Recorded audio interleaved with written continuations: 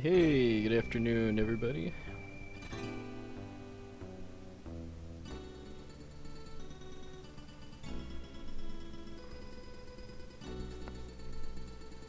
Hey, Wall Crusher, Free Kilby. Welcome, welcome, everybody.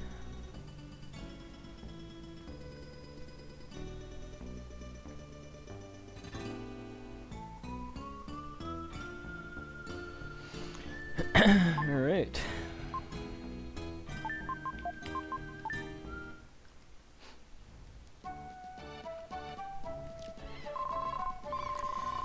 So I'm going to try out a different method of manipulating the Fisherman Jewel at the start of this run, but if it doesn't work, I'll just reset and try the consistent setup. Hey, Michaelia, and After 5.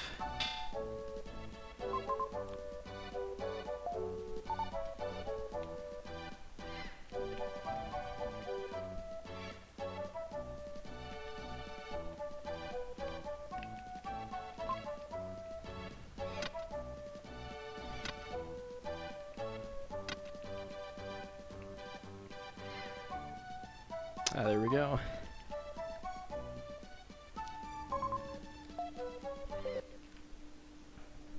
Hey, Takara.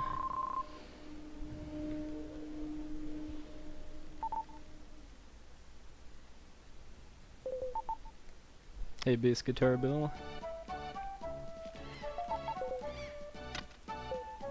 No. This is over the weekend. I'm not going to try to do all of these in one sitting. 2 games a day. I let part of the demo loop play out before I started the stream, because that advances the RNG.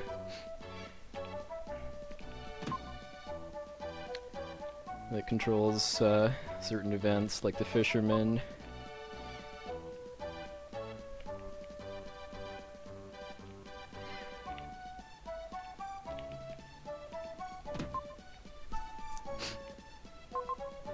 Something I worked on a couple months ago, just on a whim, actually. Desirect gave me the RNG value.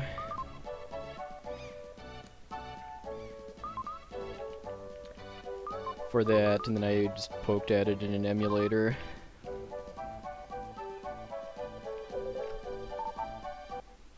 Hey Omni, thank you, sir.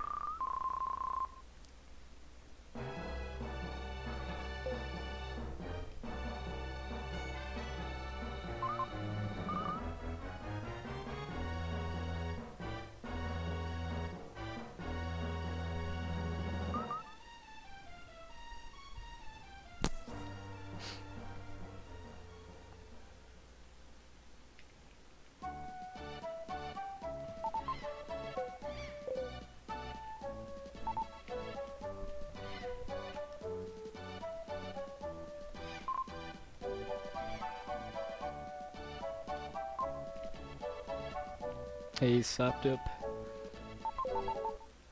This is actually the first Super Nintendo game I ever speedran, so I guess it's kind of fitting that I start this special with IOG.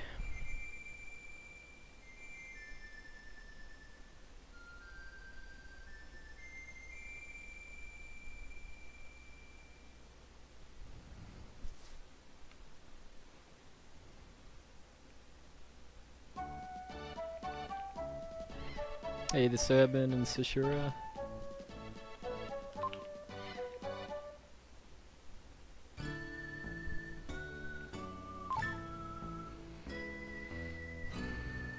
Alright, so the first little bit of speed tech here is that if I hold the start button during these map movement sequences, I can actually skip part of the animation when the camera zooms out and then back in.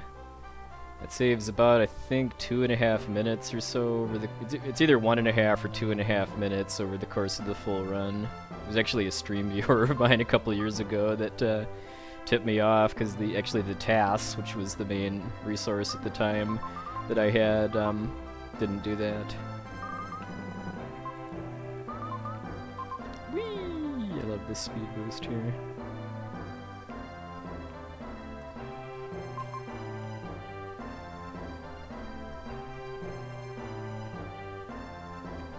So this is a 100% run, which for this game means getting all 50 red jewels and completing Gem's Mansion, which is the optional dungeon that unlocks for getting all of the jewels.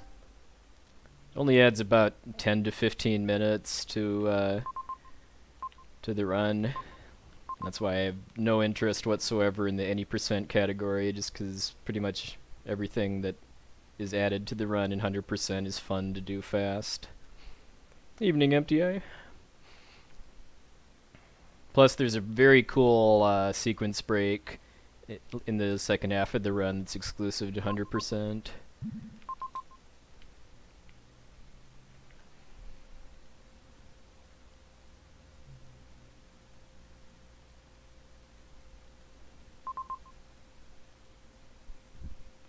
A7 psych.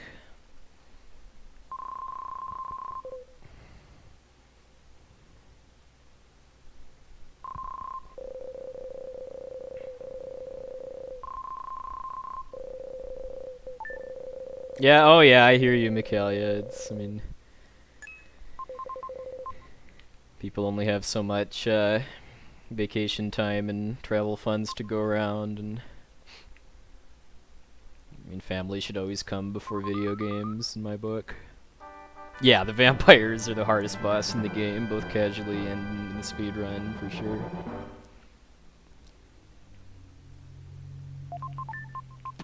Oops.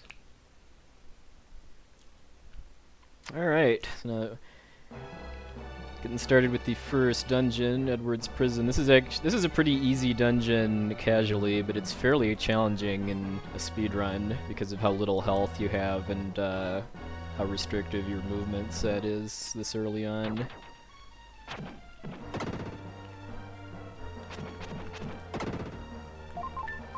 Okay, so this is the first time I'm doing what's called the what I call orb canceling.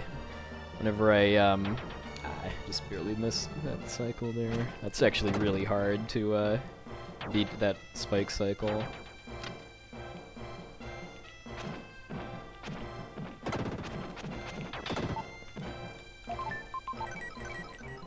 So you notice how I just walked right through that barrier? That's because going in and out of the menu after killing that enemy disabled collision on the this is a bad room already. That's what happens when I try to talk while playing. It's one of the main reasons I don't really run this game much anymore, is just because I just don't play it as well when I'm streaming and trying to talk and keep up with chat as offline.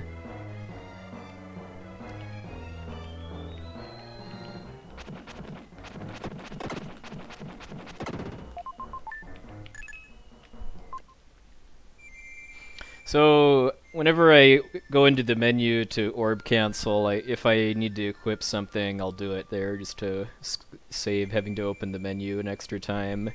And then in a couple cases too, I'll equip and use red jewels that I've been picking up. Because I can only hold 16 items at once, and there's 50 jewels I need to pick up, and it's a while before I can actually talk to Gem the Jeweler without a detour. And then equipping and using a jewel will send it to Gem immediately. Evening, Farrell. Yes, you might want to go AFK for a bit when I get to Natives Village. Okay, it is possible to orb cancel into the dark space here, but there's a glitch where the Friedan statue will not be there.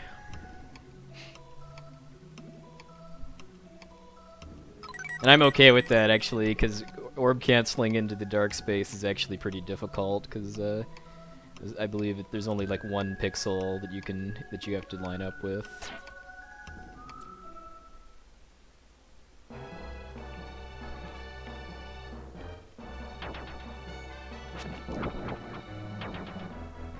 So all these narrow hallways I'm having to run down with these randomly moving enemies are a big part of why this dungeon is pretty difficult to do fast. Oops. Open the menu 3 frames too early.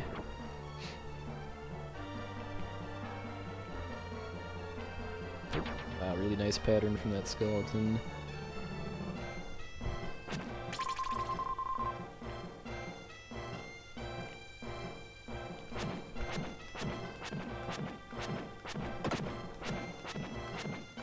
And then for these and a lot of other stuff that I'm going to be fighting with just normal melee attacks, I'm not actually mashing the button. I'm trying to tap it in a rhythm that lets me attack right after their iframes wear off.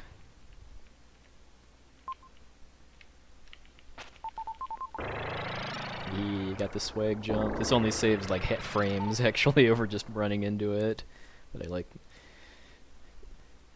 back talking to Lily like that. Plot of this game makes very little sense, actually. Will is a boy that has mysterious psychic powers, and one of them that he just discovered was being able to transform into a knight called Friedan.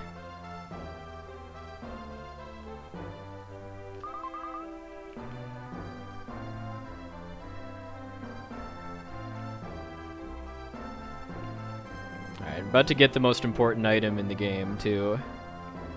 Arguably in any video game. Namely, you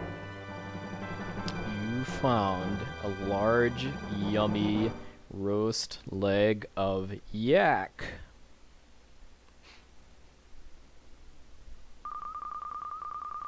I've got the console record for this. There's other people that run the game on emulator that I think have faster times, but I haven't really been in the scene much lately.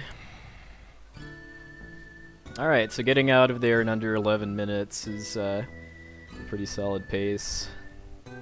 I lost a lot of time in that dropping spears room in the prison, though. Should probably be more like a 10:20 to 10:30 exit if I had a really, really good Edwards prison.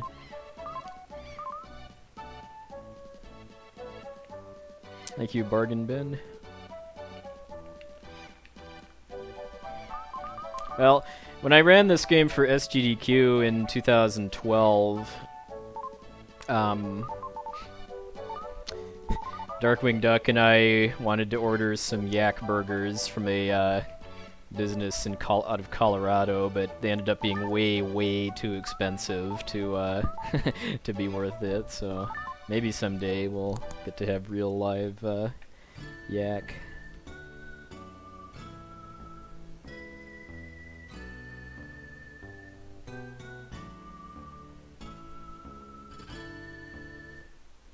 Oh, thank you, everybody. Move the cursor so fast in the menus.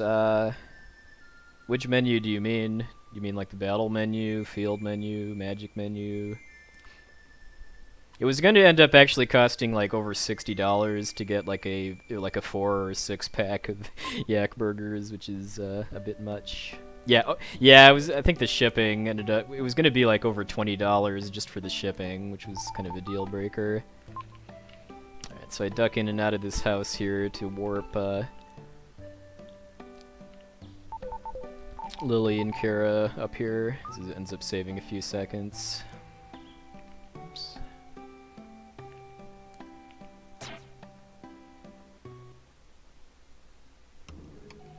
Alright, so here we learn our first combat ability of the Psycho Dash. It's a required ability in order to break certain walls, one of which I need to get a key to break to get a key item here. But it's useful for a couple fights too.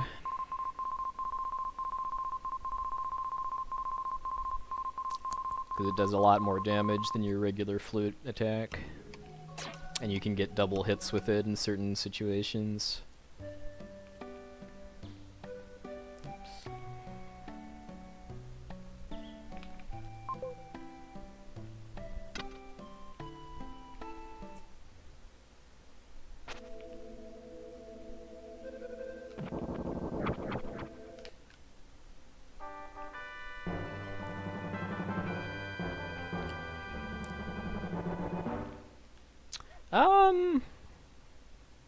That's a good question, actually.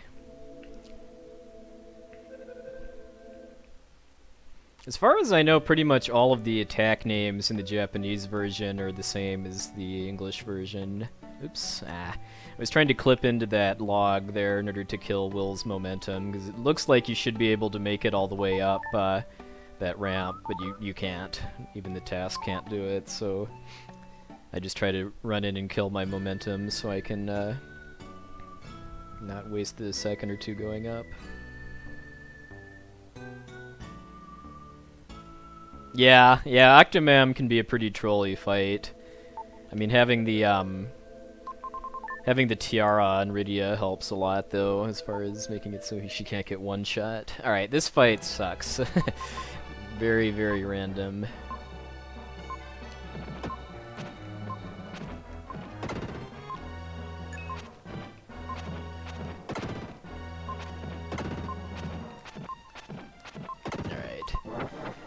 Could have had a little cleaner second half of that fight, but I mean, 6 seconds left on the in-game timer is okay.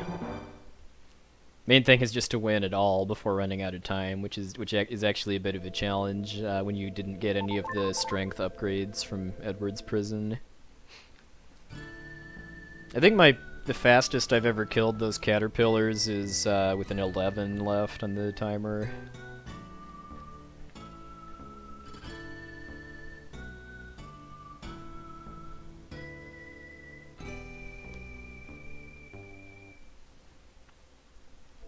Oh, nice, Ashura. Yeah, that was a fun day.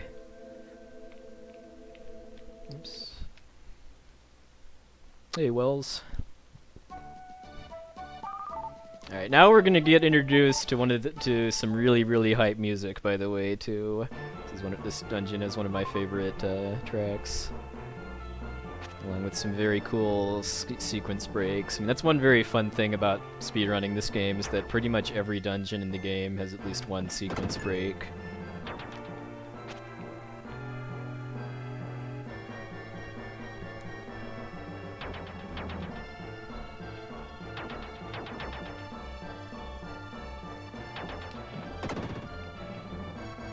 So I killed that head right there to open up a shortcut to get back down after I get the diamond block, and then the one in the previous room will make a little more sense in a bit.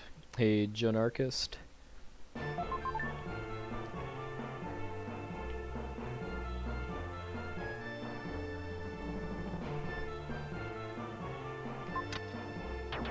Yeah, I can actually place the tile in the hole without actually killing that head, but if I hadn't killed the head near the stairs when I came in here, it would be able to hit me during that earthquake. I was trying to do a swag block there while dashing, but inputs for that are a little tight.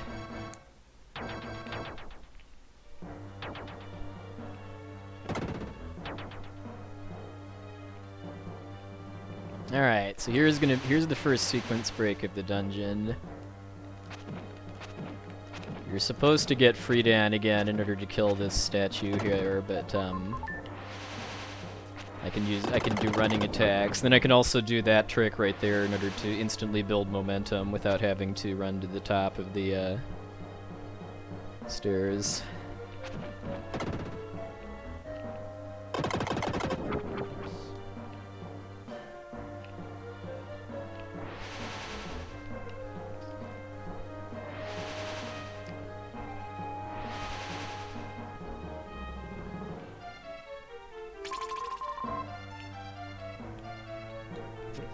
There's a little hair off with my movement there. Normally you can do a kind of a tight but consistent dodge between those two statues to not take a hit. Alright, so I'm gonna play this room a little bit safe just because I'm in danger of dying if I get hit by these slimes now. Normally I'd just try to run them over those slimes as they're spawning, but if my timing had been off, I would have died.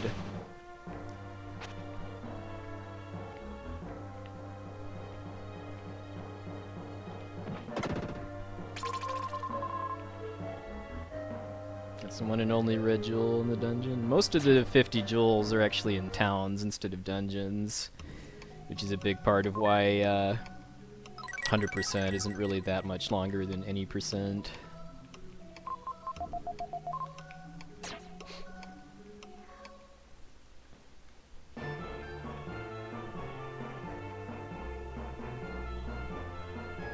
So I don't technically need Friedan, but you want him. Only a TAS is really capable of beating the boss with will and having it be faster than getting Friedan. Oh, and also, you don't actually need to get the Melody of Winds or play it in order to get through this room, which is what you're expected to do. So I was able to skip another entire part of the dungeon by just knowing where the door switch is.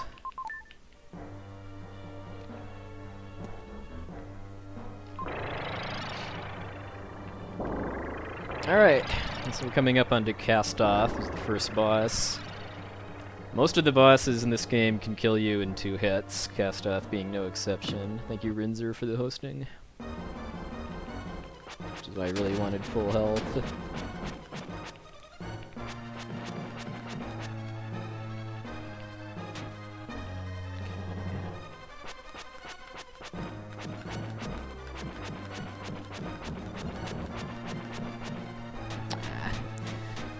Just wanted to play it safe.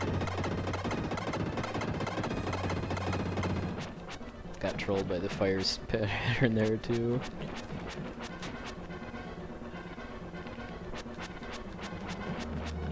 It is possible to kill Castoth in 1 cycle, but I consider that to be the hardest trick in the game, because you need to be pretty much frame perfect for all 20 hits as far as hitting him between his iframes, and you also have to get lucky with those crystal patterns. Oh, thank you, Lava Spun. Because there's he has 4 different, or I guess technically 3 different crystal patterns, and you have to get the same one twice in a row to have a realistic chance at the 1 cycle.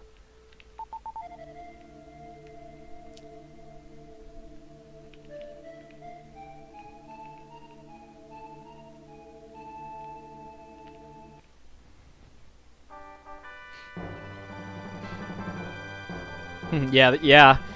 I really wish this game would get like a virtual console release or something, just because it's such a fun game, and it's sadly a bit on the obscure side, just because it's never been re-released at all. It got a lot of publicity when it came out in North America. Like, there was a Nintendo Power feature on it. The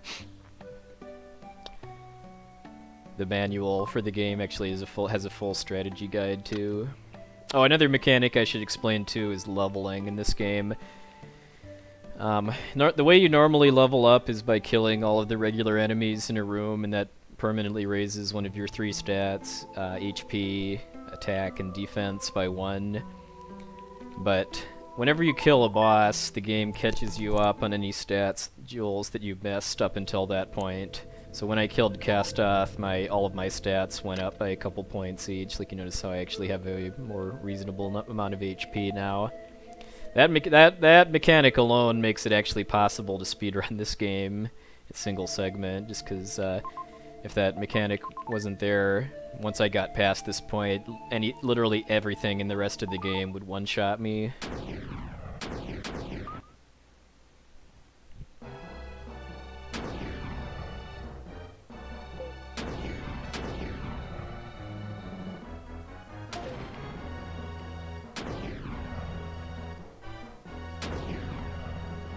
So I think my cast-off time was like 20:30. That's actually pretty good. I think my PB is like somewhere between 2010 and 2020.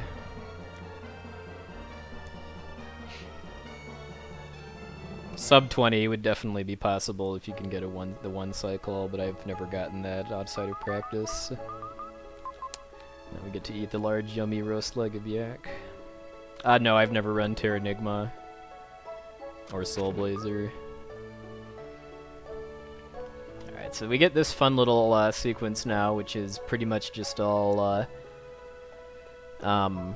time-based event triggers and talking and stuff. Like here I just have to hit one of the fish and then wait 30 seconds.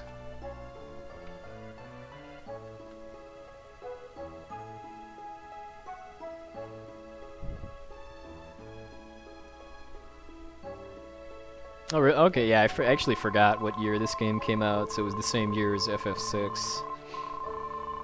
Probably explains why the background graphics are so gorgeous. That it's a late SNES game. Alright, so this day's talking to her, waiting for this pot to come over, and then talking to her again. Although I can, if I mash, I can talk to her before she walks back over to the other side of the raft. Also, rafts, by the way. That's what this whole sequence is about. Alright. So, to advance the day now, I need to get to full HP, which I'm just going to do what the game expects me to, which is to catch fish here. But if this were a PB attempt, I would actually use the medical herb I picked up in the Incan ruins to get 8 HP back, and that saves about 5 seconds over the time getting the herb costs, but since this is I'm using a bit of a safer route here, I want to keep that herb for the vampires, which is the boss around the hour mark, hardest boss in the game.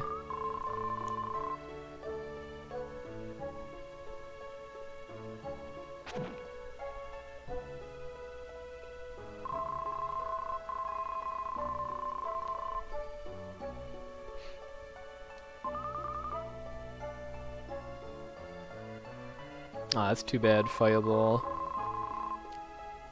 Yeah, I'm kind of disappointed that that's like the one line of text in that part that maybe I'll try to pause for a hair just to show it, but Will is quite the strong guy in being able to narrate himself falling unconscious.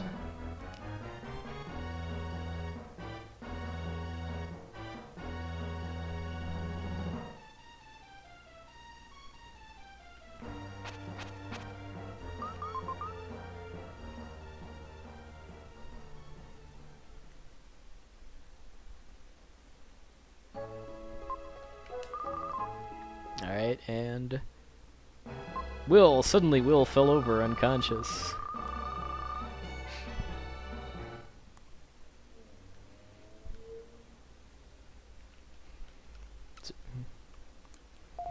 So he both can narrate himself falling unconscious, and he likes to talk in the third person, like Tiny in Secret of Evermore.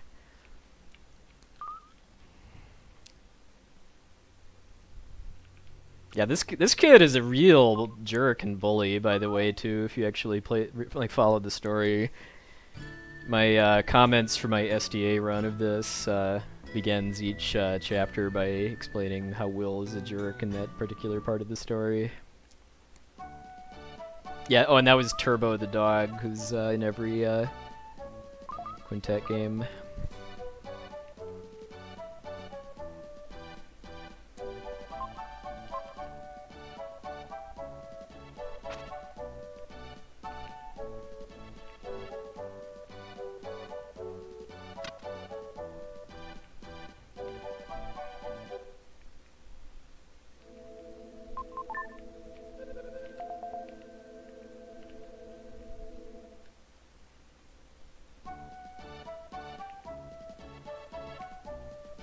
Hey, Insane Dragonite.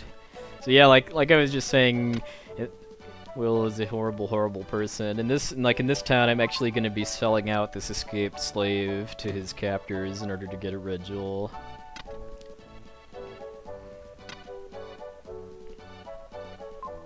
And then the old man secretly puts something in Will's bags. Well, as creepy as that is, that's actually a red jewel.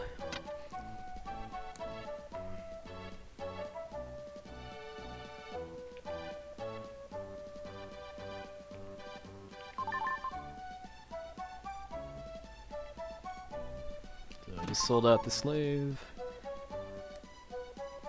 Now I break down a door with the flute.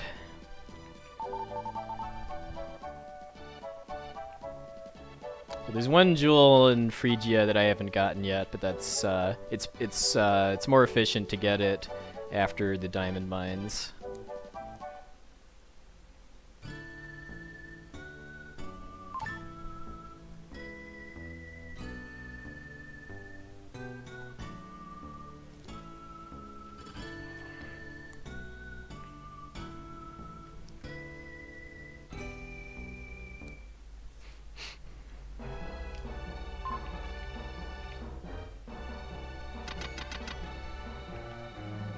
so probably the main problematic enemy in this place are the purple eyeballs, just because of how random their movement can be.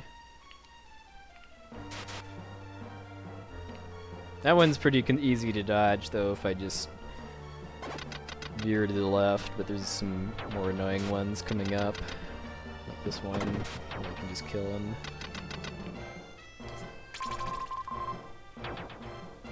Hey, Royal Blue Wizard.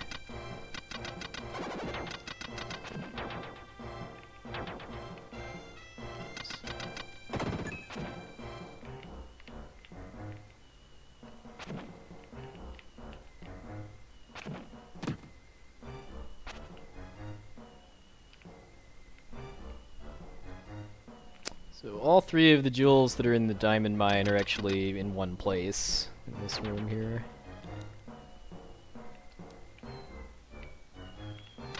It's a pretty obscure one, though. Actually, oh, I got that. Okay, it's actually I wasn't going for that, but if I take a hit during the cutscene of that rock wall crumbling, I regain movement control, so I can start running back towards the exit while I'm supposed to be stuck, which is a nice little sequence break. Okay, do ramp boost there. Oops. Hey, Andy.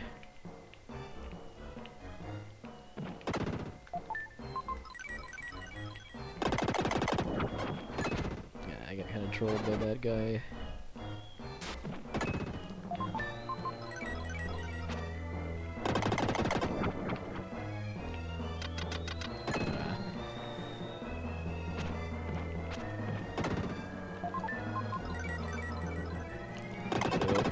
Anyone that missed earlier explanation, oops. What I'm doing when I open and close the menu there is I'm using a glitch that lets me disable collision detection on walls that I break by killing enemies.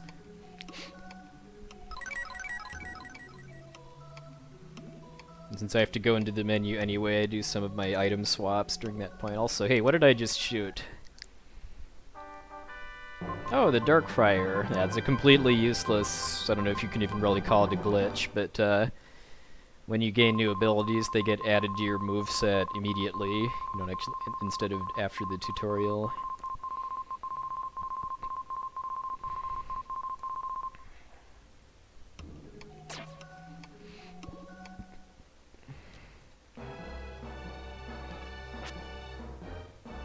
So the Dark Friar is a really strong attack.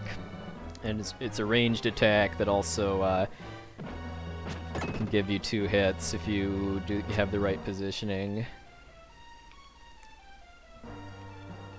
And I do need it in order to get the key here. In the Japanese version, it's actually possible to get up here without it, but I don't know if that would actually be a good idea, just because of how useful the Dark Friar is. Yeah, the Japanese version actually has a lot of differences, but and it's easier too because of some of them. But sadly and ironically, it's not a very good port of the game for speed, just because the text moves a lot slower because it just draws out like 1 character a frame or something instead of the whole box in 1 frame. So you'd probably be losing like 20 minutes or so just on text alone if you ran the Japanese version. Oops. At this point I don't realistically see myself like returning to FF9 too seriously at any point, but it is a very fun game to do if you don't really care what your time is or how badly the RNG trolls you, so it's definitely a game I see myself running like maybe once a year or so for a special occasion.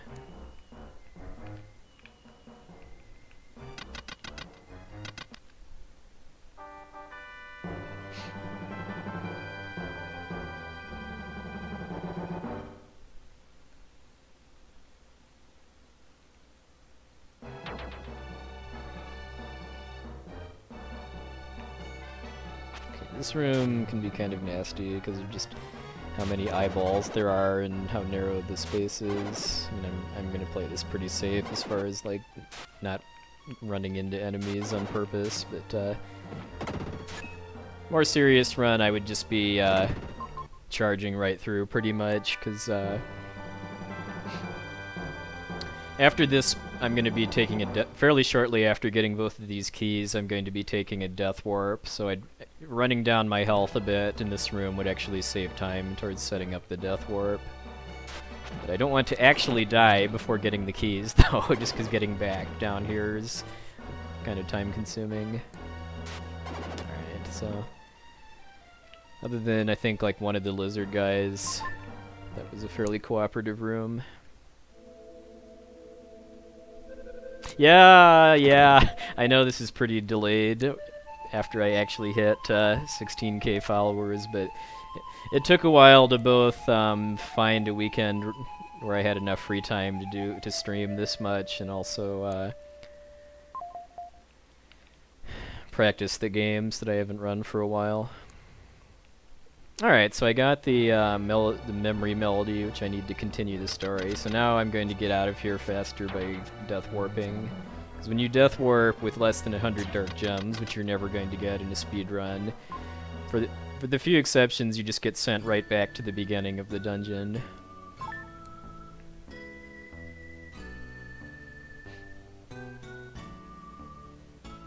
I'm not doing all 6 games in one sitting. I'm doing 2 games a day over the weekend.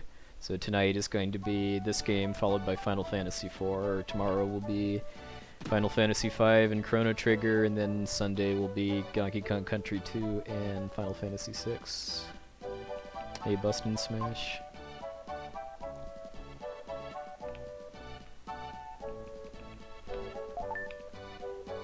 Yeah, the speedrun for this game is very different from a normal playthrough too. Just because in a normal playthrough you'd actually be fighting all of the enemies in the dungeons and powering up your stats, and then like exploring towns and talking to people like most RPGs. Like it kind of tends to surprise people that haven't seen the run before just how quickly you can beat this game if you're just going through clearing stuff as fast as you can.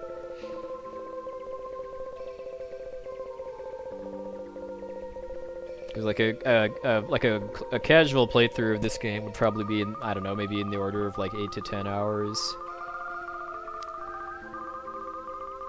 Oh, thank you, Callison.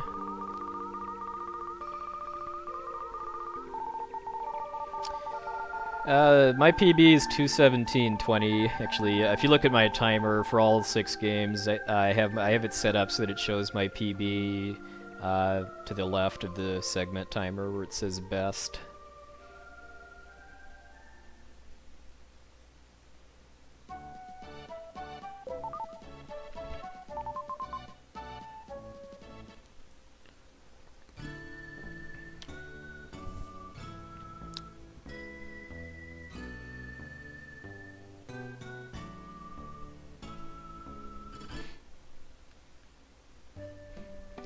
Yeah, this game taught me some real-world geography stuff I didn't already know too. Like I think this game was the first time I'd ever heard of the Nazca Desert in drawings.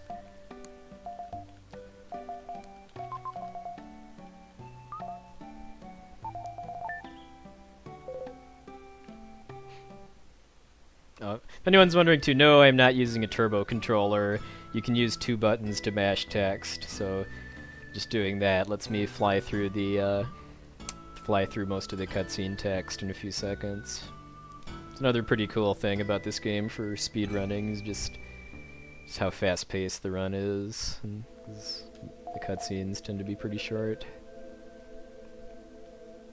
It's also pretty good about not making you solve puzzles if you already know the solution, like that one in the Incan ruins with the standing on this floor tile.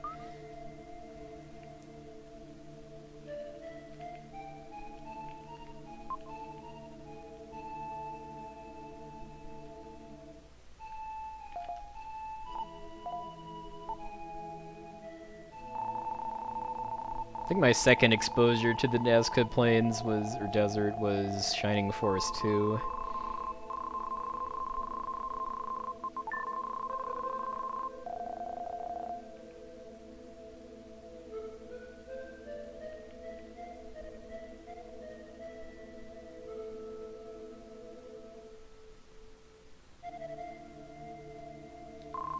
Wait for Neil to stop moving before I can get to the Sky Garden.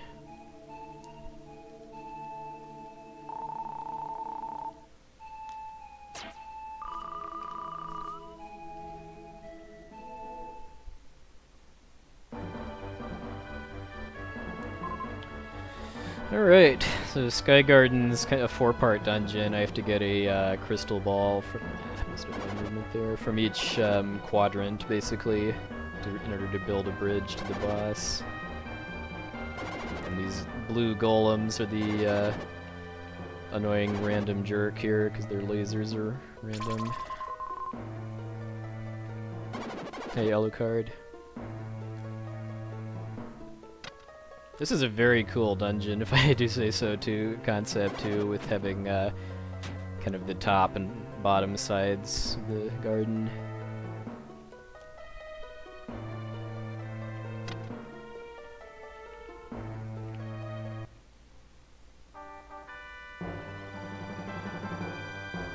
After every one of the crystals, I'm going to Death Warp to get back to the hub, too.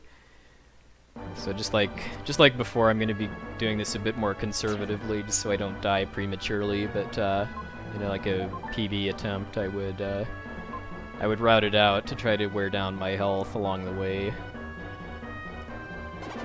so I could suicide in like 1 or 2 hits.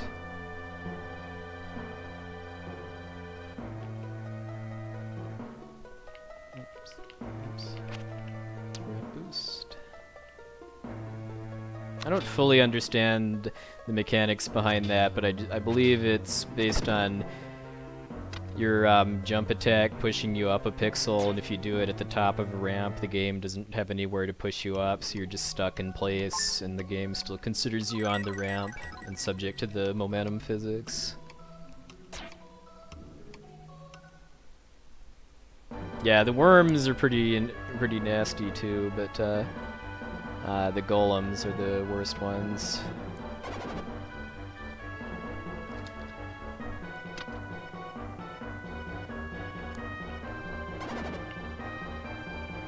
Alright, here I'm gonna try to do a quick kill on this golem I have to kill to get past it. Okay, nice, got it. So that was based around getting a double hit with the Dark Friar and then dashing into it to extend the sword's reach a little bit. Oops, been charging here.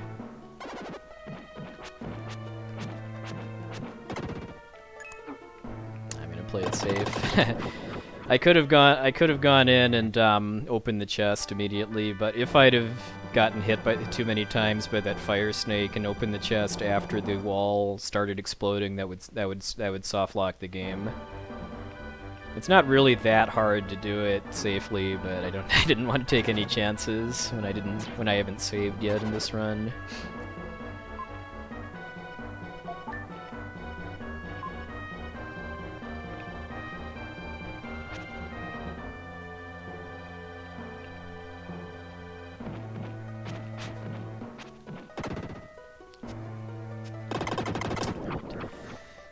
Sloppy movement there, but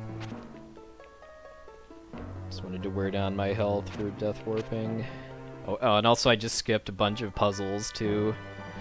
What you're expected to do here is move some statues and kill some enemies to build a pathway long enough for you to dash up that slope there, but if you jump attack on it, you can actually just go over it and skip all of the puzzles.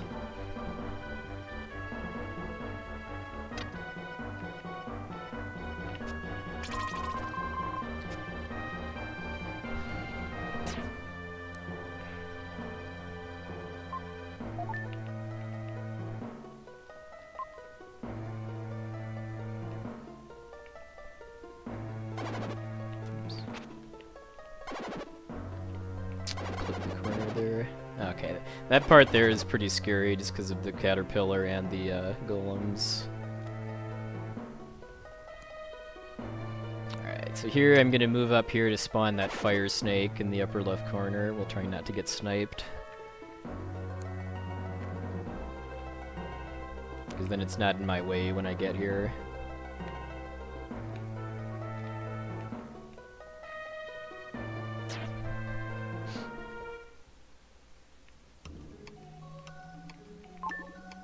Hey, Alistair. You do have to, I mean, it's not a very hard skip, but you do have to kind of know what you're doing in order to time the jump attack to carry you all the way over. Because if you're you have to be basically on top of it, or because if you're in front of it, you'll just bounce off. Almost like the game designers didn't want you to be able to do that. This is really scary, by the way, because of how easy it is for these caterpillars to combo you to death. Alright. Oh, I thought I was dead there. No, you can be the, there's no timer. You just have to find a Friedan statue in a dark space. Hey, Toilet Pickle.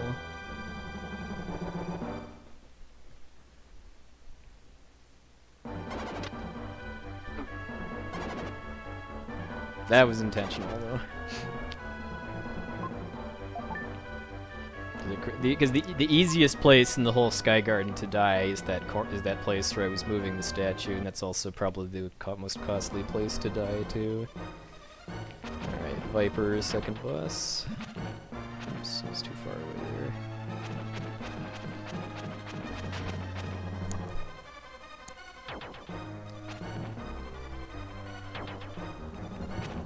Ah, messing up the timing for that, because you can get multiple hits during a swoop phase if you're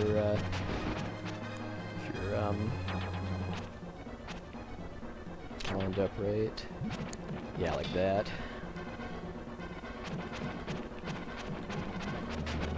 Yeah, pretty subpar Viper fight. Yeah, ideally I'd like to kill him during his third Crystal Breath attack, but I was a bit sloppy on the swoop phases, and I dropped a couple hits because, just like every other fight where I'm using melee attacks, I'm trying to attack in a very specific rhythm to get hits in right after the enemy's iframes wear off. If I do it too early, then I whiff, because I'm still in kind of cooldown for my own attack. Yeah, the falling rocks are just decoration.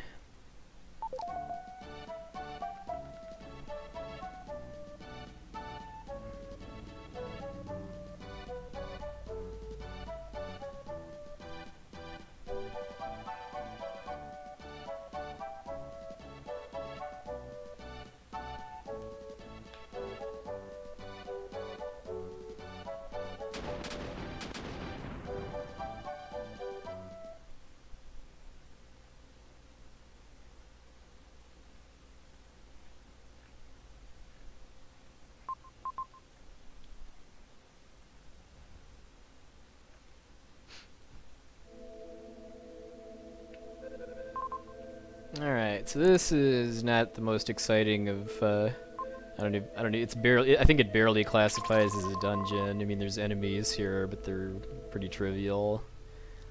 This is more kind of a, warm-up for, Moo.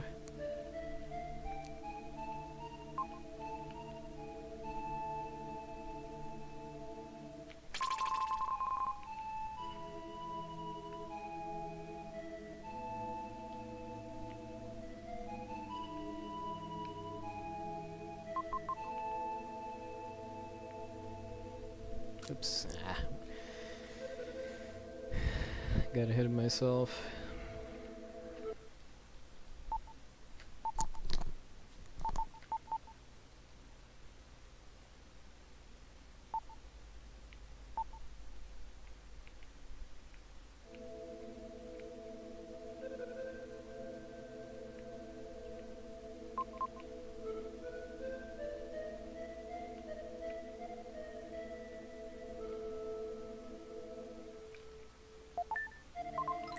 Yeah, because one downside to having 3 medical herbs, which I always do in a marathon run where I want extra safety for the next boss, the vampires, I have to make a couple extra item trips because of less space for red jewels.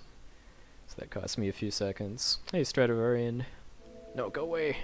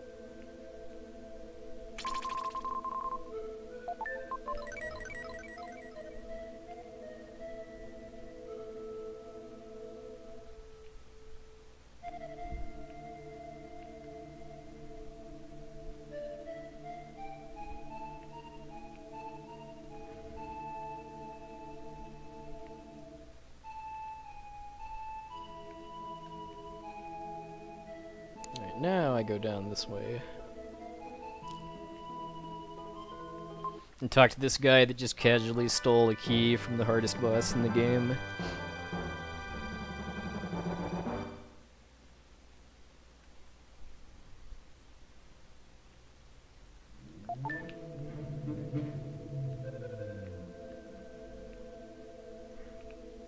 Yeah, this way.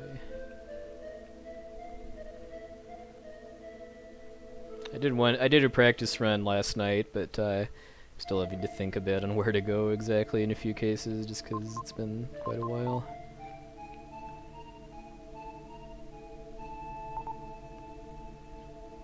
Well, the vampires are hard because there's two of them, and they both have completely full HP bars, just like all the other bosses. And there's a lot of randomness to their movement and attacks. Hey, Richter Shade. Oops. Ah, messed this fight up. If I had a better position that Psycho Dash, I could have killed that golem before it went to sleep again.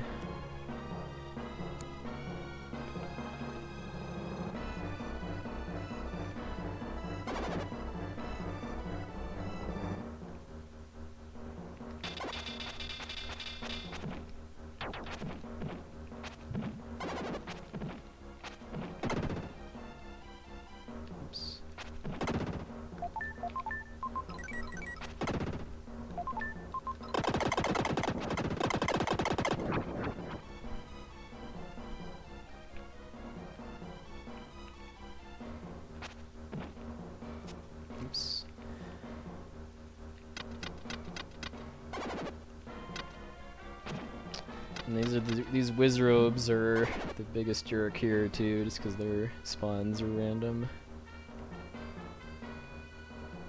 And they can and will appear directly in front of me. Yeah, that's what trips up a lot of people with the vampires when they play this game, is not realizing that that you can get Friedan.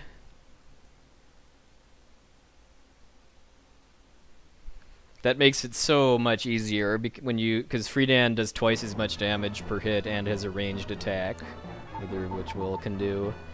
But sadly, doing the fight with Friedan is about 2.5 minutes slower than with Will, just because of the amount of backtracking you have to do to get Friedan, which is unfortunate.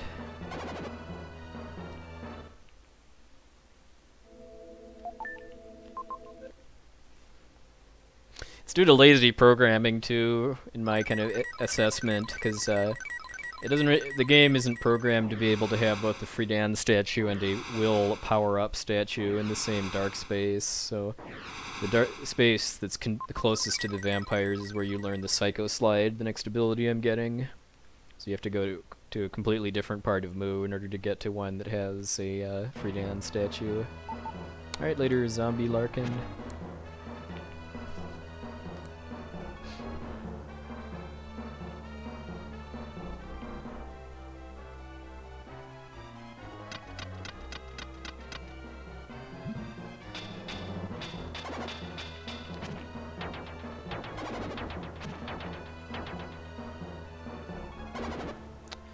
Fortunately, the enemies here don't hit quite as hard as in a lot of other dungeons, just because since I killed Viper at the end of the Sky Garden, my stats aren't really that far behind what you're expected to be at this point. I'm just gonna kill this guy for safety. Oops. And do a trick here. Oops.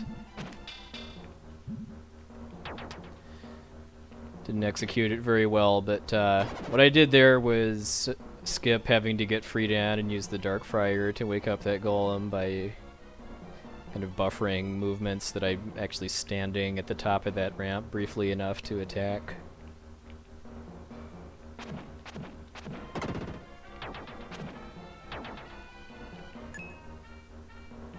PB attempt, I would actually just damage boost through that slime instead of kill it. Evening Everhate. Fellow connoisseur of large yummy roasts leg of yak.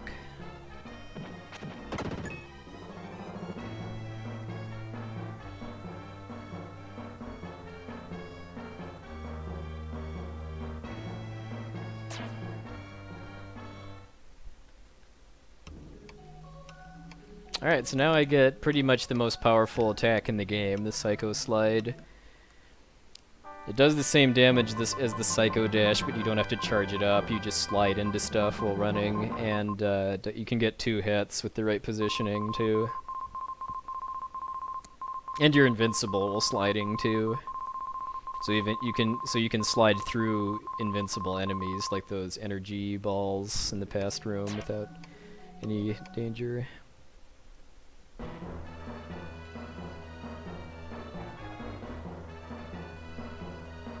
Yeah, this game was made by Quintet, who also made Soul Blazer, Terranigma, and the ActRaiser games, and Robotrek.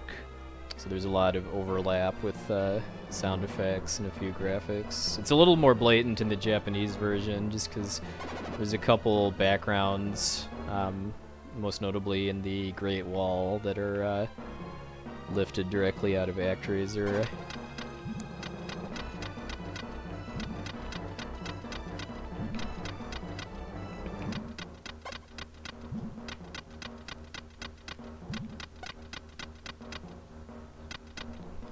Strat there to both move the bouncy ring a little faster and also fake out the Wizrobe.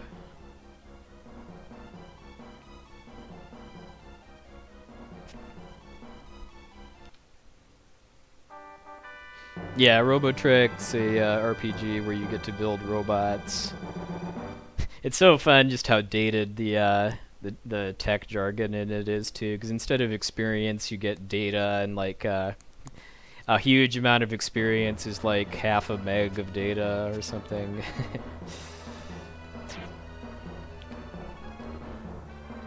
That was an intentional death, by the way, because it skips a large amount of backtracking to get back to the second Room of Hope. Hey, Chrono Saber.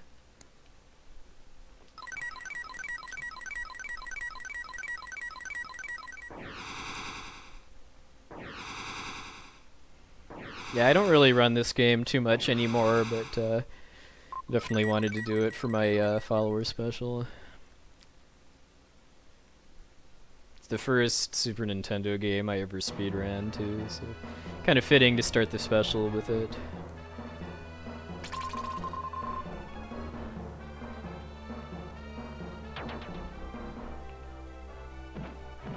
You see there, I can actually double hit the slime with the slide if I position myself right.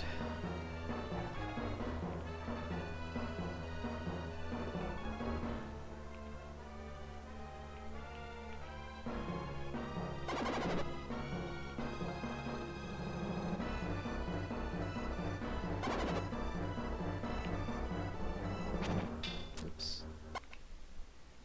So these golems have no hurt boxes while they're waking up, so I just need to hit one of them to wake up, and then just walk right through and get the statue.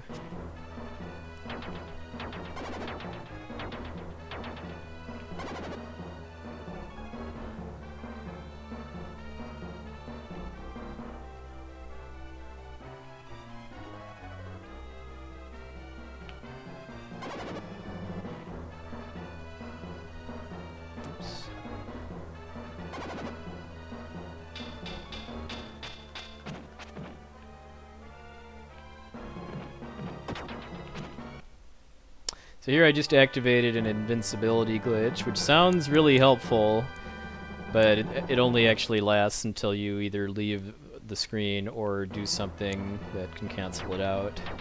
I basically opened that chest that had a key item in it with a jump attack.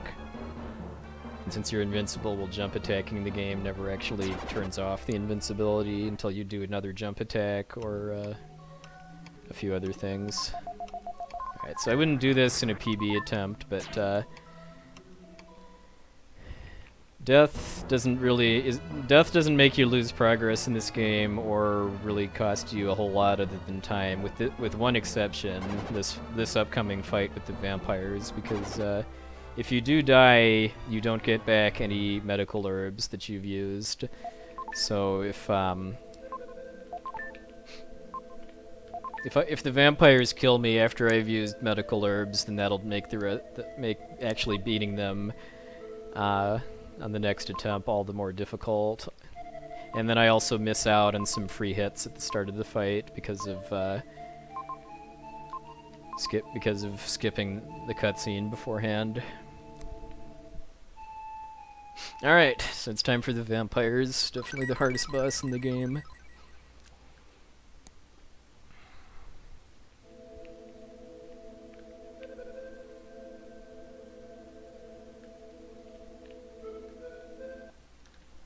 Here we go.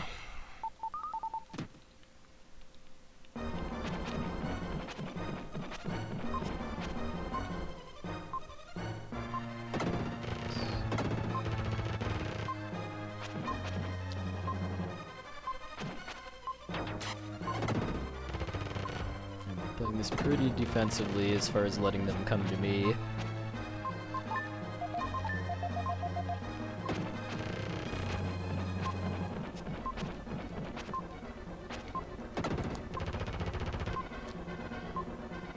You do not want to get hit by this combo attack, by the way. It takes like over half of your max HP at the time.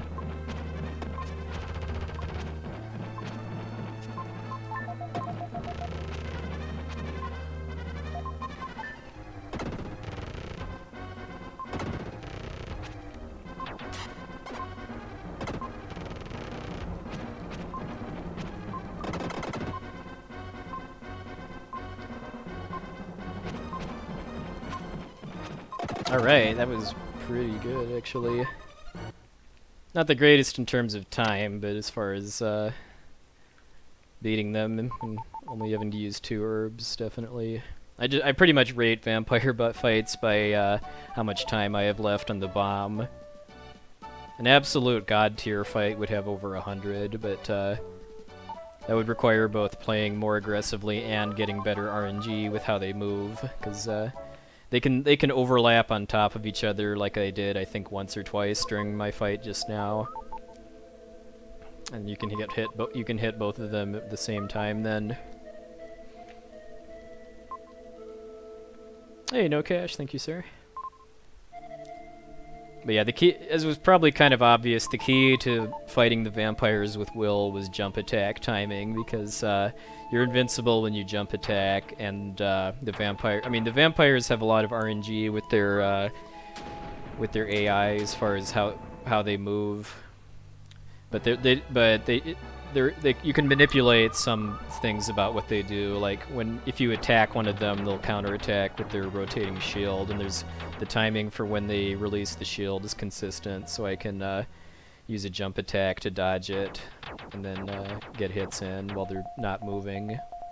And then the vampires themselves don't have hurt boxes too. It's just their attacks, which is why I could get inside one of them and keep getting hits in. The bomb actually matters very much if it runs out before you kill the vampires. If the timer runs out before you kill both vampires, then you die. But after you've killed both of them, then the bomb becomes a dud.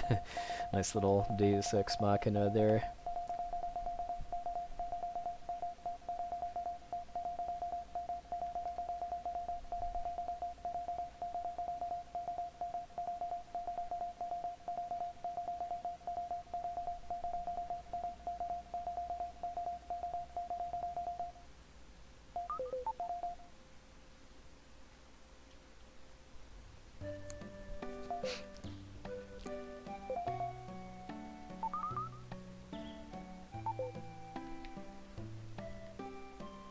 Yeah, it's such a hard fight. I kind of consider that to be the ultimate IOG challenge, is beating the vampires as Will without having any of the stat boosts from Moo.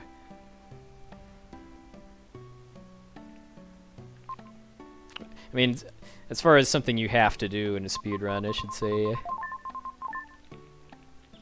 Because I think the cast-off one cycle is harder than the vampires as well, but you don't. I mean, that's not something you have to do. I mean, it saves like 10, 15 seconds, more like probably 15, 20 seconds versus 2.5 minutes. Okay, so Angel Village is the first area where I can talk to Gem the Jeweler without detour, so I actually just did that and cashed in all of the jewels I've been collecting so far. That increased all of my stats by 1 and also gave me a power up to the Psycho Dash, which makes quick killing some of the enemies in this place a little easier.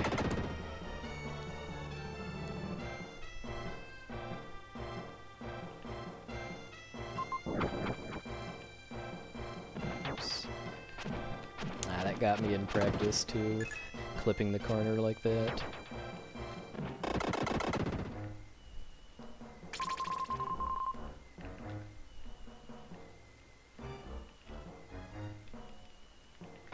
Oops.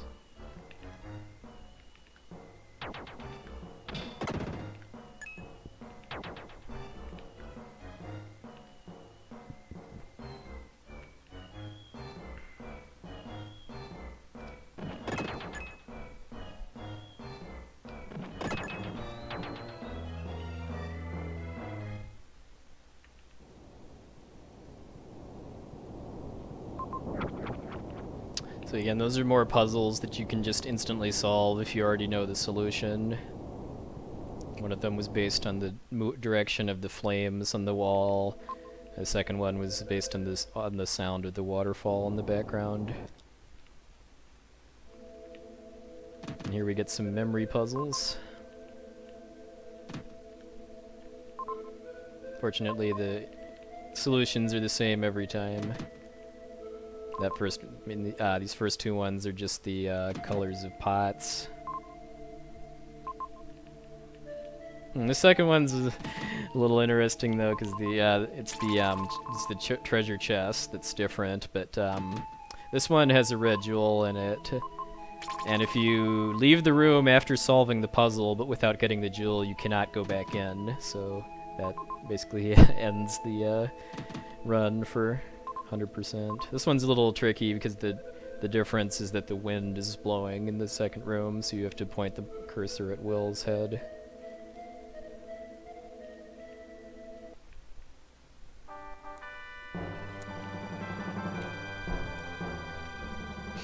Oh yeah, Grim7766 is talking about something else that I should have mentioned too, which is the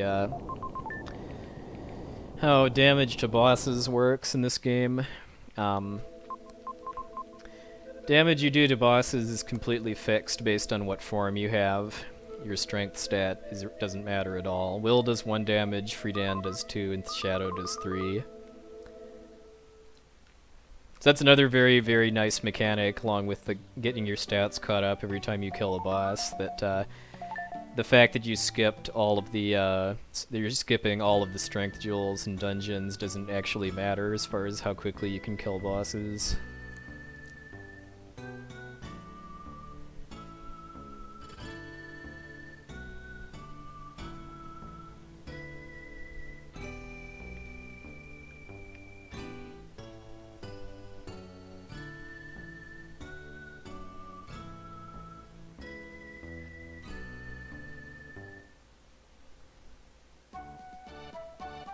Oops.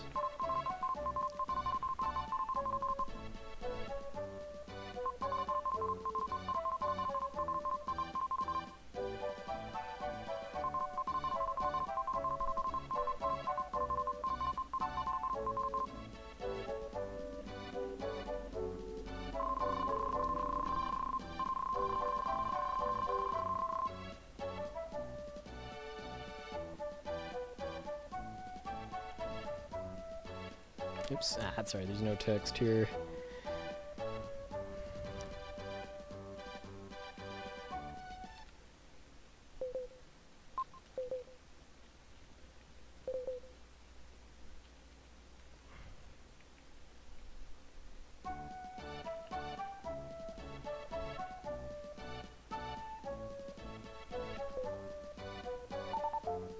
Yeah, I mean most of the flashback bosses are souped up a little bit, but it doesn't matter just because you wreck their faces with Shadow.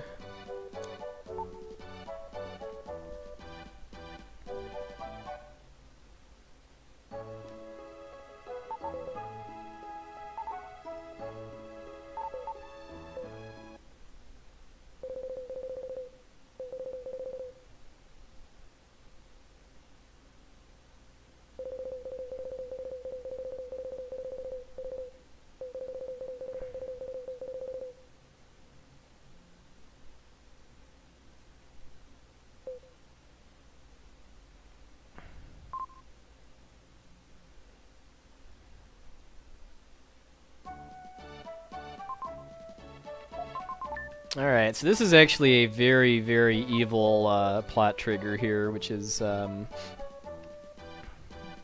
you have to read a letter that got put into your inventory without any obvious sign in order to figure out how to get to the Great Wall.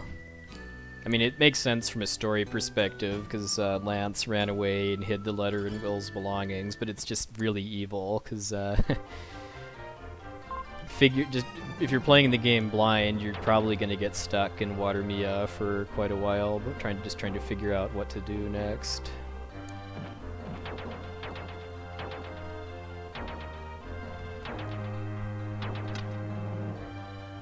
Great Wall is not really a particularly hard dungeon, because pretty much all the enemies you can just slide through.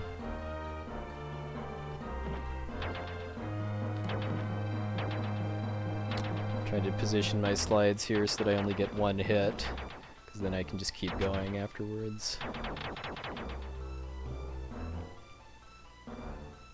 Oops.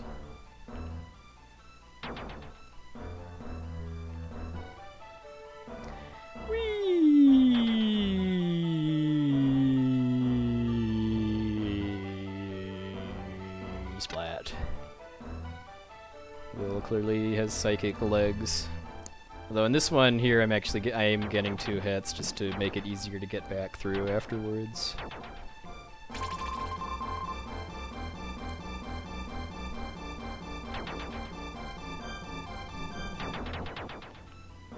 Yeah, spirits we indeed.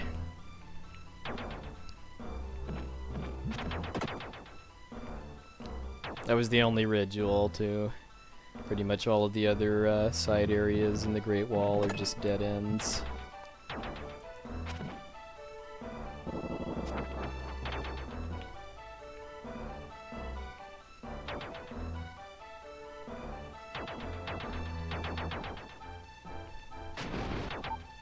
HP's a little lower than I'd like, but I'll have a chance to heal relatively soon.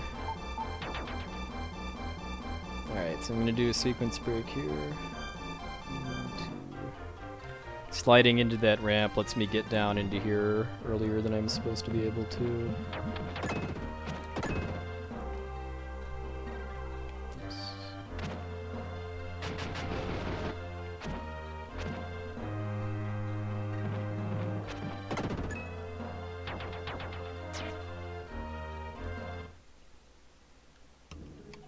That lets me get access to this Friedan statue without the spin dash, which you're normally supposed to have to get into this area. Take a safety heal here. Oops. Still have the letter equipped. I was mashing Y to say no to saving, but I hit too many times. So I can run over those archers, but their arrows hitboxes extends into the top row of tiles, so I had to block that. Oops.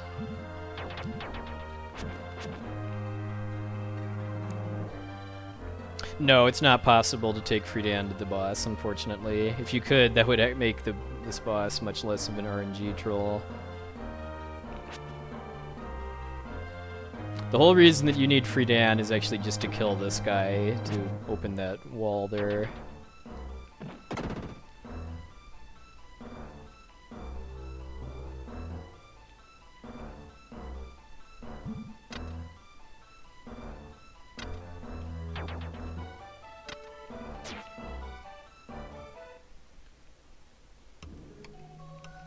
So then I've already killed that guy, and then now I can get this spin dash. So that both lets me skip having to go back into the previous section to get Friedan, and then also then it lets me skip another section of the garden, or sorry, the Great Wall coming up in a little later.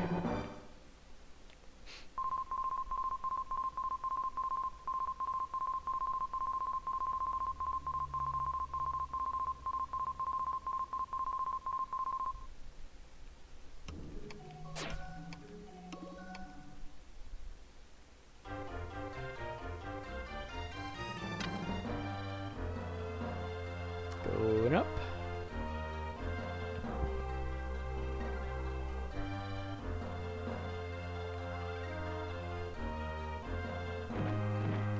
shark kick there. This room's fun just because you're normally supposed to be free Dan by this point because of using, because of killing the archer upstairs. But if you're Will, you can use the hitbox from his flute to just turn around while attacking in order to knock those dolls backwards and skip that puzzle, which is just moving them around. And then here I just actually skipped another entire section by already being Will, because you'd normally have to go downstairs and then fight some stuff in order to become Will again.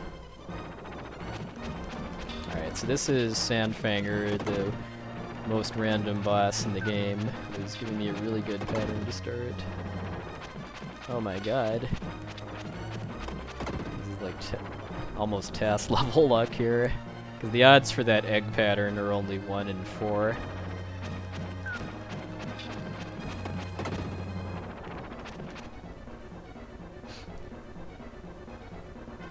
And maybe Mulan's to thank for this really good luck I'm getting.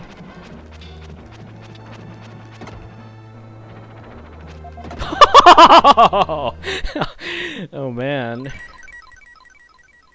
That was a really good fight. Because I can get 8 hits per cycle if my attack rhythm is good enough if he does the eggs pattern, and only 2 for both the horizontal and vertical diving. So, oh man. I mean, I've been doing enough safe strats and stuff that I don't think PBing is too likely to happen, but I would really like to have luck like that in a more serious run. Oh hey, mister. Welcome.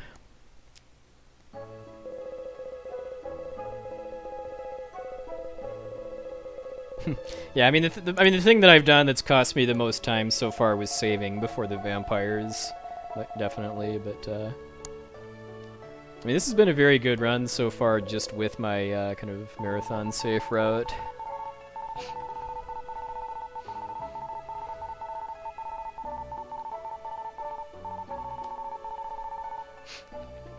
I don't really remember I was looking at my splits last night during my test run. Like, I think I was about maybe 2 minutes behind my PB after the vampires. Hey, DMC Aether. Honk.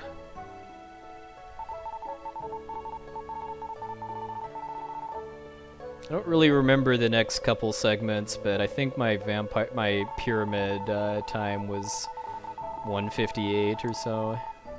Sub 2 hour pyramid is pretty solid. Hey Lisa. Yeah, that was a pretty god tier Sandfanger fight though. Yeah, and that cutscene is just too good though as far as the awkward teenage romance. It's like 1,000,000 summer days.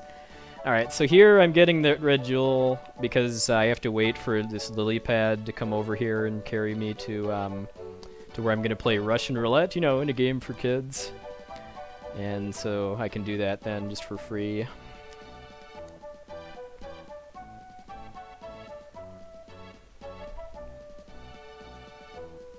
And because Will is a massive jerk, he's going to be cheating at Russian roulette here, or Russian glass as it's called.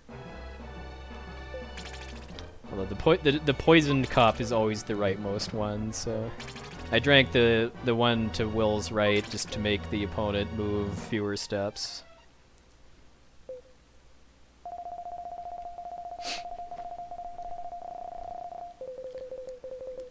Lily is like a sprite girl or a fairy girl or something like that. She can turn into a dandelion.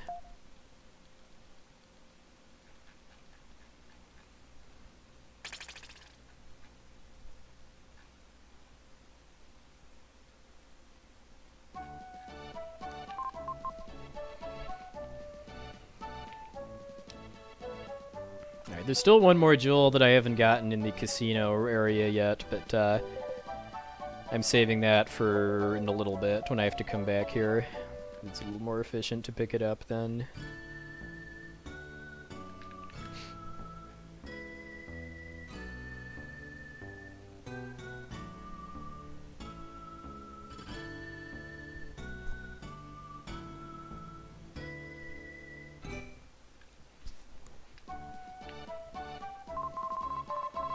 Yeah, schizophrenic. That's what I think as far as why Will knows which cup is. Because if you actually examine the rightmost cup, Will says that there's something odd about the cup, and you actually have to say yes or no to whether you actually want to drink it. And if you say yes, you do die, but you die like you died in a dungeon and just respawn and get to do it again.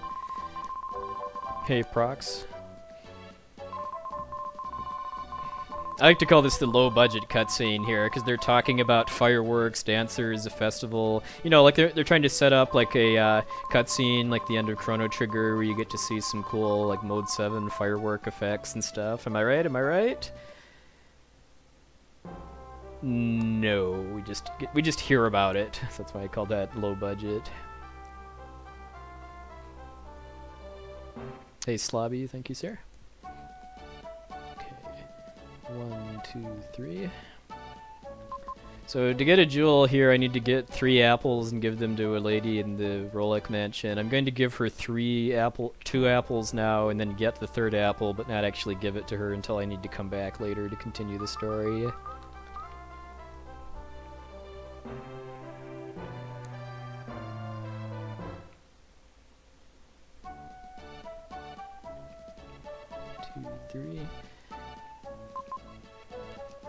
Timing, not overshooting the merchant, takes a little bit of practice.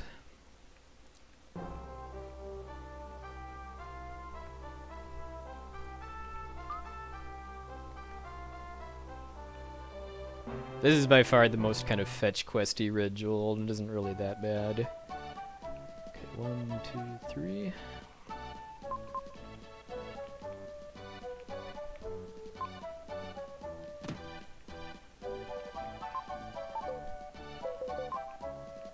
And I just love the concept here that you walk in on this elderly couple that's arguing about a magic teapot and whether it exists or not. Alright, but before I go to the mountain temple, the next dungeon, I'm actually going back to Watermia to get 2 jewels, one of which you cannot get until after leaving to come to Euro.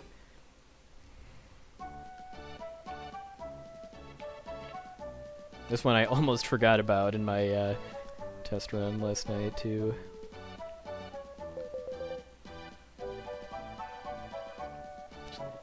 Okay, just wanted to make sure, because that bit me once several years ago where I didn't have enough inventory space to hold that jewel, and I missed the fact that.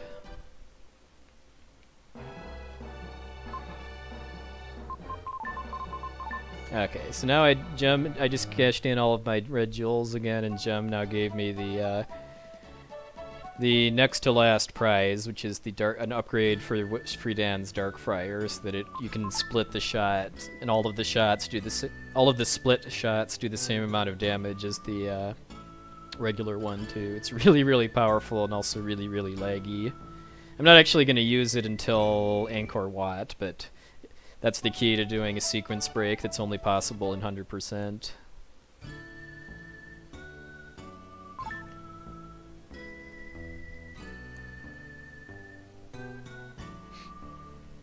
Okay, so the Mountain Temple is not a very difficult dungeon, but it's very easy to get lost. This is the whole concept of this is a maze.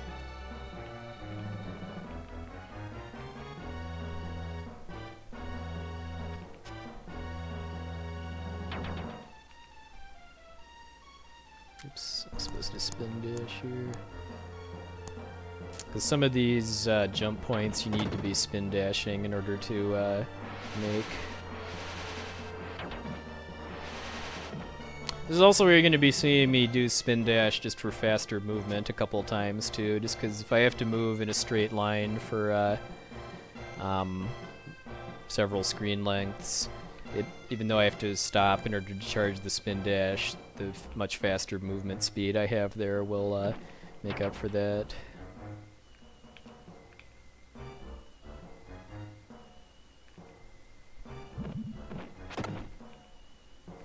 Kill that skull to open the way back. And here I'm going to do the chest invincibility glitch again. So I can just walk right through all these spiders.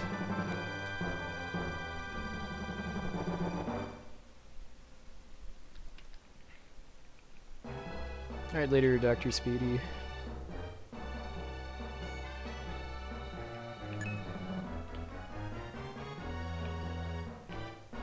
And reminder that the chest invincibility glitch wears off when you leave the screen you activated on, so it's not quite as useful as you'd think.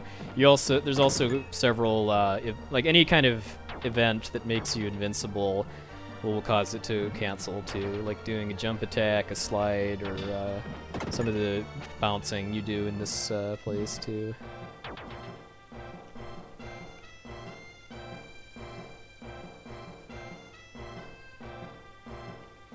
Doing the chest glitch, you'd either do a jump attack or a slide into a chest that has a key item in it. Like, it has to be one where where you hear the item get fanfare sound for it to activate the glitch. Getting like a medical herb or a red jewel will not do it. So it's pretty limited as far as where it's actually useful.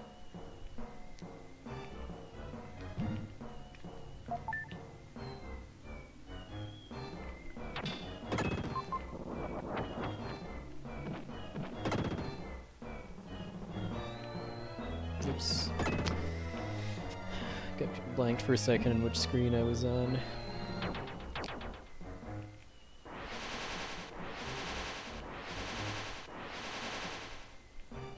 Hey, SPC.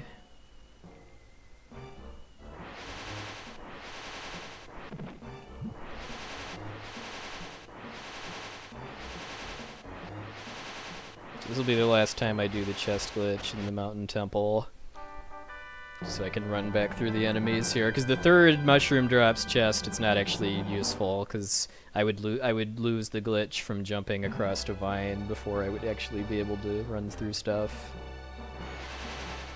Although I'm not really, I mean, if I ever return to this game kind of more seriously, I would want to reroute this room a bit, because once I've gotten the teapot, I want to do a death warp to get out, and the enemies in this place don't really actually do that much damage, so it would almost certainly be more efficient to take some damage from any time you run into fire fairies, those sprites with the rotating fireballs, just because those do 3 damage and pretty much everything else only does 1.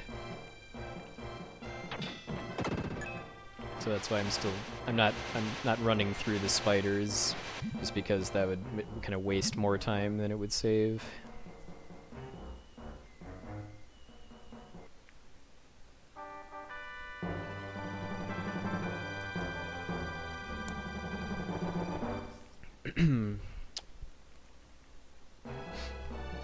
So if I'd have done the chest glitch, that jump across the vine right there actually would have cancelled it, so there was no point.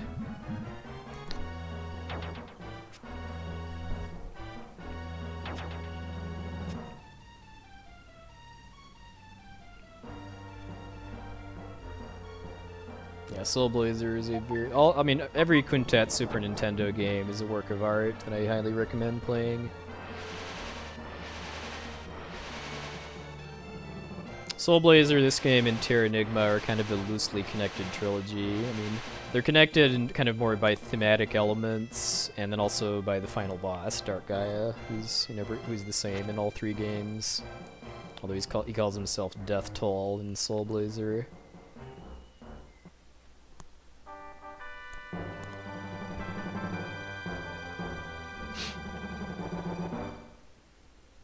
Yeah, Soul Blazer was earlier in the SNES life cycle, so it's not, I mean, the graphics and controls aren't quite as sophisticated as this game or Terra Enigma, but it's a ton of fun. I want to do a casual play of that on stream someday, just because it's been a couple years since I played it.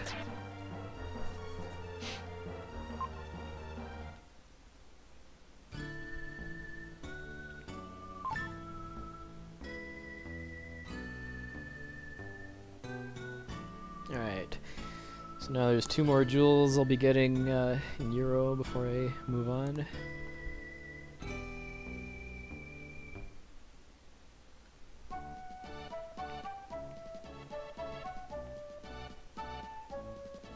Along with a strength jewel.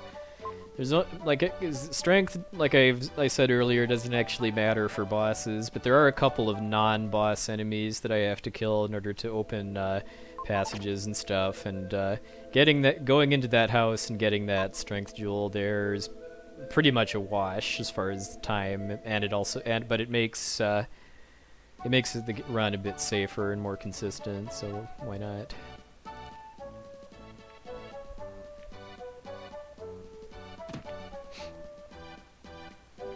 All right, so now I'm gonna go get the give the third apple to Anne and get the jewel from her.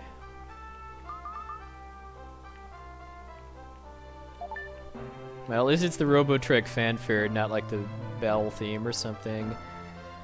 I've not played Robotrek myself, but I've heard very good things about the gameplay, and I've heard not so good things about the music. Heard meaning because I've actually listened to the soundtrack.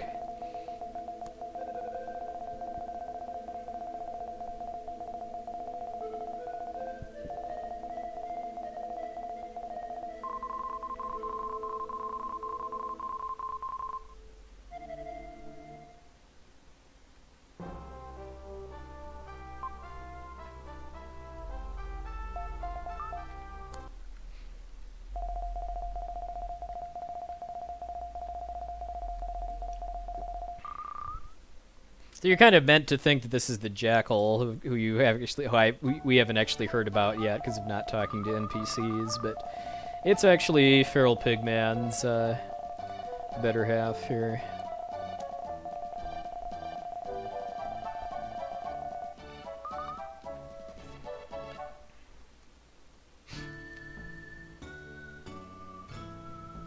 Only I think a domesticated pig woman in this case.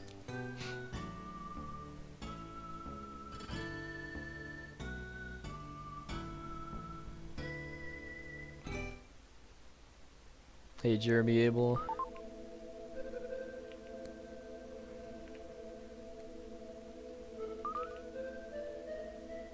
Yeah, I agree, Grim. The Jackal was kind of a wasted plot element in that. I mean, if you talk to certain NPCs in every town, you'll find out that he's stalking you basically ever since you escaped Edward's prison, but. He doesn't actually do anything until the end of the game, basically. It's going actually very well for the fact that I don't really run this game much anymore, and only having done one practice run.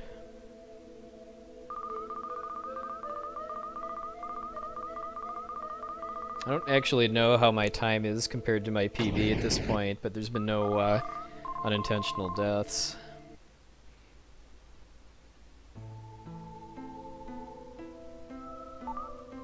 Hey, Gaia. Oh, by the way, I like to think of that Will's jerkishness comes from the fact that his dad is a flute and his mom is a pig, as we find out in this cutscene here.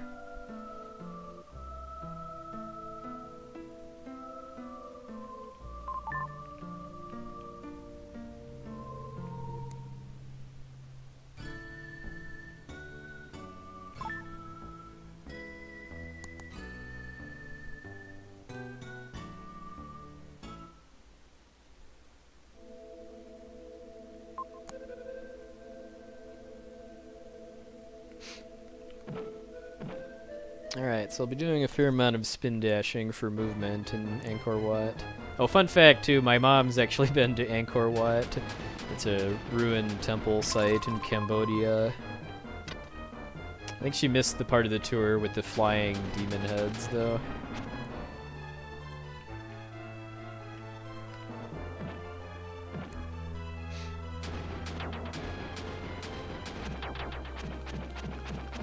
So that's one of the enemies that having that strength boost from Euro saves a little time on. Takes 2 fewer hits to kill that.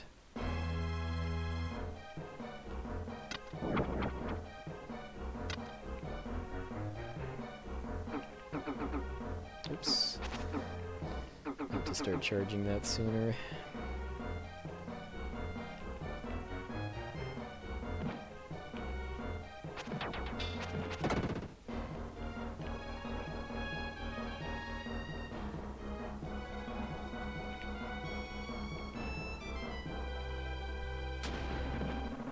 I mean, for the most part, this run actually gets easier the farther you get into the game because of having more movement options that give you invincibility. But that's all going out the window when I get to the pyramid, the next dungeon after this. So Angkor Wat isn't terribly difficult. There's some pretty annoyingly random flying enemies which follow the birds or jerks rule to a T. Right here, in fact.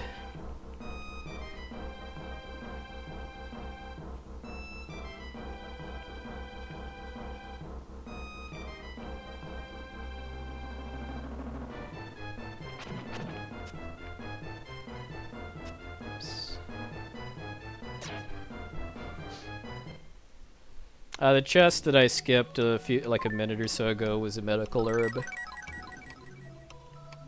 Just to be safe, I'm gonna take a heal here. Okay, now I'm actually gonna start using the Dark Friar upgrade I got from Jum.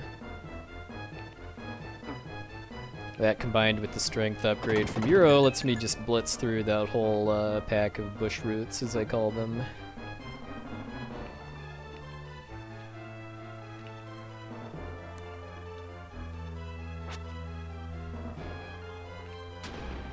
Here is a pretty cool sequence break I'm gonna go for here. So what I did there was positioned a shot just right to kill a golem that is normally a invincible roadblock that makes you have to go into the east side of this temple and get the Earthquaker power, which is completely useless other than having the game needing you to use that to paralyze that golem before it becomes invincible. But if I position a split Dark Friar shot just right, I can actually I can combo it to death before it moves, and then skip having to get Earthquaker completely. That's one of the reasons why I only run 100%, is because I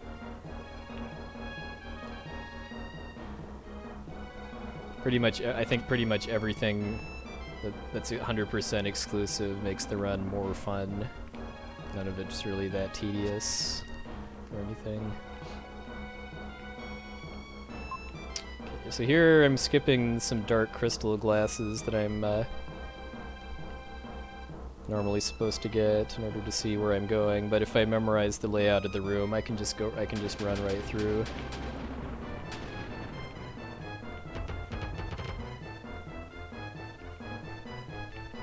A bogus DD. Oops, supposed to charge there.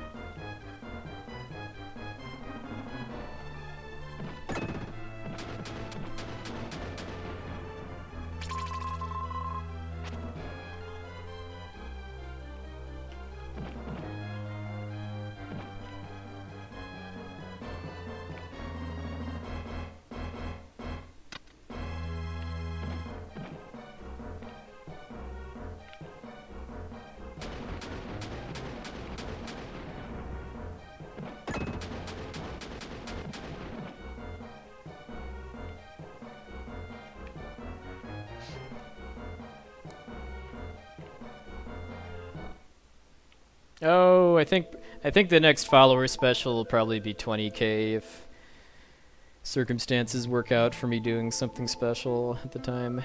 'Cause I actually didn't do anything for 15k when I hit that. 'Cause I think I was too busy getting ready for RPG Limit Break at the time.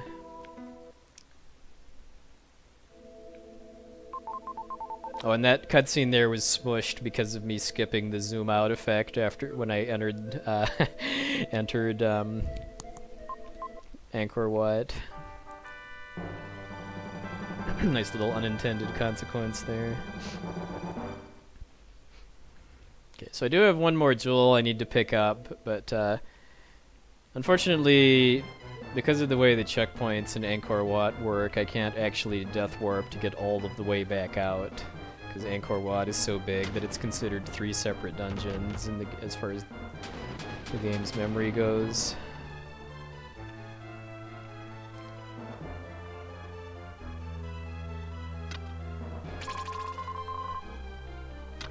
So suiciding would only take me back to the south side of this screen here.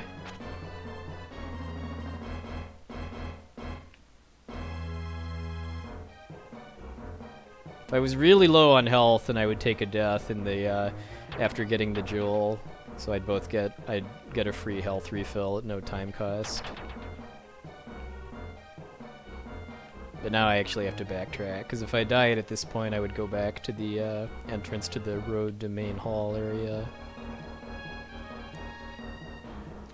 Wasn't really too bad of a backtrack, except for the garden, though. That's a little obnoxious.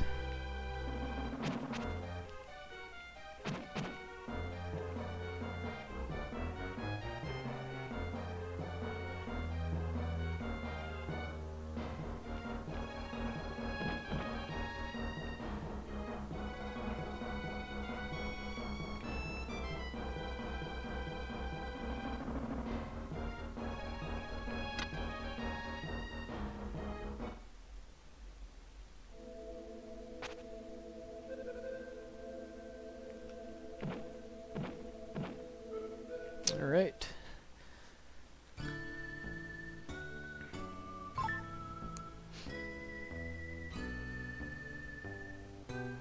So 2 jewels to pick up in the natives' village, and then we're on to the final stretch. So we've got 2 more dungeons, well, actually 3, if you include Gem's Mansion, although one of them is just a boss rush.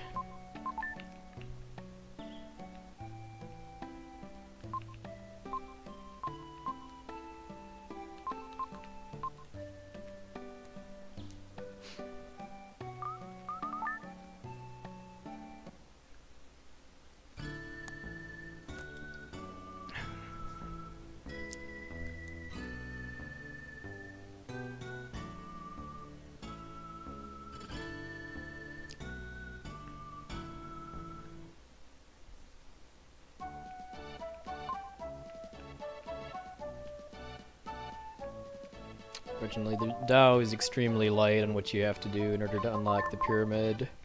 And since Gem is right there, I cashed in my jewels just to get them out of my inventory. If I could open the menu and input jewel uses like a task, then it would actually be faster to just do it all manually.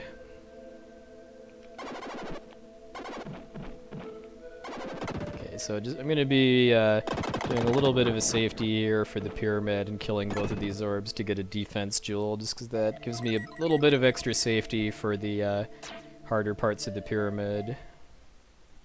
I wouldn't do that in a PB attempt.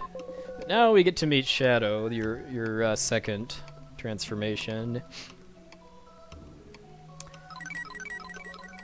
Shadow's pseudopod attack does the most damage of anything, basically, but unfortunately you don't get a ranged attack until the final boss, and that fact makes the parts of the pyramid that you have to use Shadow for the hardest dungeon type areas in the game, basically.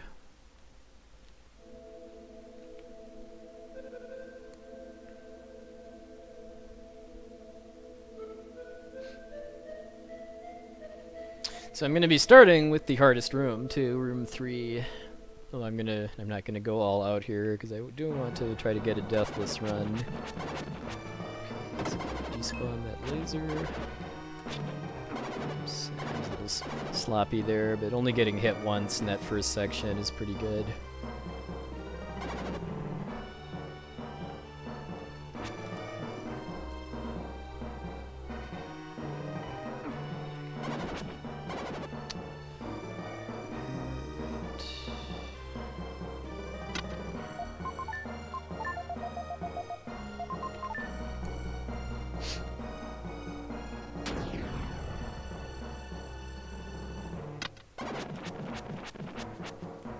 There is actually a route for this room that uses Freedan, but it's slower than Shadow because you have to do an extra elevator cycle, sadly.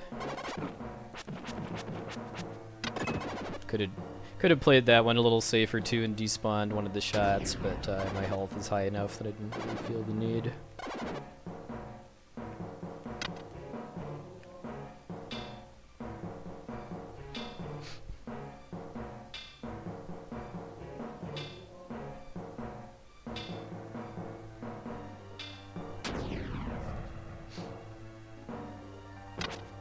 There, I just did a, I just hit the orb and then stepped on the switch during its hit stun, so I didn't actually have to kill it.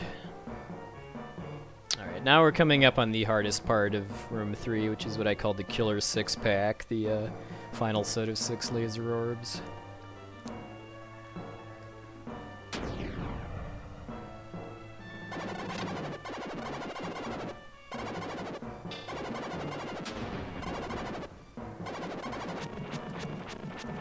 And I aced it. Nice. That is not easy to do at all, to close the distance and set up that stun lock on the 5 front ones without taking a hit.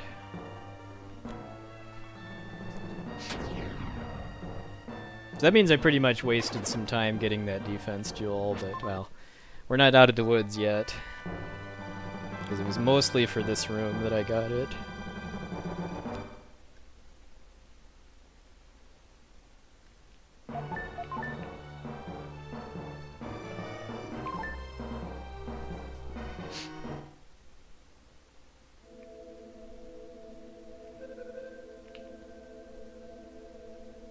Yeah, there's different people that run all 3 games. I don't really see a whole. They're all not. They're not. Terra Enigma is probably the most popular though, but even that I don't really see people run that much anymore, other than like Yagamoth on occasion.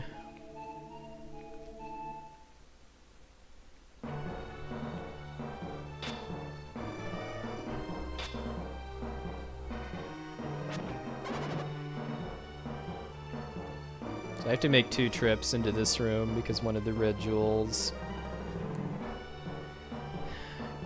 doesn't let you back out afterwards without leaving the whole room.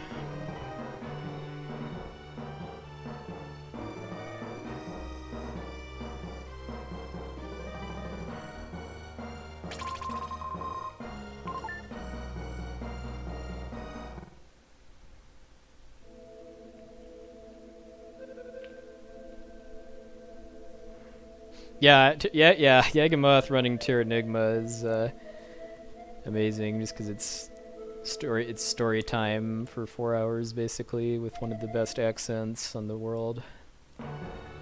I could listen to Yagamoth read the phone book for 4 hours and still be entertained with what an amazing commentator he is.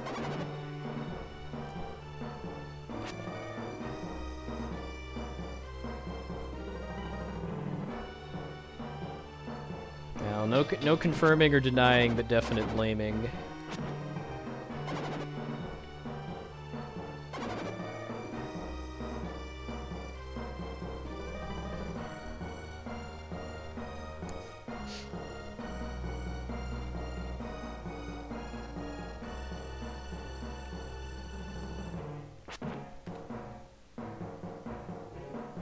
I'm trying to avoid actually killing those mummies there. Yeah, that guy exemplifies the birds are jerks role in this game, just because sometimes they can get under you and there isn't really anything you can do about it.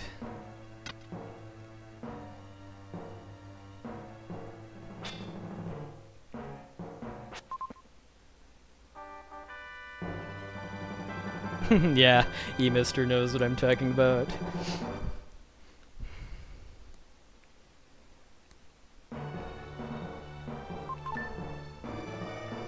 One more room that I have to use Shadow for, and then I can use Will for the other 3, which ramps down the difficulty a lot because of being able to use, mostly use spin dashes for invincibility.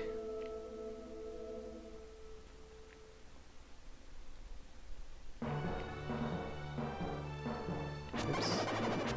Yeah, that's right, I'm gonna play this a little on the safe side. Because I will die in, I think 3 hits with the HP I'm at, so I do want to not be too aggressive.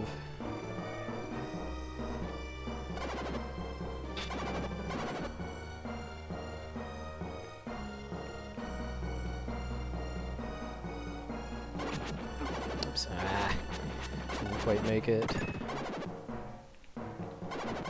That part always makes my heart stop too, just because I've only got kind of frames actually to get to activate the aura before I die if my health is that low.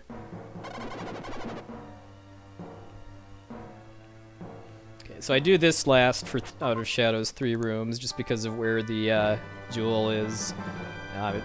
It's much faster to suicide after getting the jewel than to teleport out. And when you die, you become Will again, so that then lets me not have to transform back.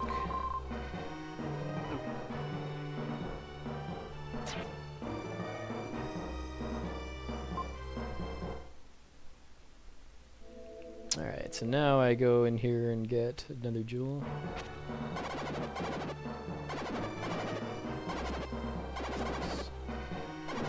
That was pretty rare for me to get past the first 4 without taking the hits. That's ideally what I'd go for if when I come here as Shadow, if I was playing more aggressively.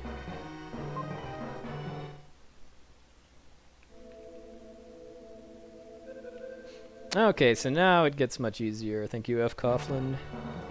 Appreciate the vote of confidence.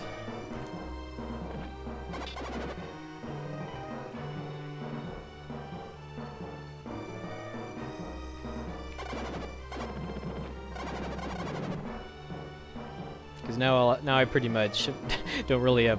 I mean, some of the squeezes between these enemies are kind of tight, but it doesn't really matter that much if I get hit, just because now I'm actually going to be suiciding after every room to warp back out without having to become Shadow again and melt back through the floor. So taking some damage on my way through each of these rooms doesn't... I mean, I want to do it in controlled ways so I don't get, so I can avoid as much knockback as possible, but it's not really a big deal if I take some hits along the way. Especially if I got the defense jewel at the start too, just because that slows down the rate that I take damage. Oops. I kind of messed this room up a little bit. That was an invincible jerk bird that I was getting stuck on a few seconds ago.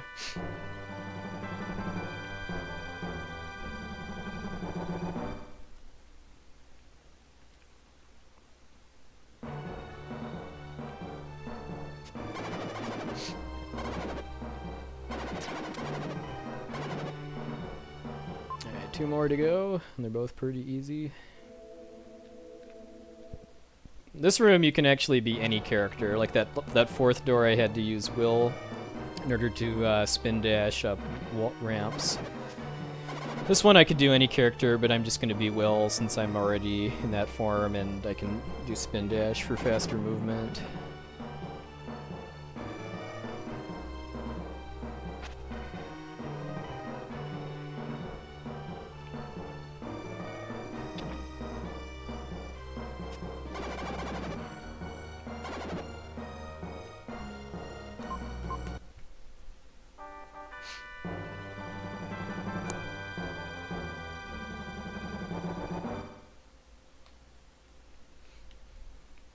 Yeah, Will gives the jerk bird a run for its money, that's for sure.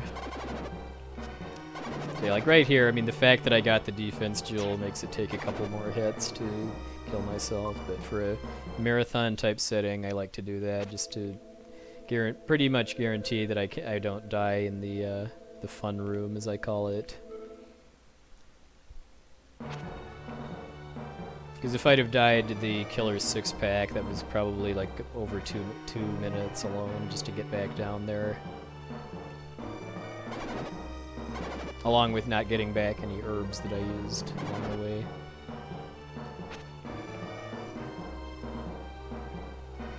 And I do this one last, mostly just because I have to do Will to go over these ramps. I need to be Will in order to play the flute as part of the next cutscene, and this room I would have to go the furthest out of my way in order to suicide after getting the hieroglyph.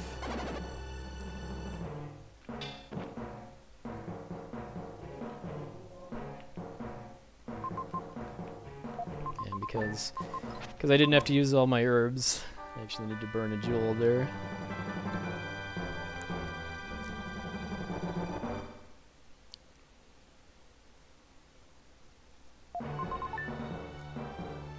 Alright, so that's all 6 hieroglyphs.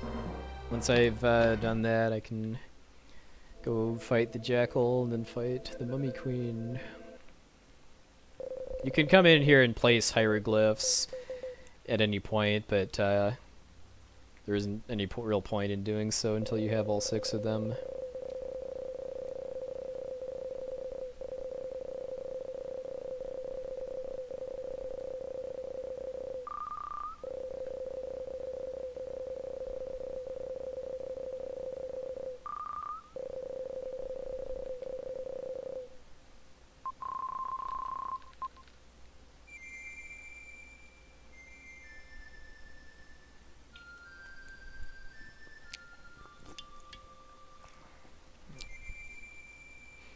Now we get to play a very hot song.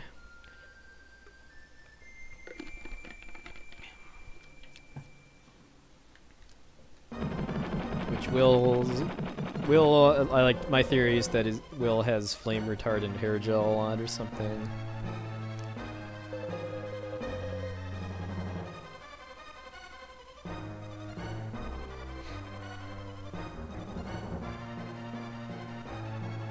So I think my PB killed the Mummy Queen around this time, somewhere between 158 and 159. So we're not gonna be getting a sub 2 here just because of the marathon safe stuff I've been doing, but this is still a pretty solid pace.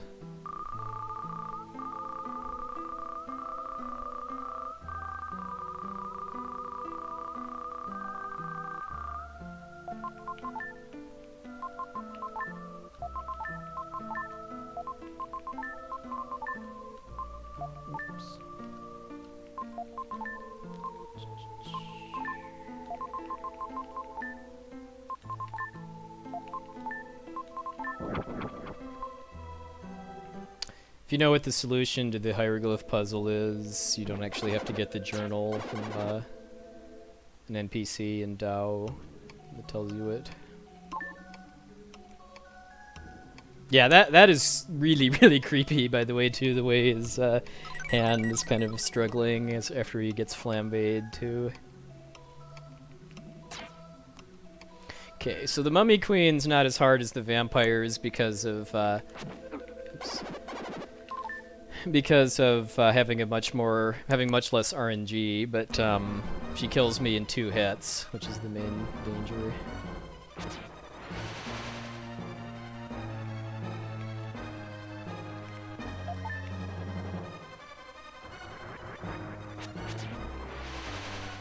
Okay, so once I get the first hit, the rest of the first phase of the fight is fairly simple. I just kind of get her to move in this back and forth pattern and then use the aura for invincibility.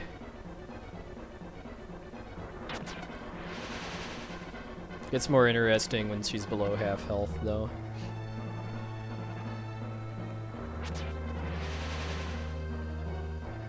Hey, J-Wit.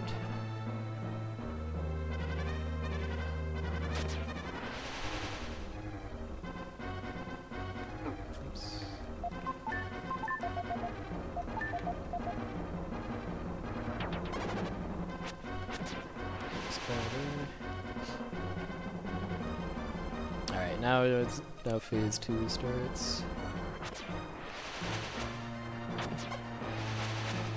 Let the circle get away.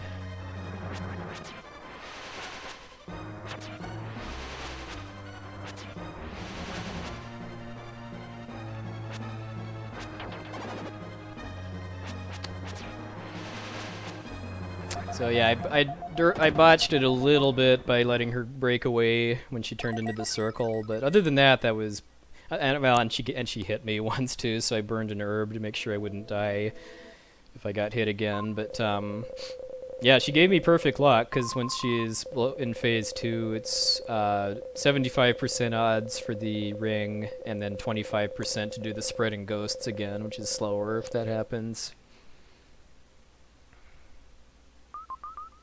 But yeah, I wish this game would get like a Wii Virtual Console release or something like that, just so that more people play it, because it's just such a fun game, and it's sadly a little on the obscure side because it's never been re-released in any way.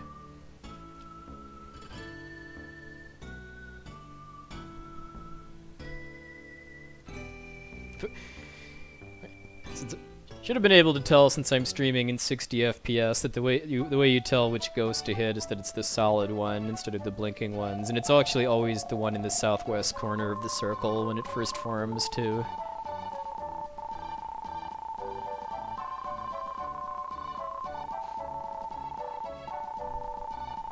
So I think I had a low 201 Mummy Queen kill, so that's actually maybe a little over 2 minutes behind my PB, so... Might be able to get a sub 220 if I have a pretty strong finish. I think that would be the first time I ever sub 220 in a live run. As opposed to an offline attempt.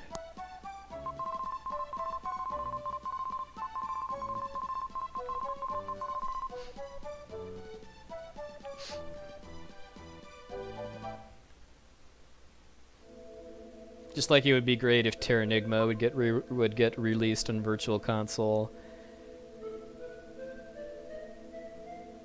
so that North Americans could play it in a legit form. That's the final jewel, by the way, too. Oops, not time yet. Now it's time to open the menu.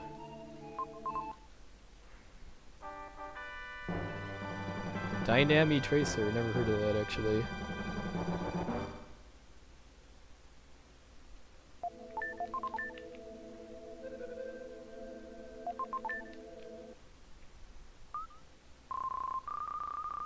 Yeah, Soulblazer, Illusion of Gaia, and Terranigma are a very loosely connected trilogy, but Terranigma was not released in North America because of Enix's office closing before the game was released. It was released in Europe and Australia, though.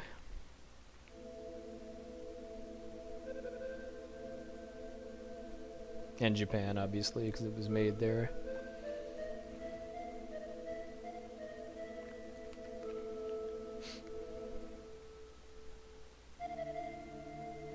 Alright, so the pyramid was the final dungeon, basically, the final required dungeon. The Tower of Babel is a boss rush. All the bosses have been souped up a little bit as far as damage they do and some of their attacks, but they all roll over pretty easily because of you getting to be Shadow and doing 3 points of damage per hit.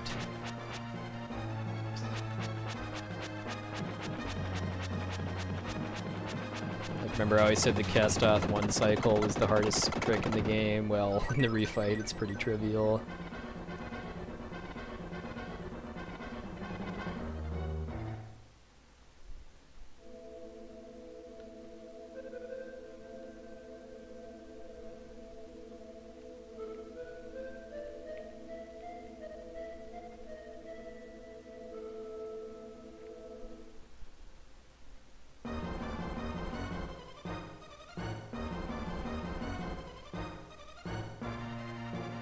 Viper round 2s. I don't think he really has anything new.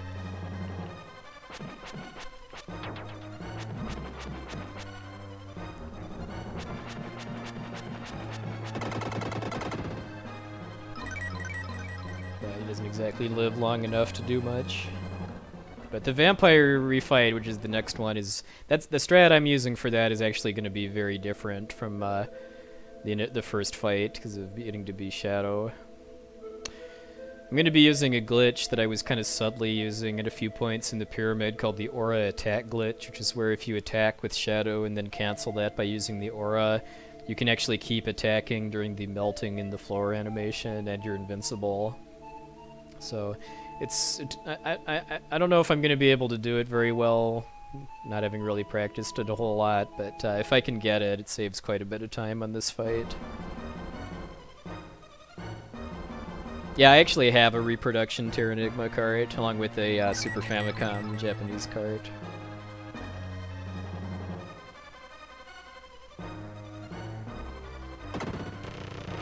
Okay, got the glitch. So notice how I just did a bunch of damage to the male vampire while I was melting. Oops. I'm gonna combo soon.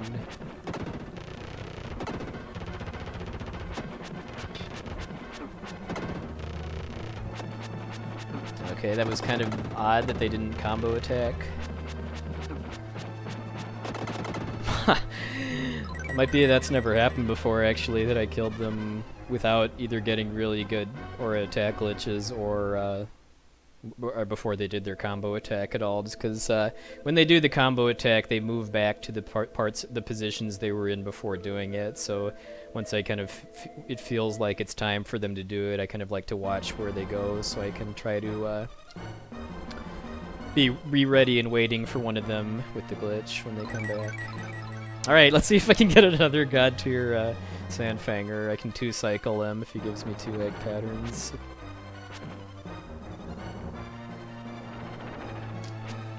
Nope.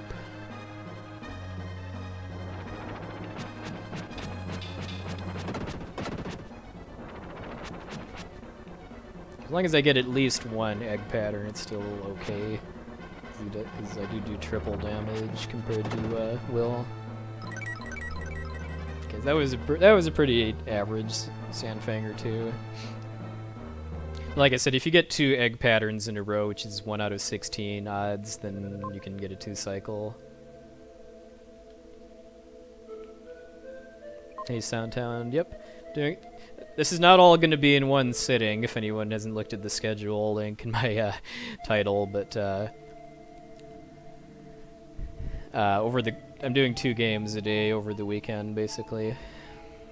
Should probably tweak my bot command to reflect that too. I have not played Steam FF5 yet. Might do it for 4-Job Fiesta next year, just for something different.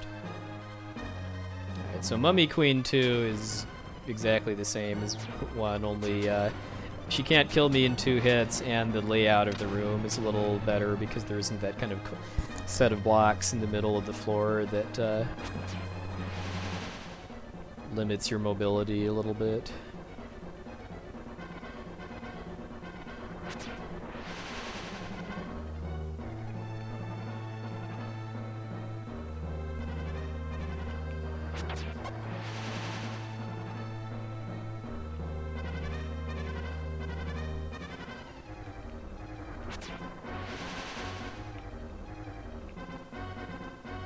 I do want to try to avoid taking too much damage during the boss refights because ideally I'd like the health I have after killing the Mummy Queen plus any remaining medical herbs that I have to carry me through the rest of the run. I mean, if I need to, I can suicide at the start of Gem's Mansion for a health refill, but ideally I don't have to. Ah! Just let the circle break away again.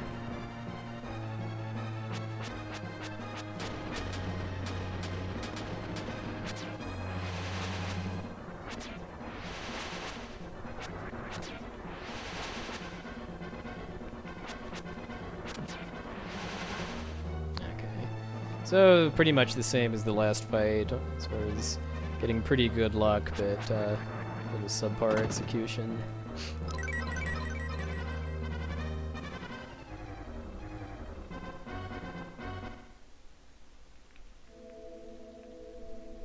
Okay, so that's the last boss refight. Not quite done yet, though, as far as before beating the game, because I haven't actually gotten all 50 jewels yet. The last 3 are in Dao, where I'll be returning now.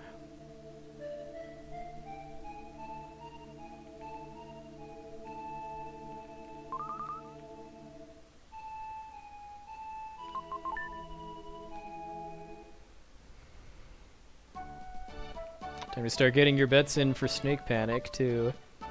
Well, the final 2 jewels I'll be getting from this mini game here. I need to get 30 hits, and my PB is 104. Because, yeah, this is not exactly how you're supposed to be playing the game, to put it lightly. I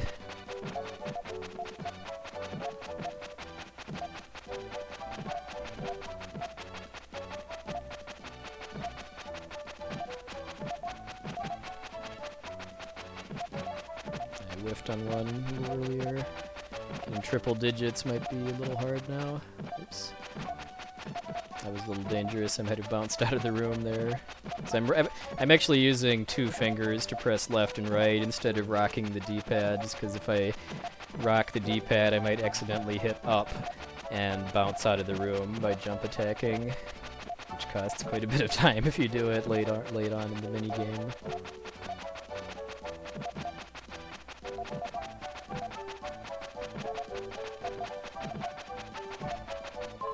99, yeah, that... I think I was like a few pixels too far to the right to be kind of an optimal position for hitting all both the left and right ones. Anybody guess 99? Alright, so this is Gem's Mansion, which is the optional dungeon that unlocks for all 50 jewels. This is also where we get a tie-in to Soul Blazer, which won't really be fully understanding because I'm going to be skipping all the cutscene before the fight, but well, if you've played Soul Blazer, you should recognize the boss of this place.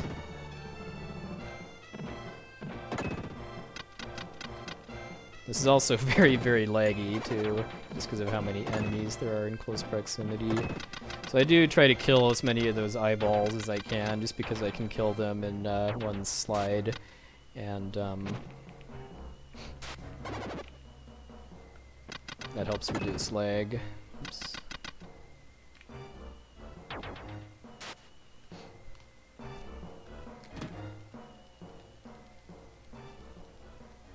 Alright, so this is Solid Arm, also the first boss of Soul Blazer.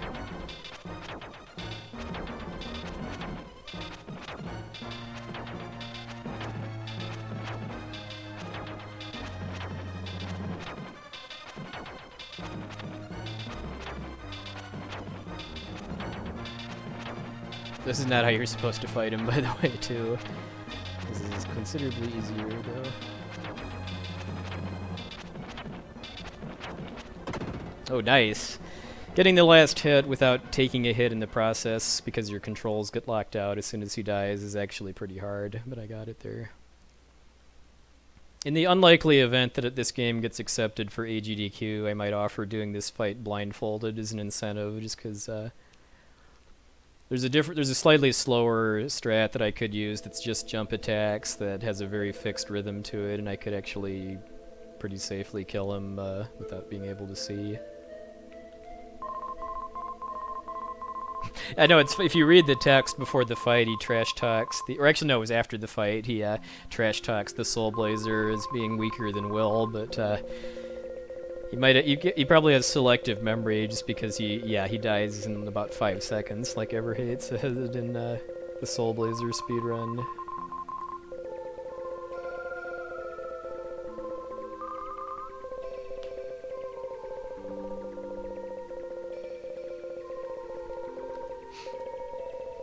So I don't really have a strong sense of how much time there is until the end of the run from here, but I think killing the final boss in under 5 minutes might be possible. We'll see, though.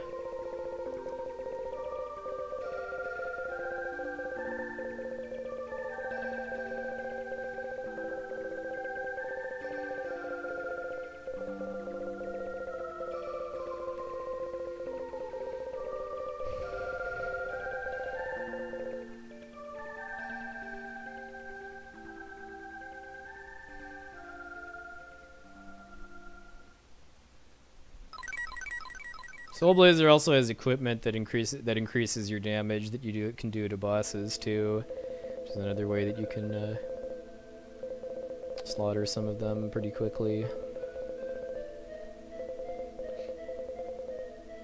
I think the Soul Blazer bosses are all pretty technical though, even if they're fast, just because the movement you need to do with the strafing stepping is pretty precise.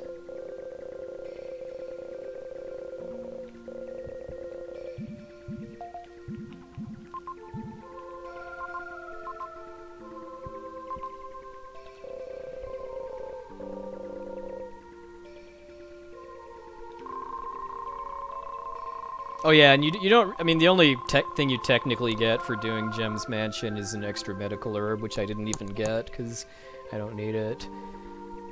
But, yeah, I mean, it's kind of an Easter egg and a tie-in to Soul Blazer and an extra boss fight. So that's the, kind of the pinnacle of the 100% route, is doing all that.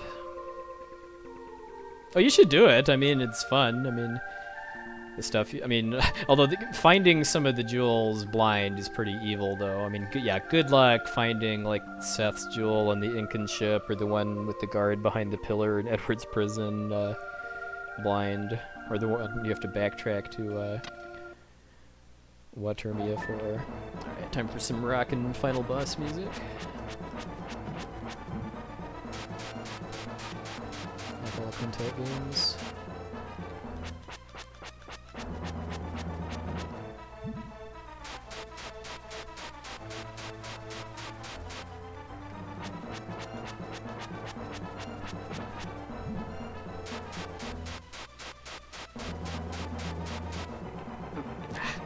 Snipe.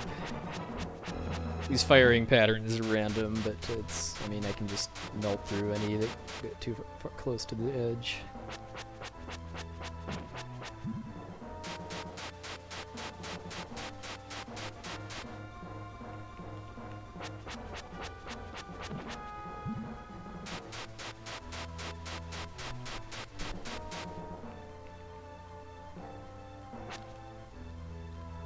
Doing the aura glitch there just to get the hit on the first possible frame. It's not possible to skip cycles on that fight, unfortunately.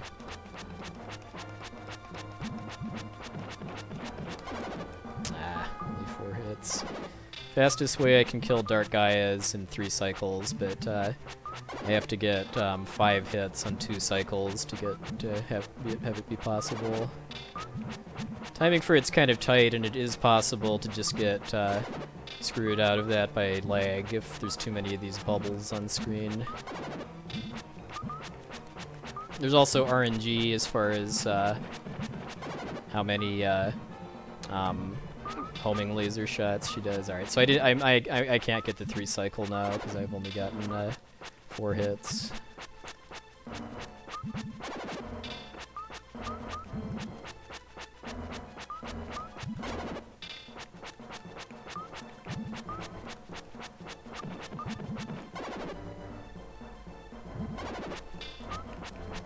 Might still be able to fort to 219 though.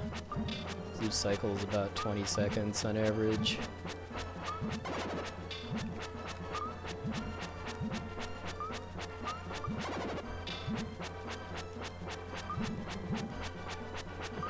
All right. So from 219, 43 or 4.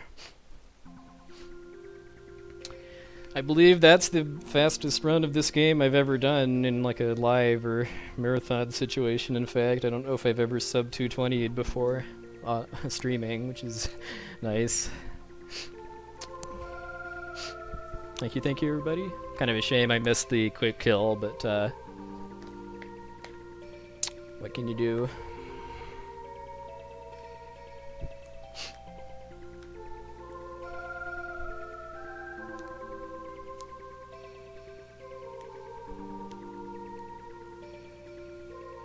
Thank you, everybody. Full game means no stairs glitch. That's what I call the no stairs glitch run, because it explains what it is a little more for the casual viewer.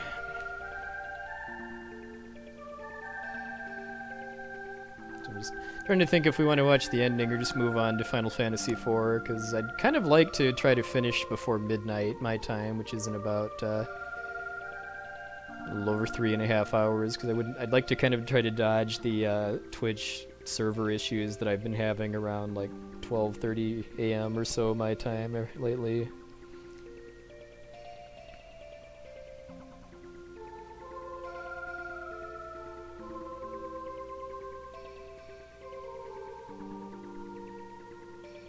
Does anybody want to see the ending to IOG, or do people want me to skip it? It's about 20 minutes. The first half of it's just talking too, which is kind of a bummer, because the second half actually has some pretty cool music and visuals.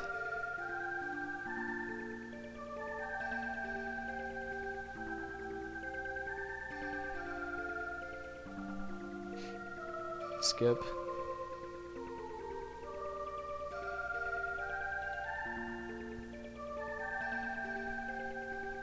Alright, later, Odin Smash. Thanks for stopping by.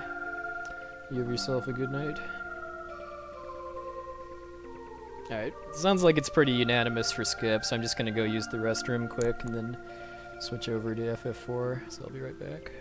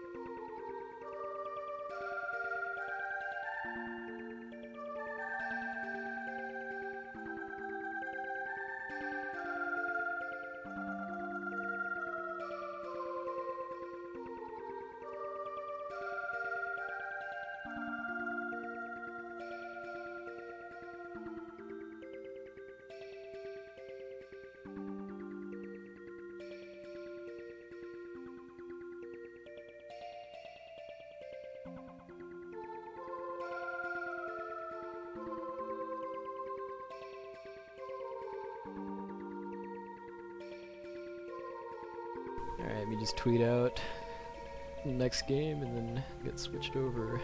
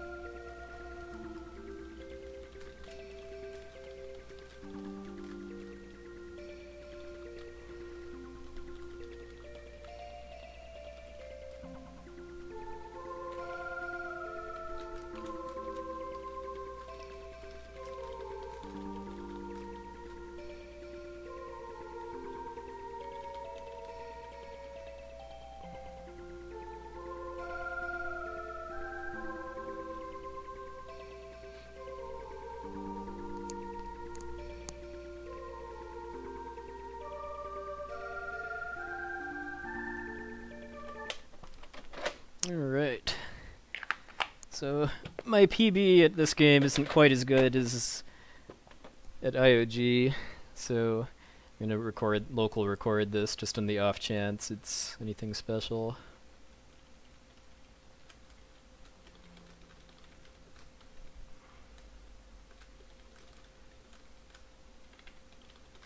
Yeah, I guess I might as well turn it on.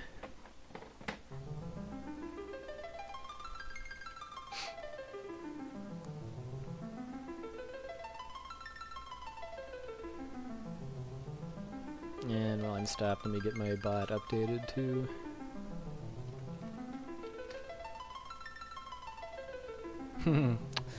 Something tells me you're a fan of this game, you Spoony Bard.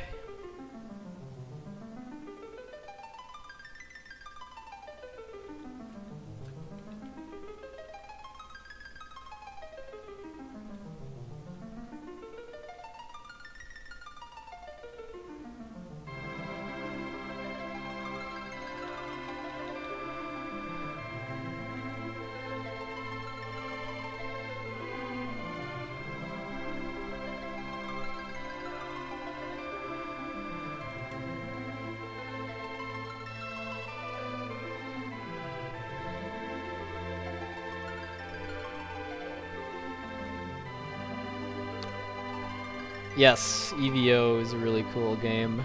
I wish the cart wasn't so expensive, otherwise I'd have one by now.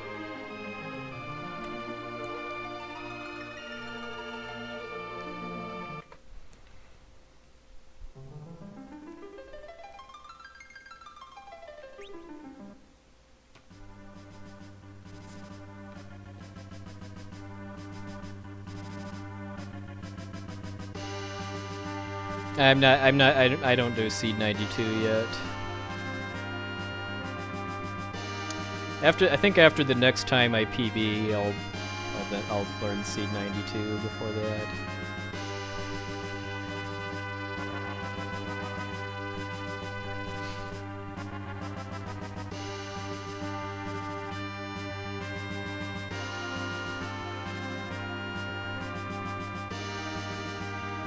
Yeah, actually, I have a flash cart that I can play ROMs on. I mean, I'm sure I have EVO ROM on it.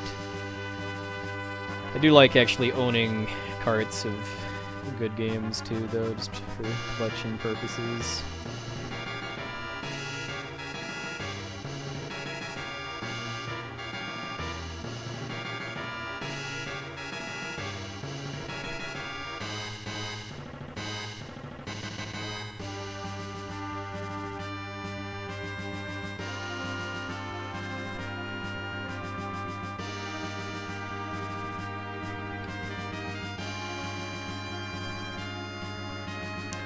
When we're talking about seeds, we're talking about random battle manipulation, basically. The way the random battles work in this game is that there's 256 patterns of battles that are called seeds. And if you figure out which seed you're on, then you'll know which specific steps can give you battles, and there's some manipulation to dodge some of them. Thank you, Delicious.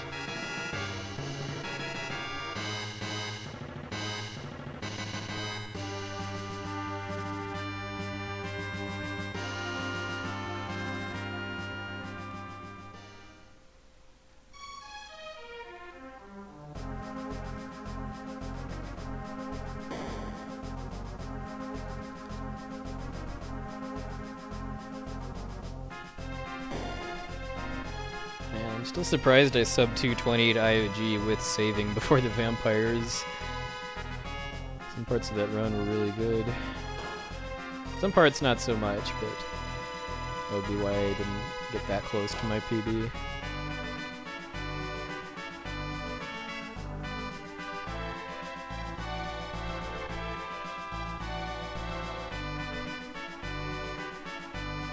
Well, I'd maybe pay $50 or so for an EVO cart. Like I think it goes for more like 100 to 150 on eBay.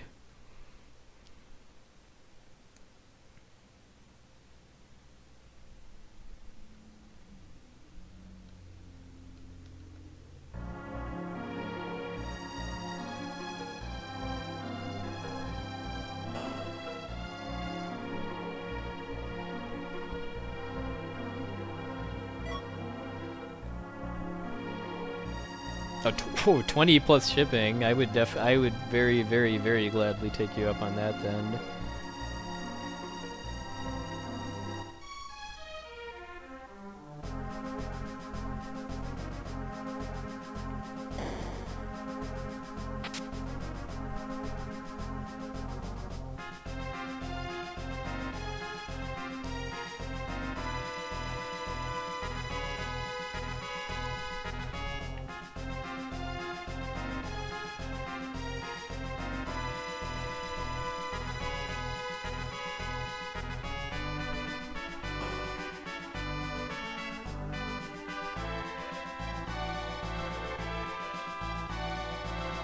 Yeah, I am going to do the miss clip. The only major skip that I'm not going to be doing is the stairs glitch, which lets you skip the whole rest of the game after getting to the dwarf castle. Yeah, this is my last game for today, but I'll be resuming around noon US Central Time tomorrow with Final Fantasy V.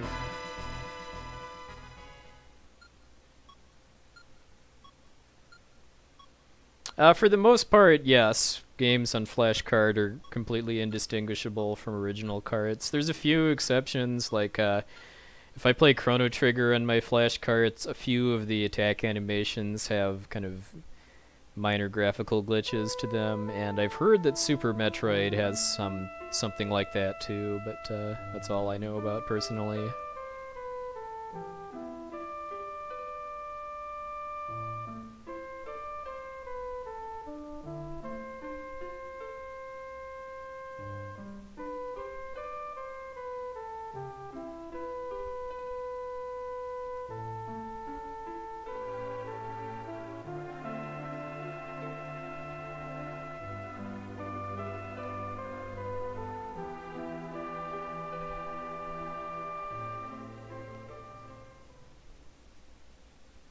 Yeah, I mean, trying to do all 6 of these games in one sitting would just not be fun.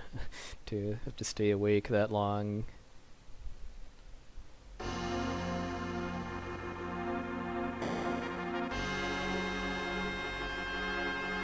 I mean, I used to play FF5 on flashcard before I got my reproduction cart, and I mean, I've never actually done step manipulation, but I guess I sort of have in the sense of taking the same steps, at least up through the Wind Shrine, and I've always gotten no encounters there before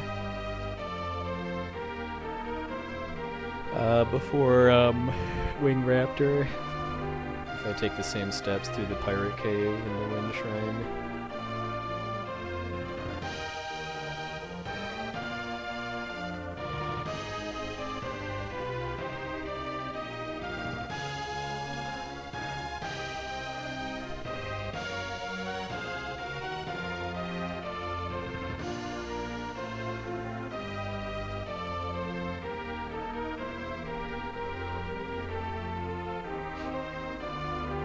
Yeah, games with Super FX chips cannot be emulated on a flash card, as far as I know.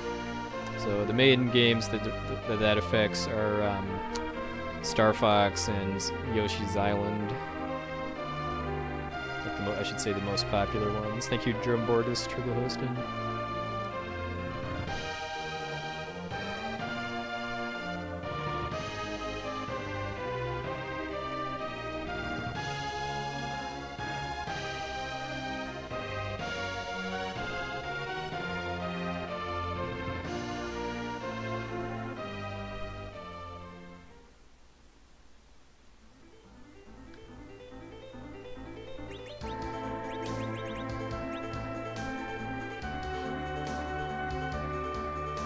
Maxed out my battle message speeds there, which will be the case for the whole rest of the game.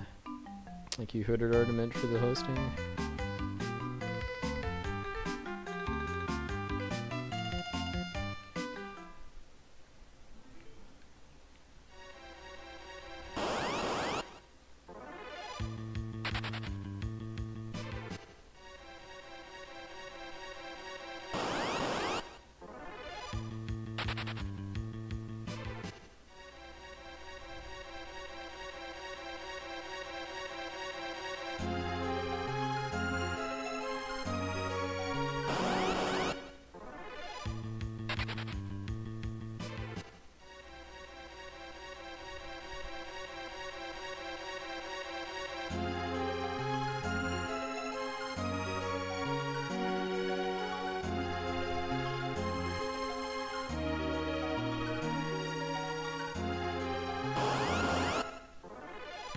There's some manipulation you can do before starting the run that lets you dodge all encounters in the Cave of Mist.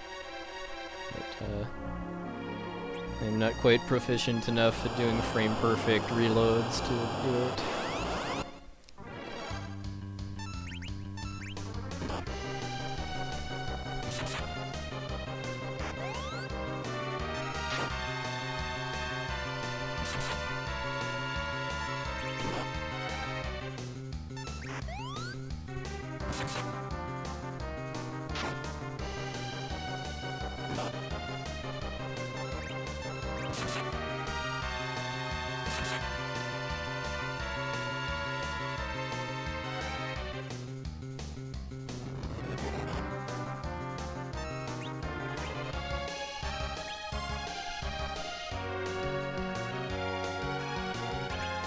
Music cue lure to time that jump.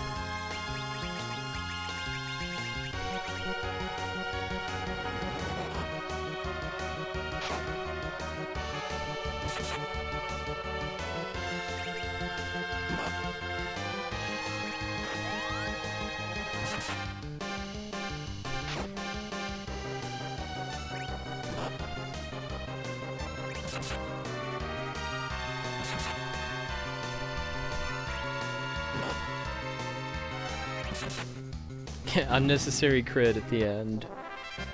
All credit and or blame for that can go to Everhate.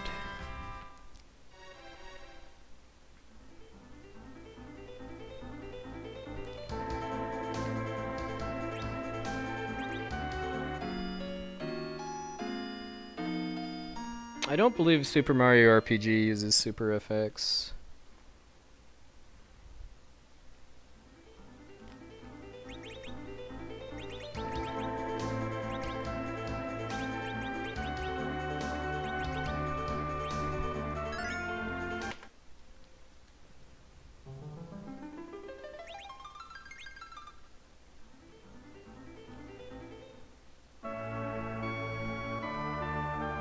So I just did a skip there that involved both using that tent and saving and resetting the game with while I had some movement buffered to let me clip through mist and enter from the east side, which I think is just like some legacy debug code or something that it's even possible to enter mist from the east side.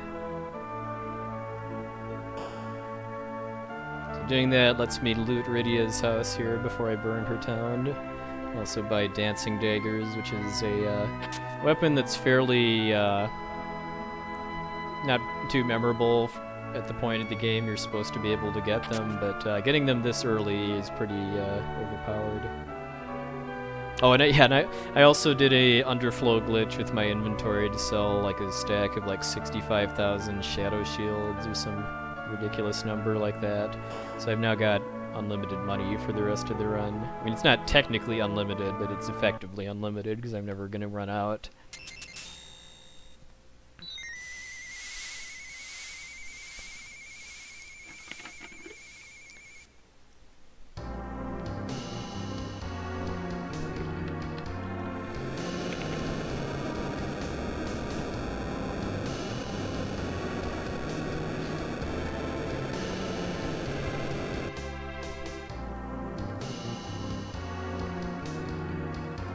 Yeah, it's a little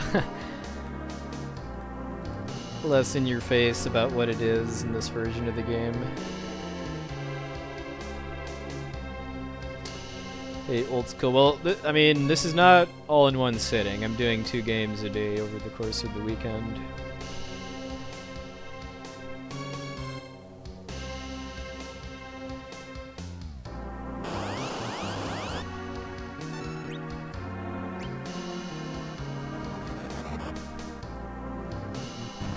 Yeah, I played Mario Maker a few days ago after failing a run of this game, but it was kind of fun to do something different, but it's not something I see myself doing very often.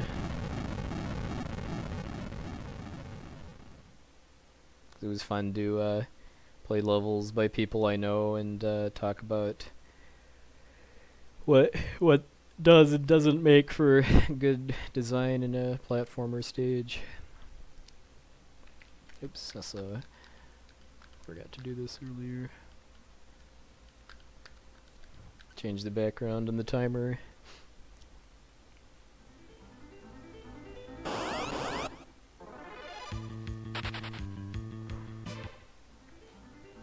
Okay, so that's step 8.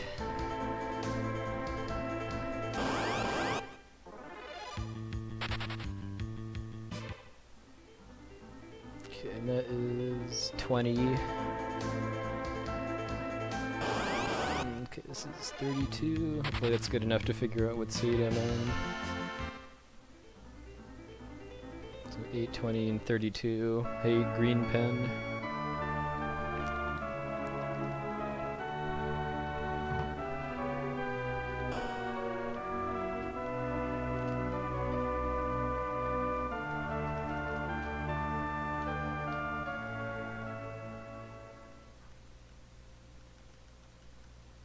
Okay, seed 89 it looks like. That's pretty rare to actually be able to find my seed before even getting to Kaipo.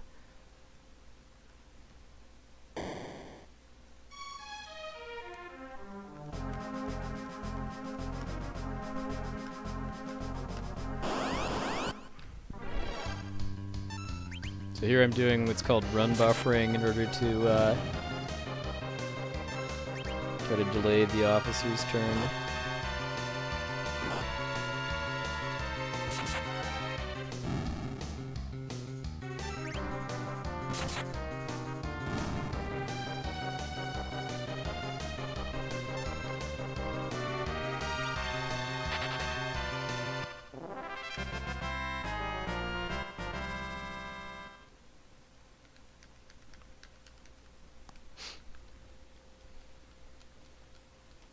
This is a decent looking seed too. I'm just looking at a chart. Hey Jenya, good morning, sir. As far as some places where I'm going to take some extra steps in order to try to dodge encounters, and it looks like I can avoid 25 encounters over the course of the run if I follow the route well.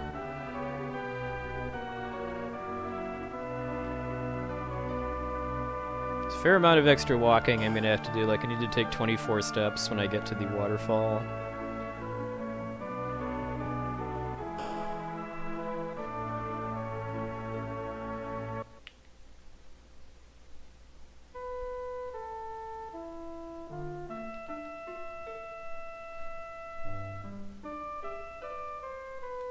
I still need to come up with a consistent time to do this menuing here, just because every once in a while I just forget to do it before getting to Tella.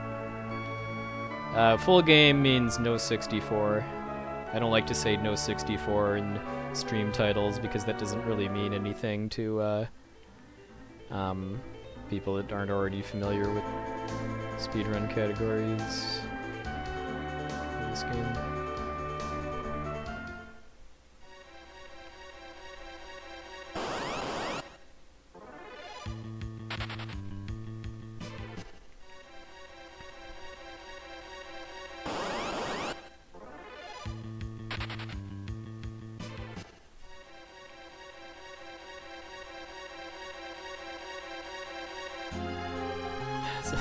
It's oddly refreshing to not have to try to count steps in this cave here.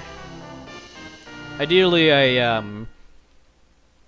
have this seed figured out by the time I get to Tella, even if I have to observe my encounters leading up to it. Not exactly zero assassin, that's why I don't like to use that term very much. No 64 is a shorthand form for no 64 door glitch, which is a glitch that it's a memory corruption glitch, basically, that lets you corrupt your characters' like spell lists and warp to different parts of the game. Hey, Matrix Aaron.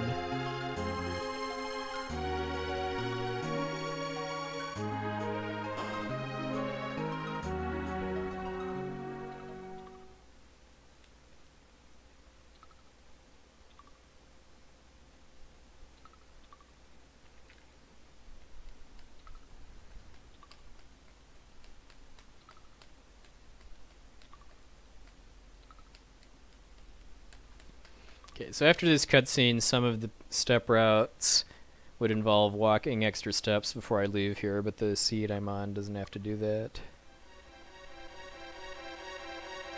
So I'm just going to leave.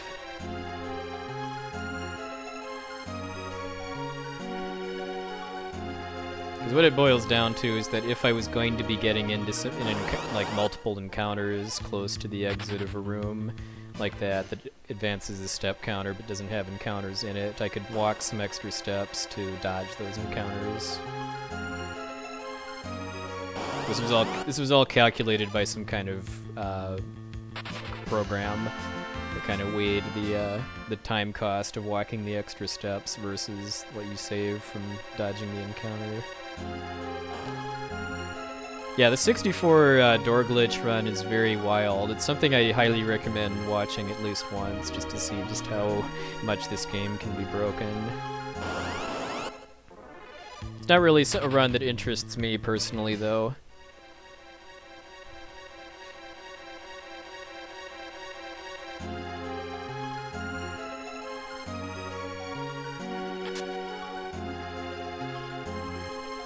So we have 24 steps in the waterfall cave, or 12 pairs.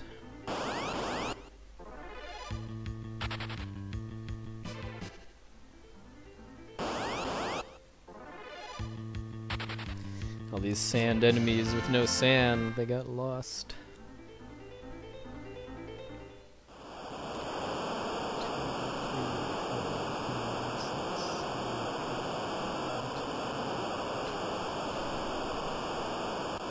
Any percent FF5 with English patches with no step manipulation is about maybe 415 or so. Though I'm gonna do some extra, gonna be fighting some extra bosses just for fun in the run. So that's gonna be probably closer to 5 hours. like 4:45 or so.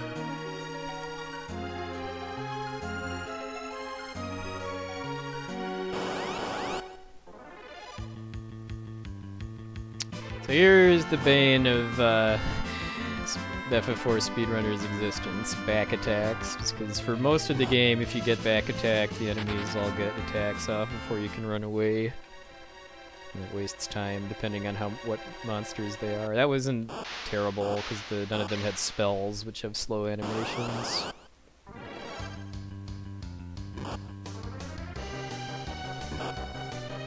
Not a good start, because I really don't want to have happen here is for Rydia to die.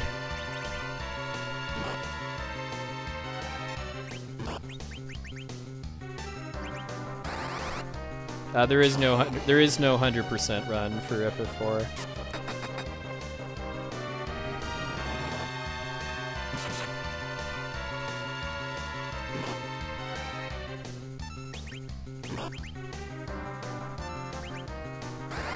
Free gamer for life. Some people have talked about like all bosses runs, but no one's ever actually done it or put any serious routing into it. Is getting hit pretty hard, so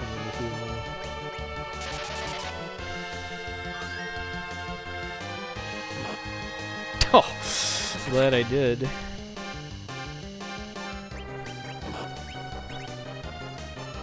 $18 is the highest possible damage that Octoman can do to Rydia when she has the tiara.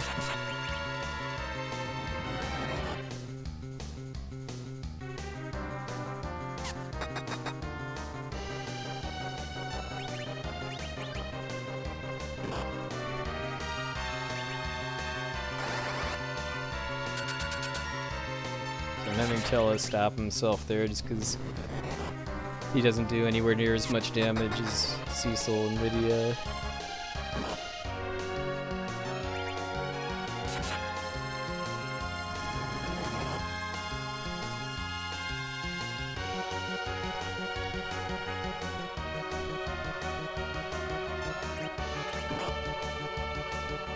Jeez, he's just pounding the crap out of Rydia. I'm glad I healed twice now.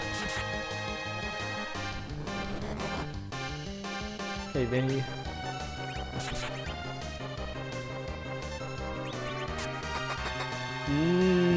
No, I'm not doing all 6 games back to back.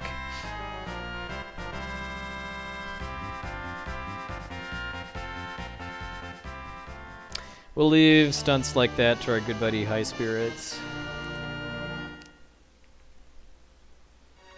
Alright, so I have 84 steps to take in Damcien. Or 42 pairs.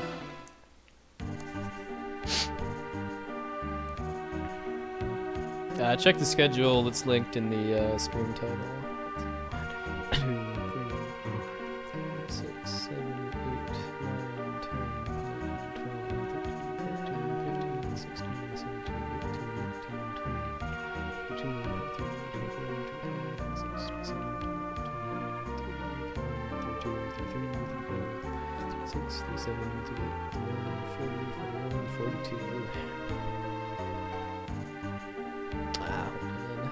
This way for no extra steps.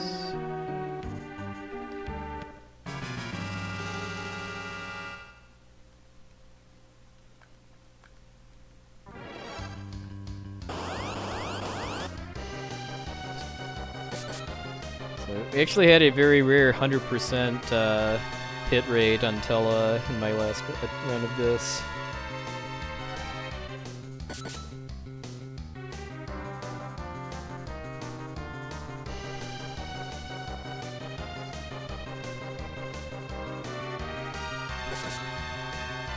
You Spoonie Bard.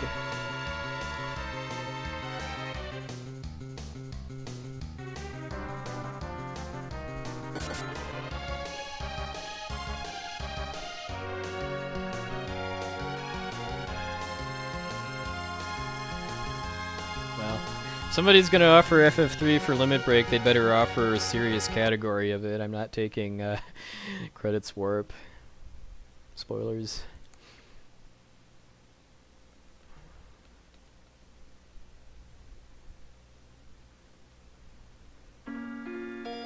We don't need a exclamation FF3 command for Limit Break Marathon chat.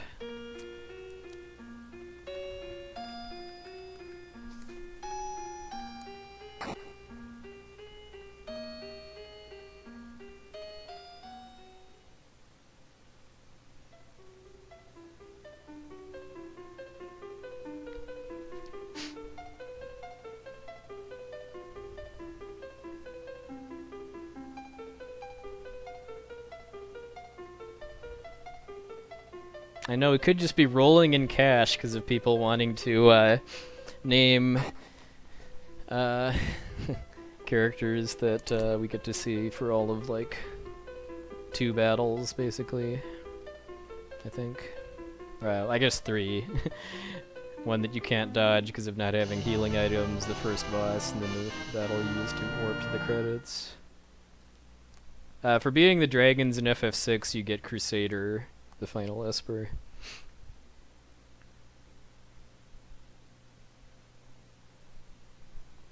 Hey, D-Nexus.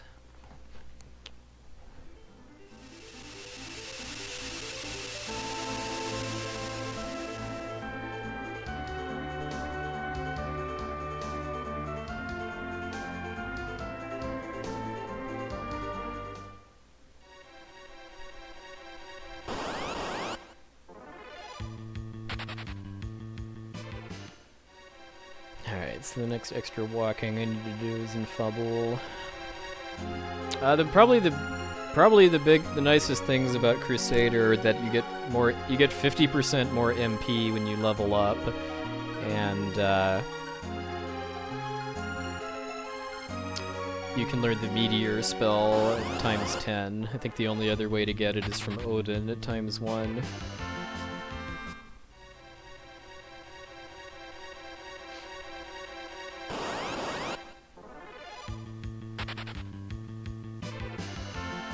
You can learn the great Merton spell from Crusader. I mean that could have some legit uses if you like have fire shields on your whole party, so you absorb it. But I mean, if you're tough enough to be able to do that, you might as well just get Ultima instead, which is stronger and doesn't hurt you in the process.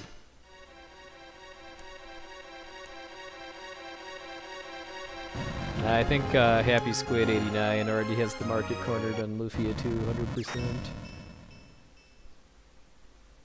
Hey, Rotorstorm. Sorry to hear that.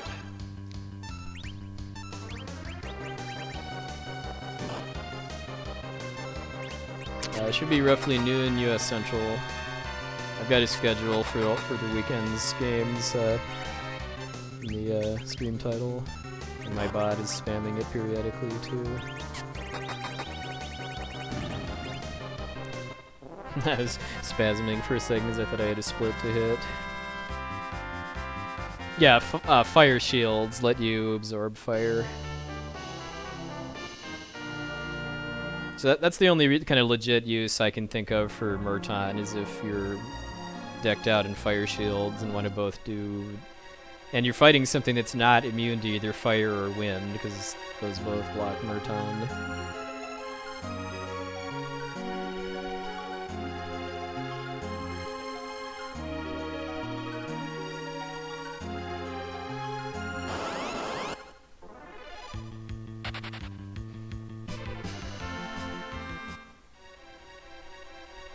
This is something I might start doing in runs going forward, is getting this Phoenix down here on my way out of the cave if I don't need it, just for safety in case I get back attacked on Mount Hobbs This happened in my last run and cost me like a minute and a half.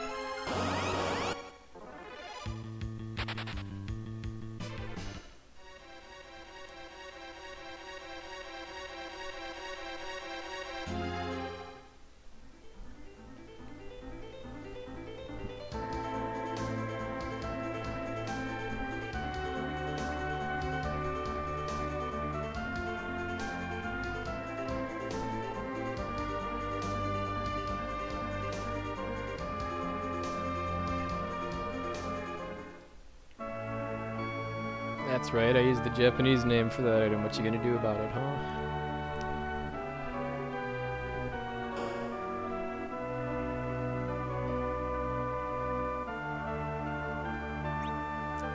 Reason for getting it on the way out is so that the Sand Ruby takes the top item slot. At least as far as what you can do during that screen there.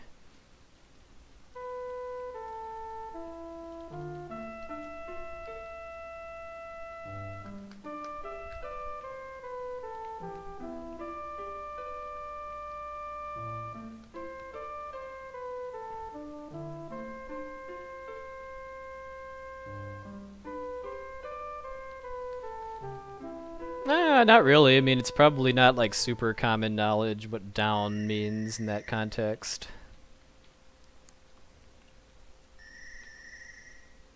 Unless you're quite familiar with jerkbird anatomy.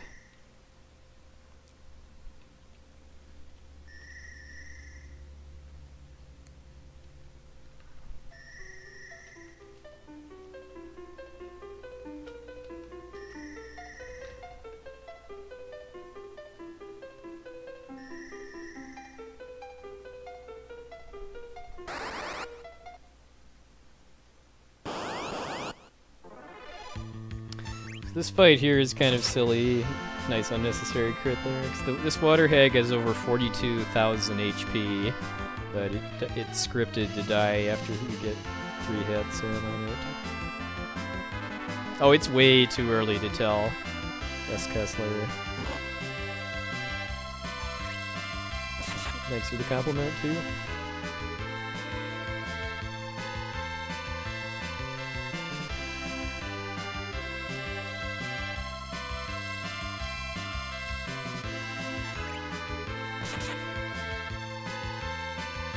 My PB is 3. It's actually right. It's right next to the segment timer in my live split. 3:16:43. Current record is 3:09:20, I believe. Hey, Abda. Evening, sir. Happy Friday.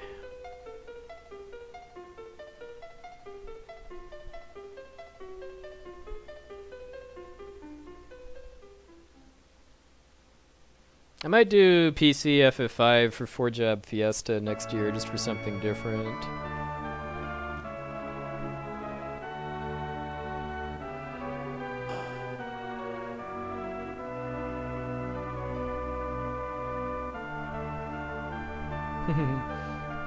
I got a long weekend coming up or something.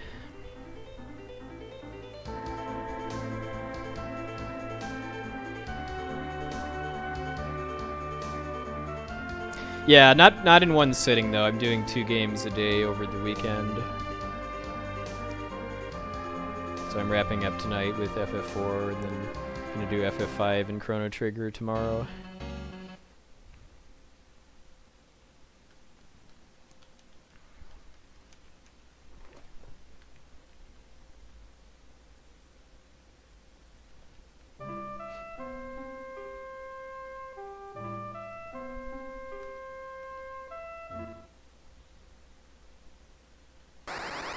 I probably should have actually saved before coming in here, since this is a kind of a marathon type run, but hopefully nothing goes horribly wrong with Mom Bomb. Because I can't leave and save now, because that would mess up the step route.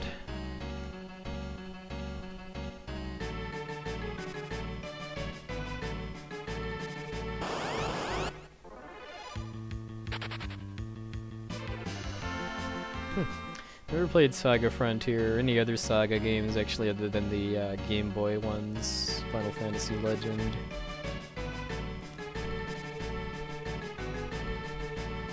Okay, so managed to not get back attacked before Mom Bomb, which is always a good milestone.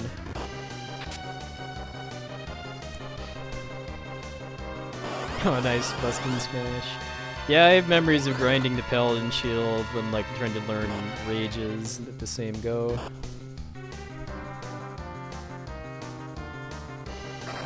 Aw, that was the worst one he could have punched. Now he might not kill the other two in one kick unless I get a pretty high damage roll in the back one. Alright, nice.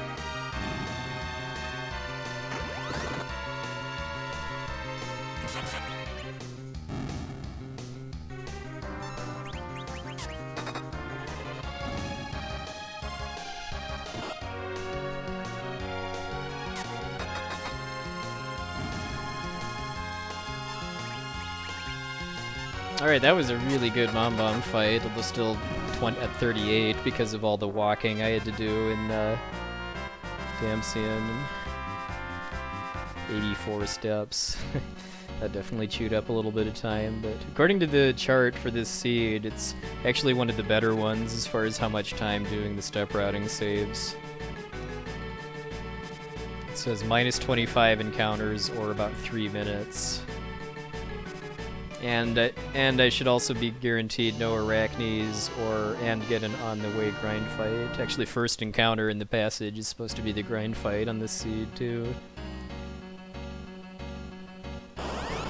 Something I'd really like to see at some point, though, is like an encounter list for each dungeon, just so that you get some feedback on if you're actually on the route or not, because it's one thing that I do find a little discouraging about doing this is just that I don't really get any kind of feedback on if it's working or not until I get to the summon cave.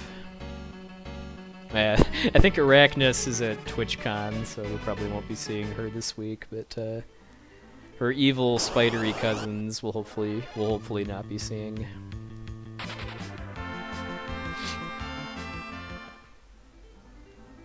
Just thinking about my one of my last attempts too, where I had one encounter on this whole walk here, and that was it.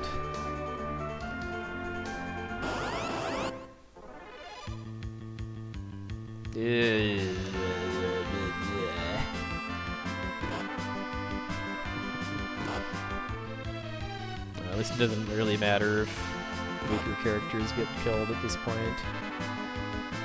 I didn't get beat up badly enough by Mom Bomb to be in any real danger of dying either, even if I get back attacked multiple times. Alright, so I have 26 steps and Fubble.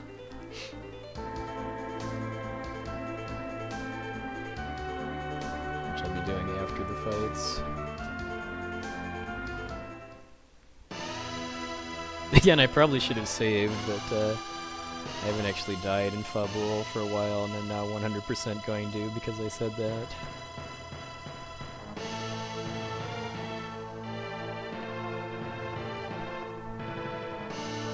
Hey, if you think my sound effects are good, you should watch Ivan, the Super Metroid runner.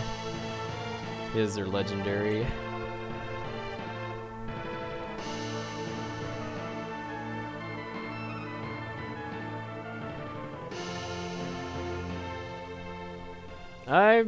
I don't, as far as I know, there's no multiple ROMs for Mystic Quest, so the pulley glitch should still work on VC, I would think.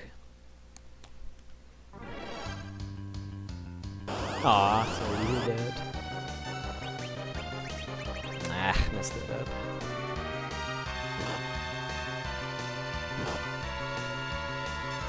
That's a nice start there, too.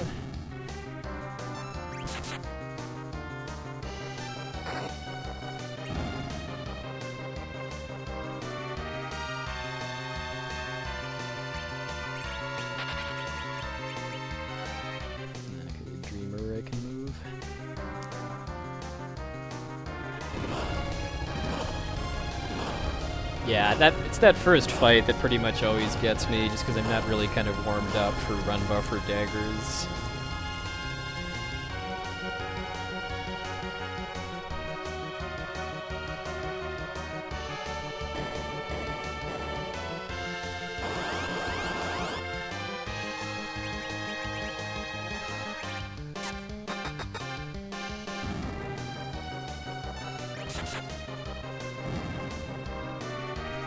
Alright, perfect fight.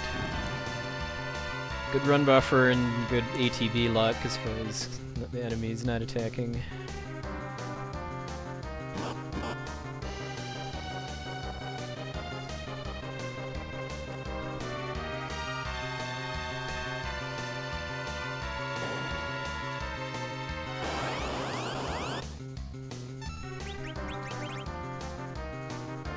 Barely missed it at that time.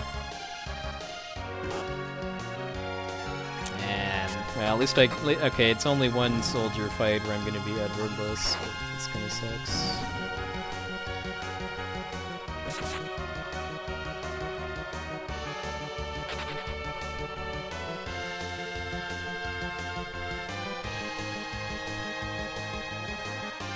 Best casual FF6 final party? I mean, it doesn't really matter that much, just because as long as you've been like using espers to raise your stats when you level up and learn powerful spells like Ultima, it doesn't make that big of a difference.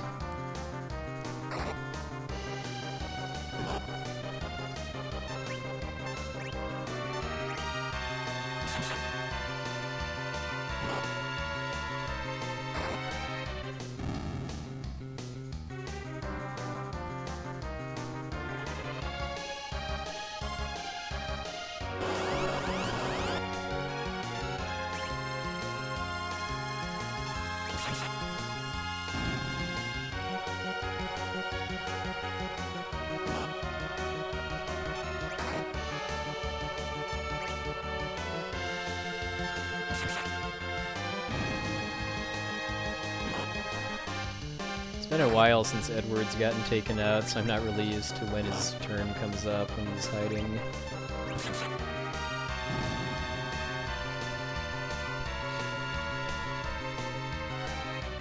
Okay, one more fight. My HP isn't high enough that I should be okay.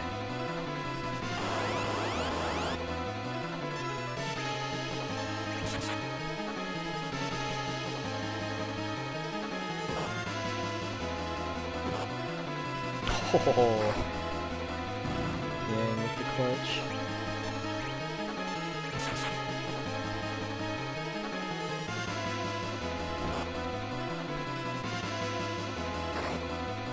Alright, we made it.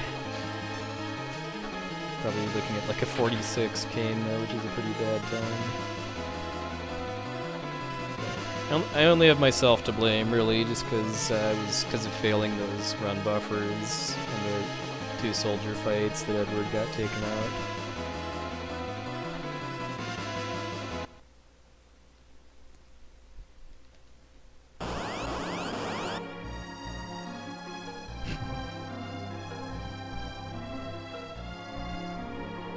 I guess Yang has now proven that he does in fact lift.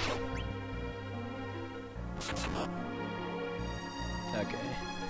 The goal there is to get Cecil into critical between Kane jumping and Cecil attacking himself, because that just ends the fight there instead of having some extra text and then another jump.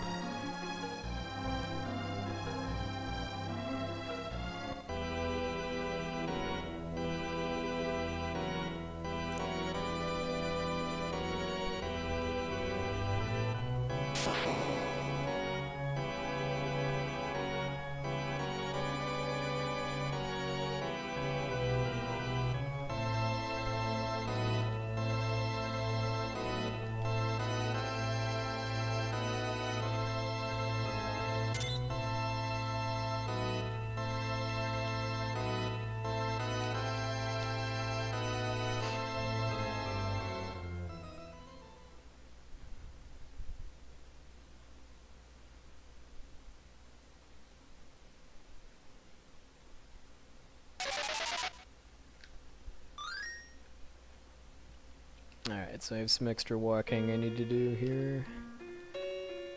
The tune of 26 steps, 10 of which I can just take through the routes I take through some of the rooms, but the other 16 I'll need to take manually.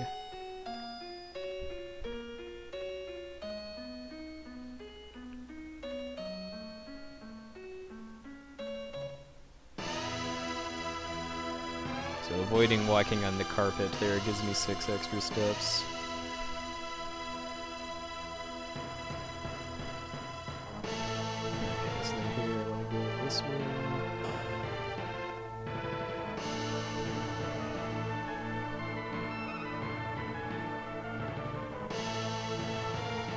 IOG run was really good, actually, despite me only having done one practice run and otherwise not having played the game in over 6 months.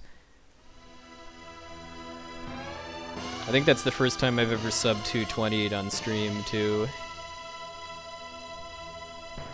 Which I was really happy about.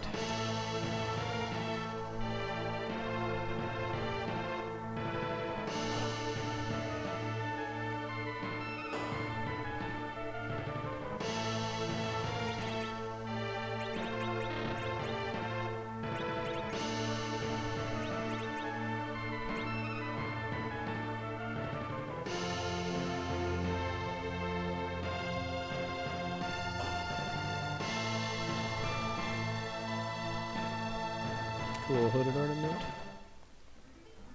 Yeah, we're currently looking for a venue for Limit Break 2016. The goal is to try to strike that happy medium between having enough space that we don't need to have a attendance cap that we're likely to hit at all, and yet will not be like super expensive or anything either.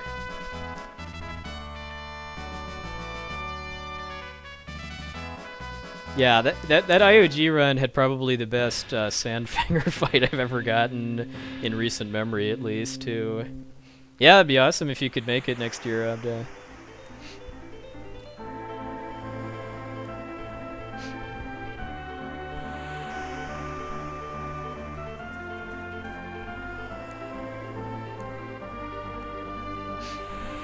Alright, later, Rotor Storm.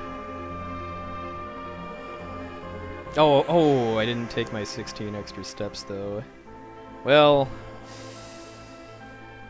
I guess I can kind of do that by going into the Serpent Road, but that still might mess up my encounters, though, if I get an encounter on my way to the city. Yeah, tentative plan at this point is to do game offers for Limit Break 2016 after AGDQ scheduling is done, so that'll probably mean November.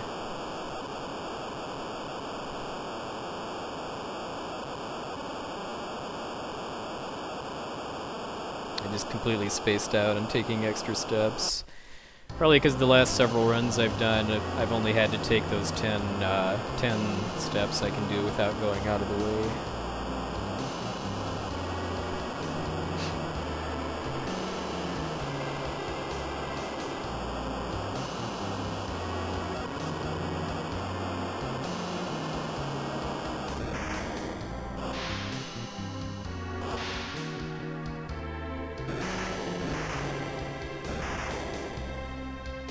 Yeah. I probably got more Yeti shirts than any other kind of shirt in my collection.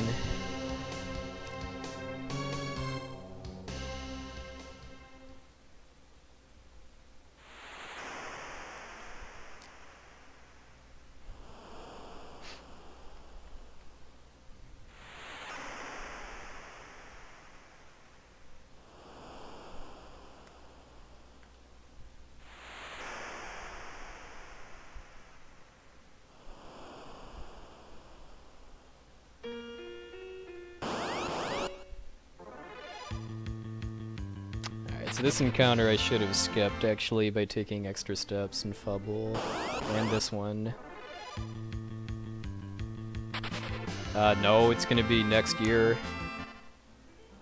I hope it's not this November. There's still a lot of planning that needs to go on. So that might have actually just completely thrown off the encounter string. But, oh well, it's not like this has been like a super good run up until this point. What happened in Fable?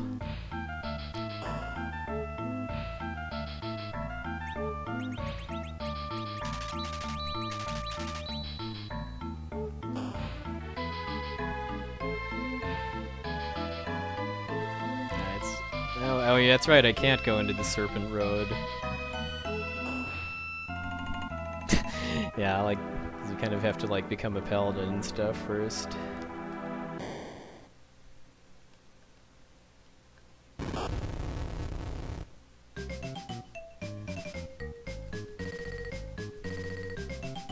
Well, I guess I'll, yeah, because I'm supposed to take 12 extra steps, Mysidia to Baron, so I guess I'll just make it, 28 instead.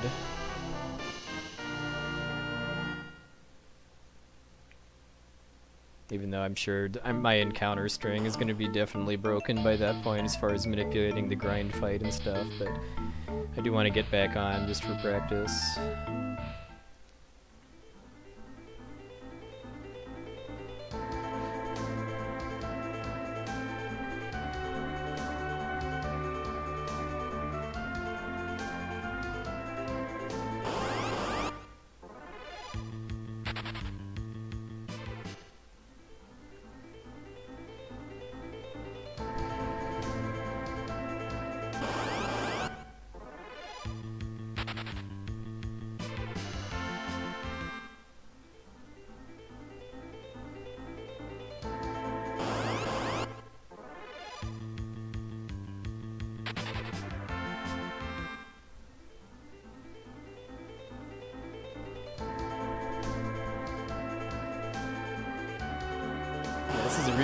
Yeah, it's gonna be like almost 55 minutes by the time. Well, not that long, but mid 54 for getting to the firewall is a really poor pace, by the way. No chance at sub-hour, my Lindsay.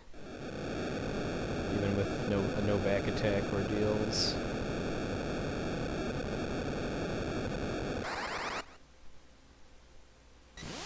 So yet every time I run this too, it just blows my mind that it's possible to get like 57s and 58s on my Lunzi when I can't even cut the hour ever, pretty much. I've only actually done it once, and it was only by 18 seconds.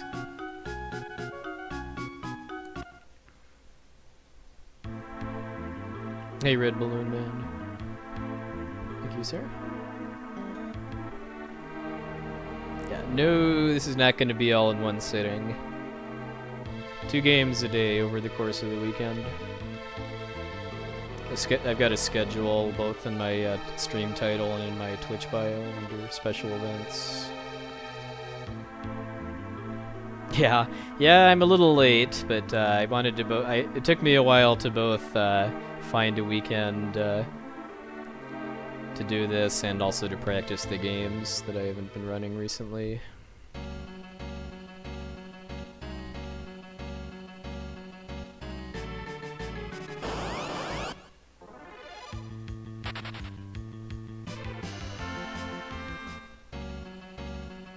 Yeah, like, and like the Roth's time in the Paladin race finals was like a 56, I think, or something like that. He pretty much, I think he got basically a world record for fastest ever Mylanzi killed. I mean, that is a little unfair, given that in the Paladin race route you don't buy stuff in Mysidia, so you do save some time there.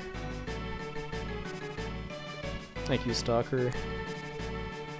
Something I never thought I'd hear myself say.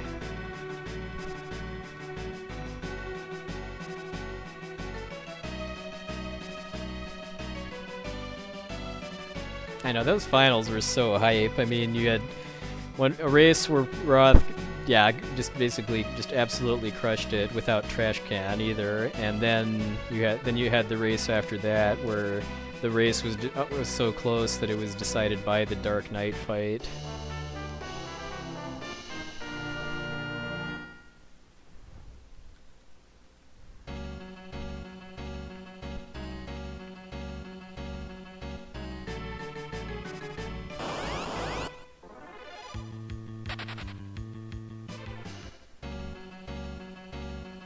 I know in one of the qualifiers he managed to have it come from behind victory using the trash can. Alright, so 0 extra steps here, so I'm gonna go left there and then up.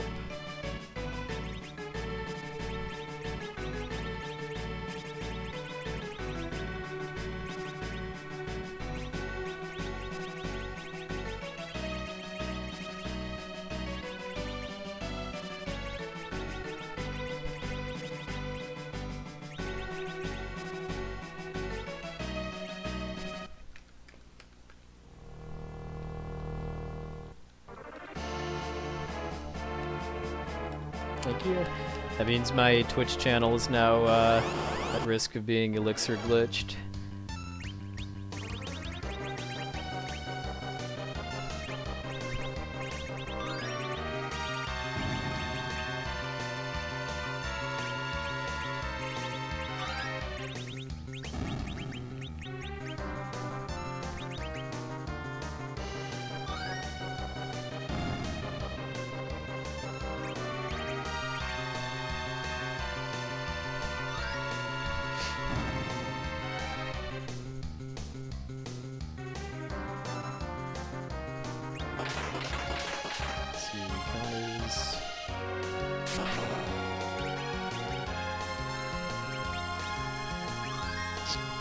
See if Cecil's a bro.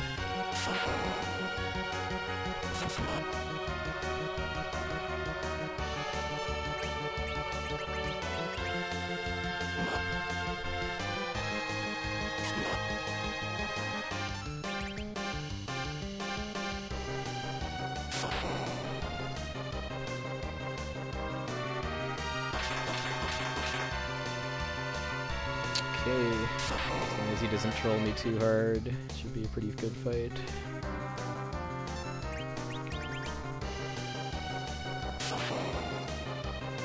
Come on, oh my body, oh my body!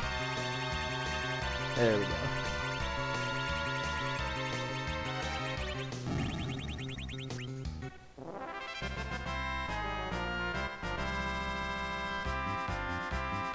Yeah, that was pretty darn good.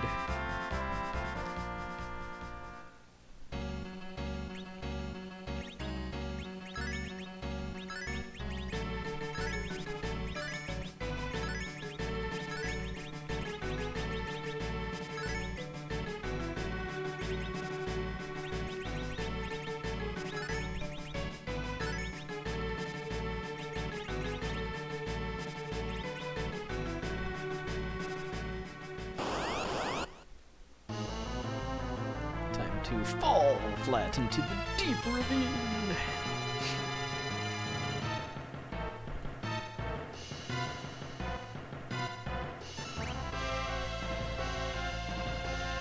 I piggied myself so that he can't poison me. It's just kind of a weird glitch specific to this fight.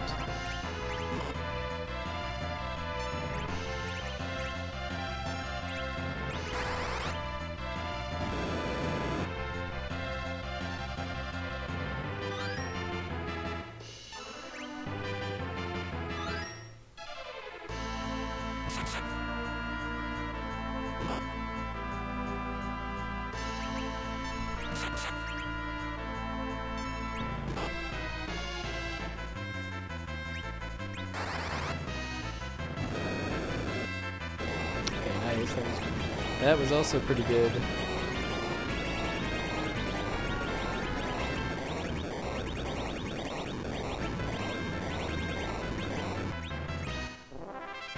But sadly, still a pretty mediocre time because of Fabul mostly.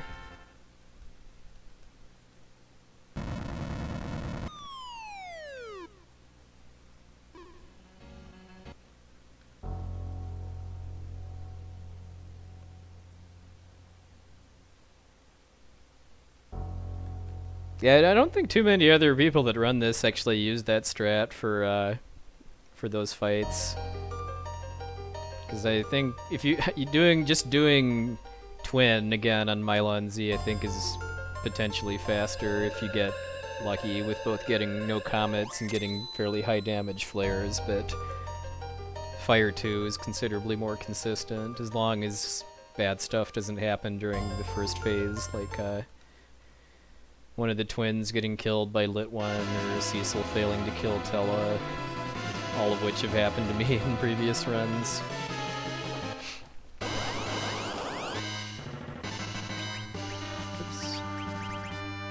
Alright, so the Dark Knight in this here only has 1,000 hit points, so it's actually faster to use the Dancing Daggers to just kill him instead of waiting out his attacks like you're supposed to normally do.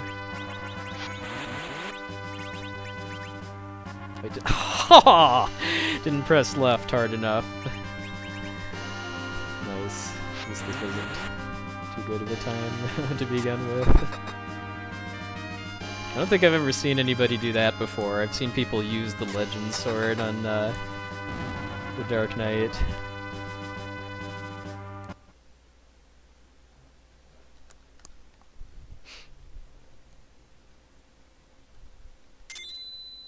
Yeah, watch me activate some kind of rare glitch where using the Paladin Shield casts White Holy on him or something like that.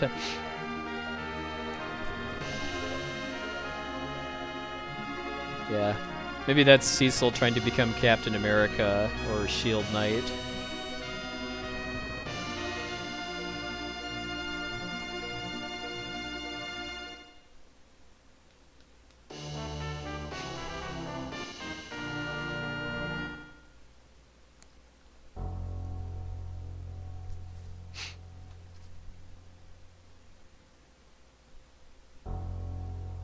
It's always 1,000 in this version of the game. I don't know about the DS or Steam version. I don't even know if that's a real fight there too, or if it's just completely scripted.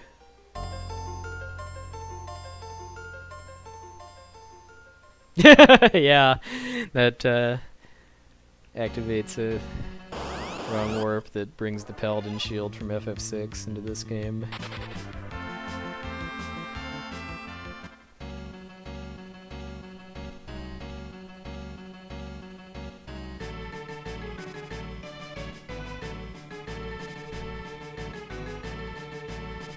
I have played the DS version, but I've only played it once, and it was right after it came out, so I don't really remember very much about how the bosses work and stuff, just because they're all very different from this. Hey, I'm a squirrel.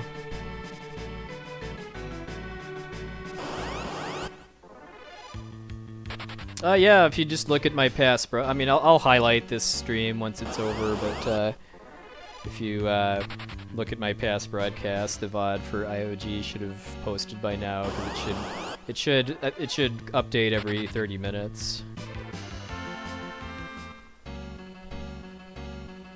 Yeah, that's definitely the fastest. I mean, that wasn't a new PB by about 2.5 minutes, but it was still the fastest live run of IOG I've ever done.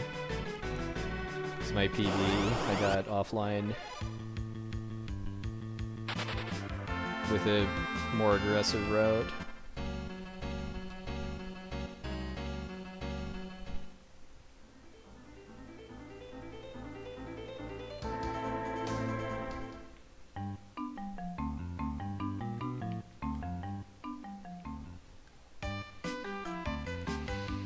Okay, so I have 28 extra steps to take after we're in this Serpent Road.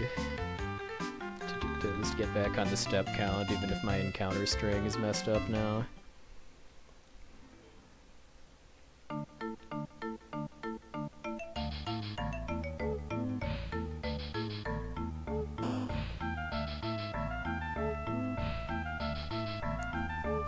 PJD touchdown. Not quite enough of them to be a PJ raid, I would say.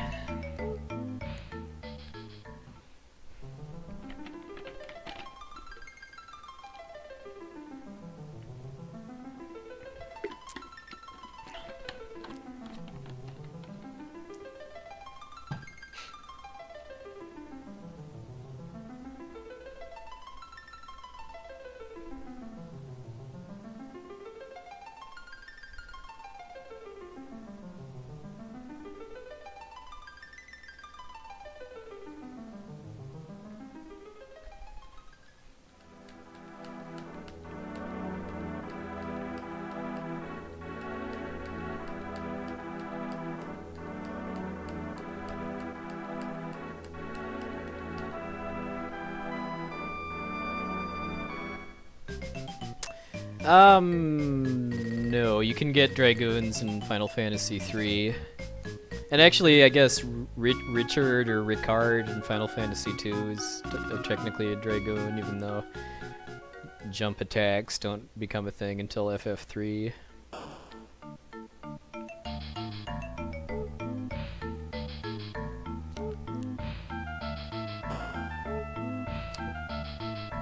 So 1, 2, 3, 4, 5, 6, 7, 8, 9, 10, 11, 12, 13, 14.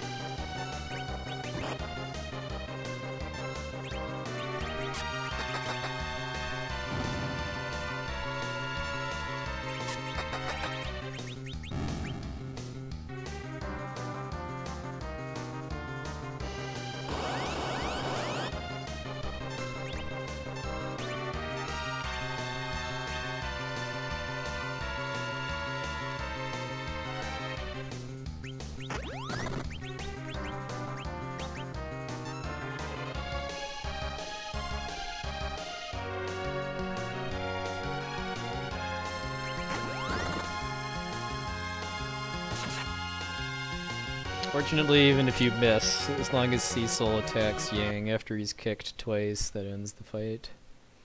Kind of a fun fact about that fight, too, is that there's actually supposed to be text with Cecil talking to Yang, but it's bugged, and the text only triggers if Dark Knight Cecil is in the fight. So you'd have to hack the game to add Dark Knight Cecil to the party to actually see that. Yeah, I'm very, very slowly working my way through my first playthrough of Breath of Fire 3 off-stream. I decided to just play off-stream so I'd actually finish it in some kind of timely manner. What just happened? I think I just defeated Stallion.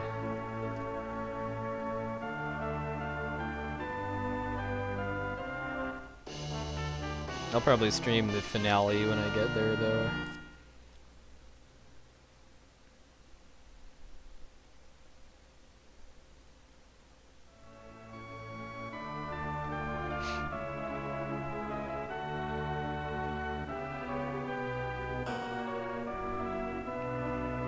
Okay, remember to buy stuff. I mean, that was part of why I threw away a really solid run a few days ago, and that I forgot to go in here and buy this stuff. I'm surprised I didn't die to Bagan, as I fully deserved after doing that.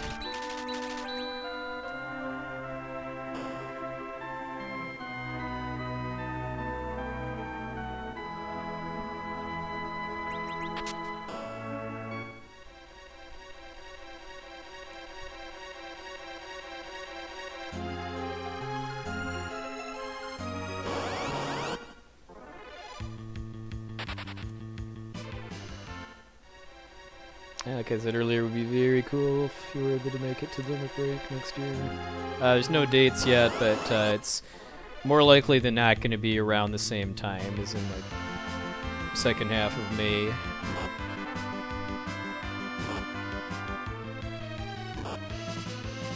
That's the hope, Bust and Smash, but it's going to depend on what kind of venue we can get. I mean, we were at Essentia's house this year, just to be able to have a stable cost for attendance. But the drawback to that is having to have a cap too. We had a 45-person cap.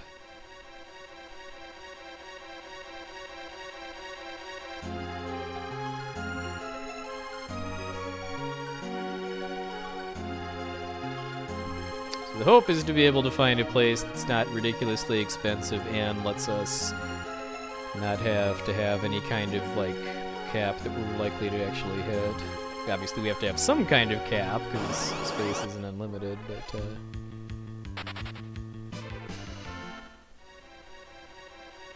I'll be kind of surprised if we even get into triple digits next year. Well, 2 back attacks, but not really horrible ones. The awfulness of back attacks depends on how many enemies they are and if any of them have attacks with slow animations.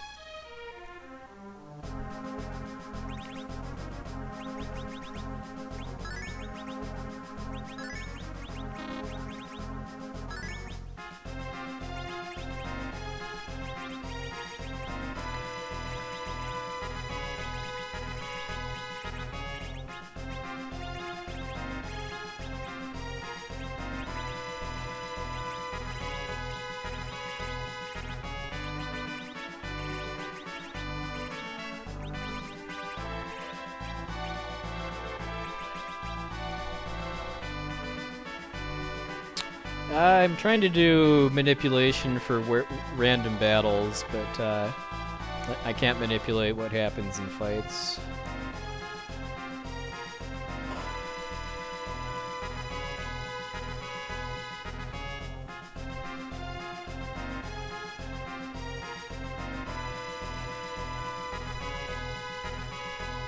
Thank you, OC, for the hosting. New PB, congrats. What game am...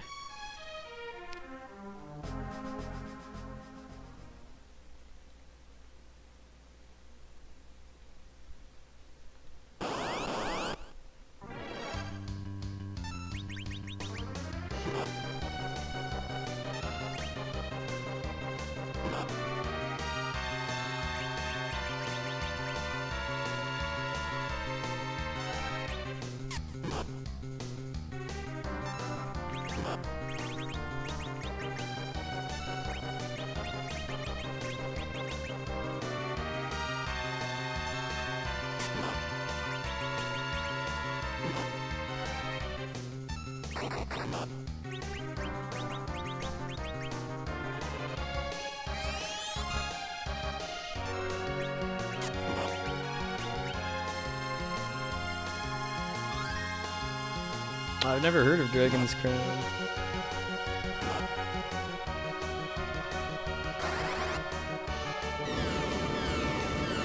If anyone's wondering why I was able to cast Medio, which you're not normally ever supposed to be able to do with Tella, it's because I did a glitch to underflow his MP. And I killed my own characters for experience distribution purposes too. This is all part of a route, that's mostly designed to get Kane to join me at level 19.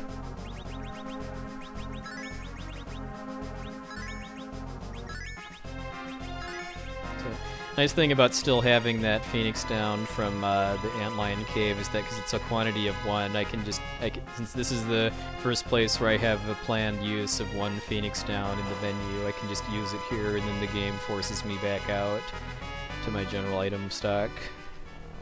So I think I'm probably just going to start doing that in runs from now on, is grabbing that. Because the little minor time saving in that menu of not having to cancel out probably saves the time opening the chest. Okay, see if I get the wave skip. Actually I didn't, because I think I run buffered a little too long. I pretty much have to already have Tella's menu open by the time Cecil attacks to get wave skip, but oh well. I'm not confident enough in getting it that I don't heal before the fight. 'Cause if I didn't heal, I could die if I missed the wave skip.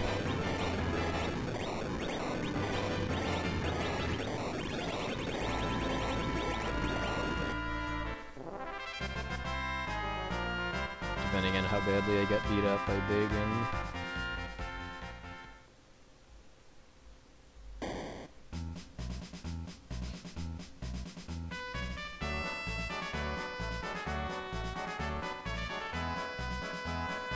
Yeah, everybody congratulate OC on the new BB.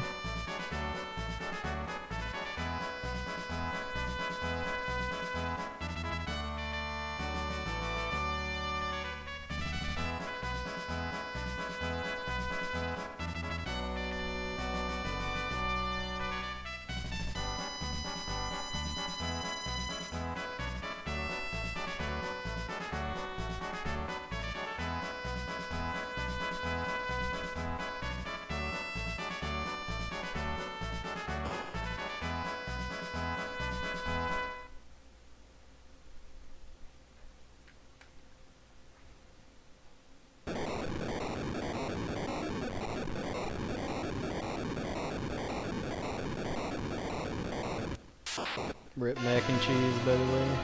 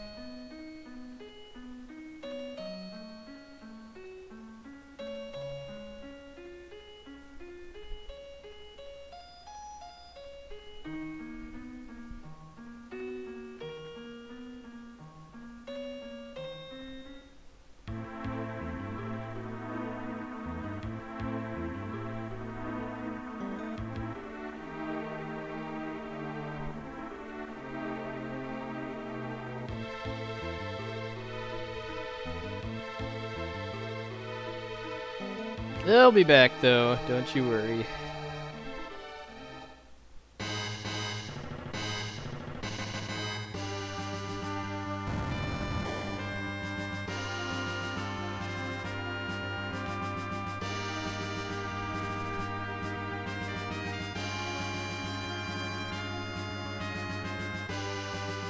Meanwhile, at the Fortress of Doom.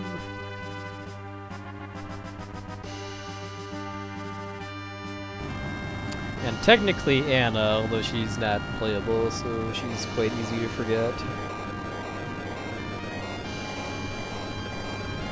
So the Tella family gets hit pretty hard. Oh, by the way, where's the next place I need to do walking? Toria. 28 steps.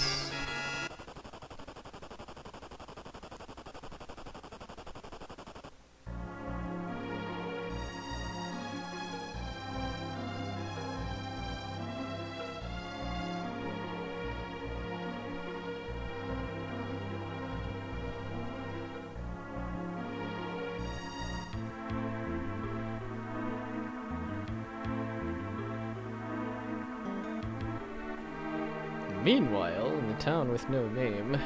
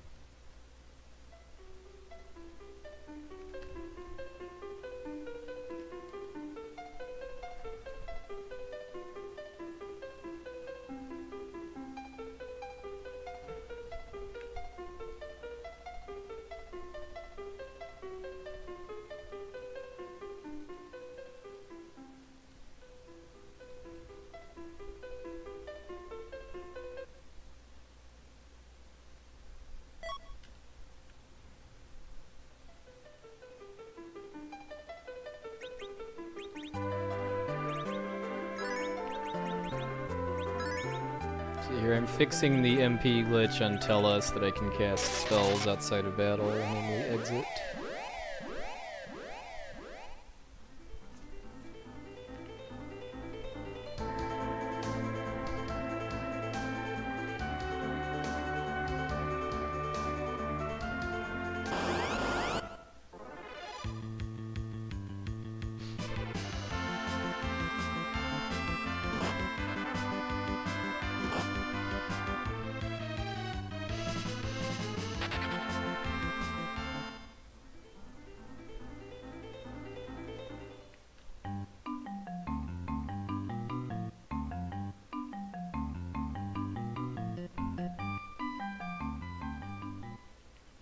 A bit of a finesse to catching the black chocobo just because it moves the same speed you do, so chasing after it doesn't really work most of the time unless it runs into a wall. Pretty much have to just kind of stay near and hope it doubles back. There is a strat that involves saving and resetting to manipulate the chocobo's movement pattern, but if you're doing a step route you can't do that because when you reset it changes your seed.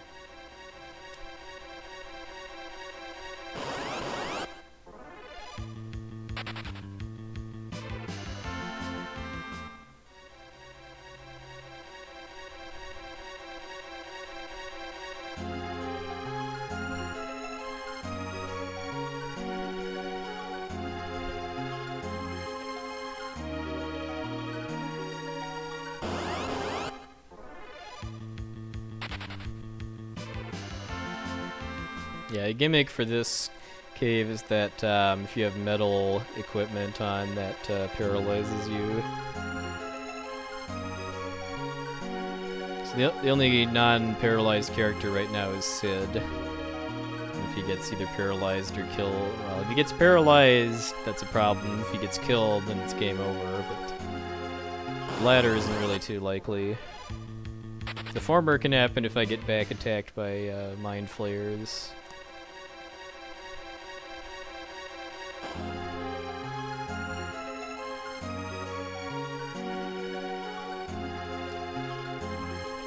Excuse me. The white chocobo refills MP. Oh, Nightbat and girlfriend.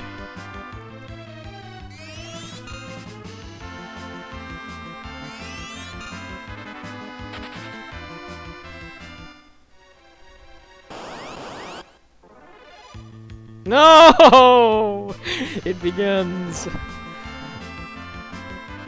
2 steps, 2 Nightbats. Wherever Big Fong Balls currently is, I'm sure he is giggling for some reason he can't fully comprehend. We gonna get a third?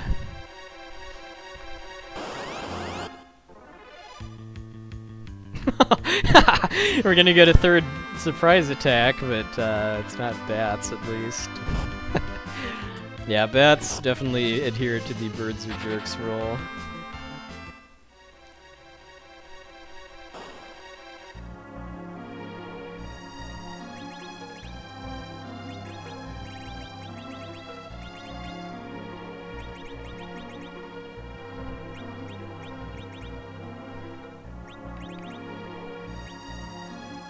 So I just put an iron glove onto Sid's that he has metal now, which causes me to instantly lose that fight, which I have to in order to continue the story.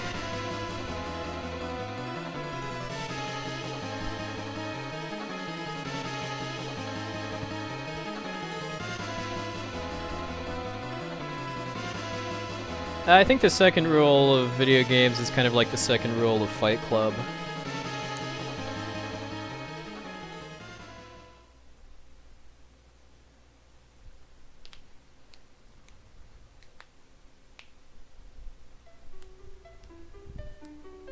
It's a movie I need to see again one of these days. It's been quite a while.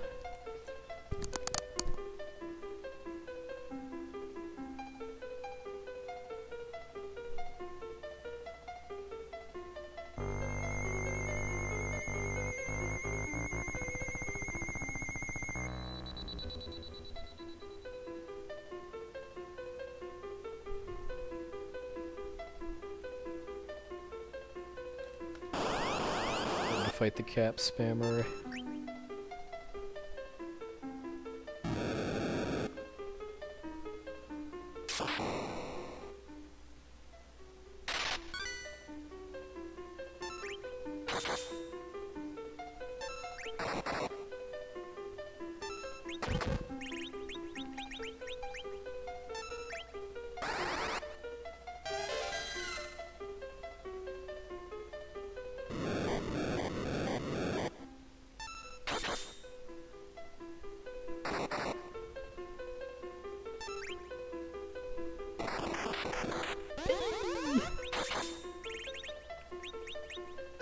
It happens if I mess up the run buffer in the first turn that he lives long enough to do that.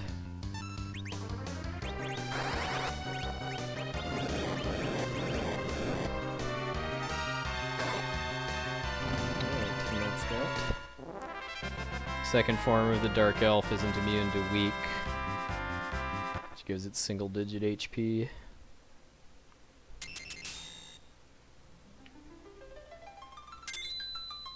Now, for a very, very important part of the Final Fantasy IV speedrunning, not forgetting to get the Earth Crystal. Everybody does that at least once, and then never does it again.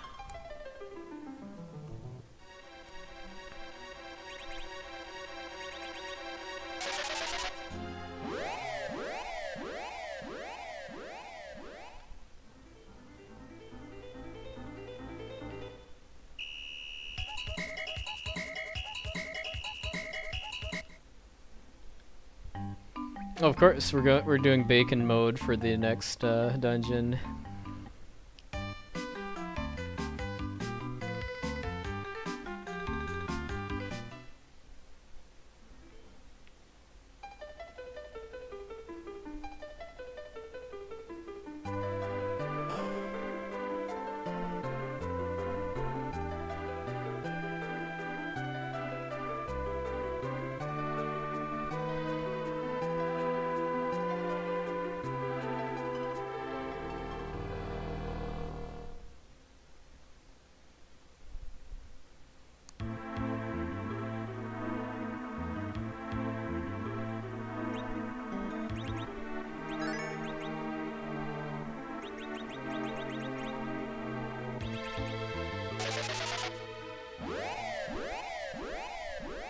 Spinning piggy.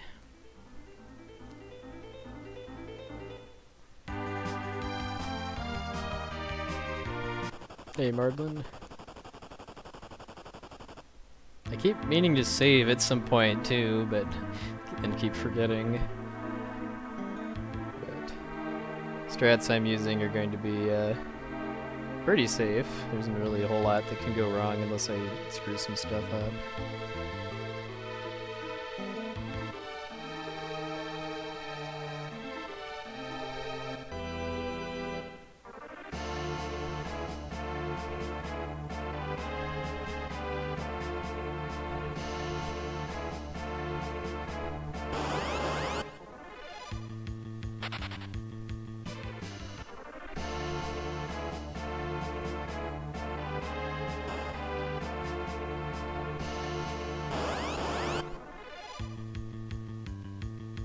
Surprise!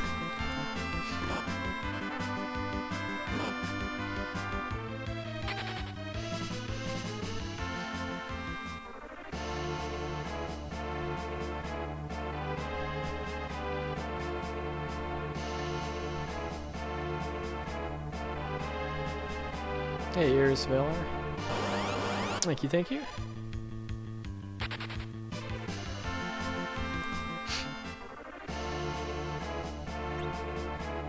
Sadly, it's the next tower that has eggs in it, but hopefully they'll be there and waiting for me.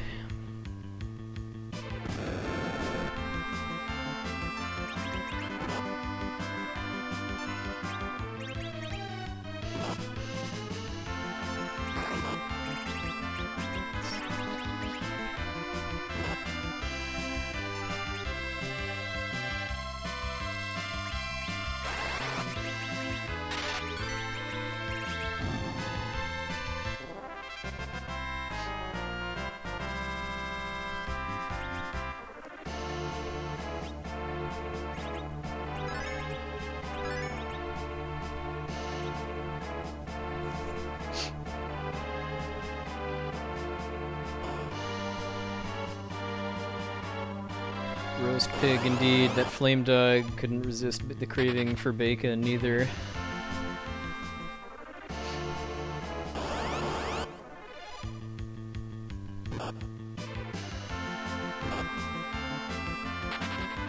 Swordman.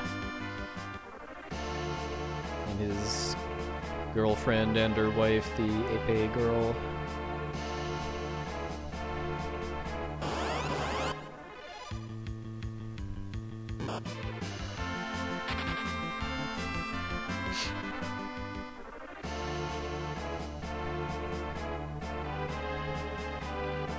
Not quite as epic of a name as Bad Man, like an enemy in Final Fantasy 1.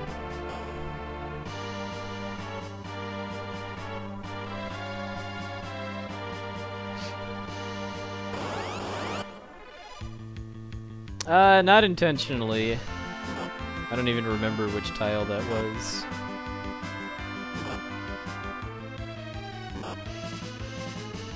Two games a day over the weekend. Ordinarily I wouldn't do this, but since I haven't saved, I just want to make darn sure that I don't die if I keep getting back attacked.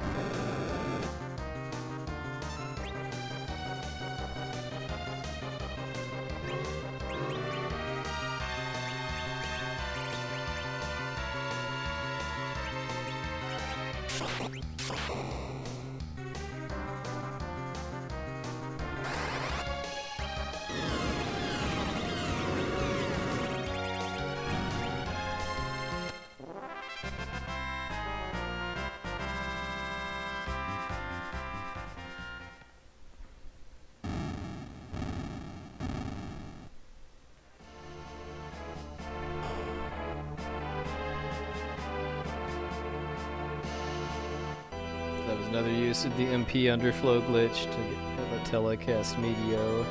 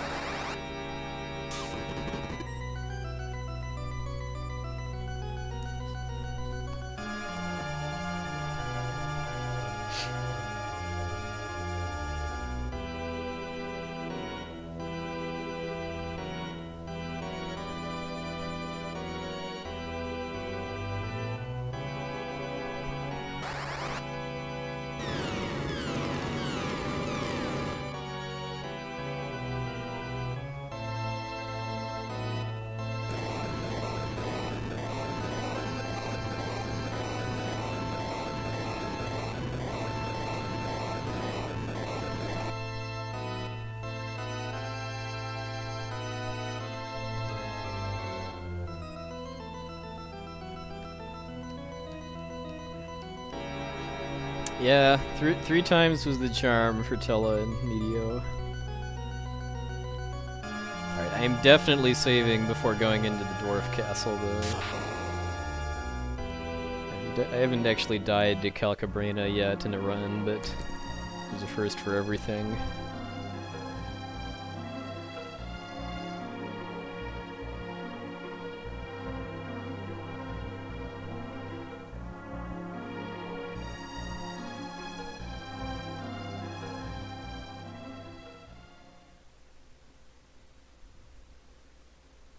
Yeah, King and Queen Eblon too.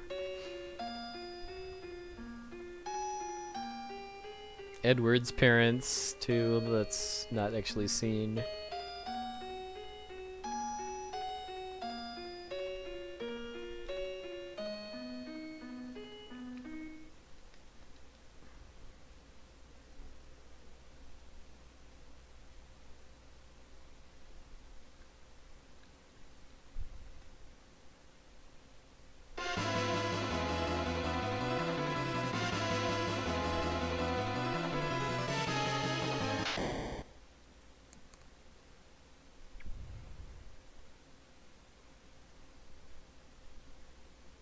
Time for world's most awkward hug sprite.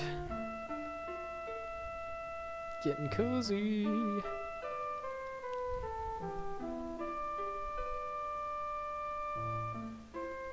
Yeah, lots of like family members get shuffled off this mortal coil in this game. King Baron, by the way, too, before the game starts.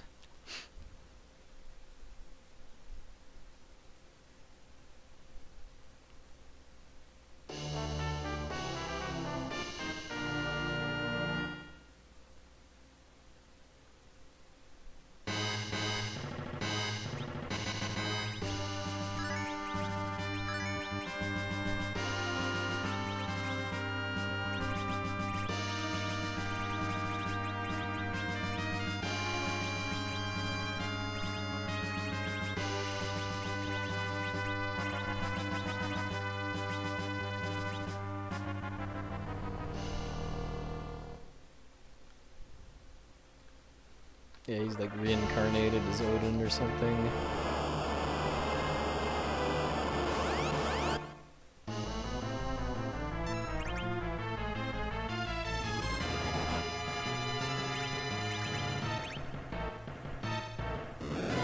Nah, it's bad luck.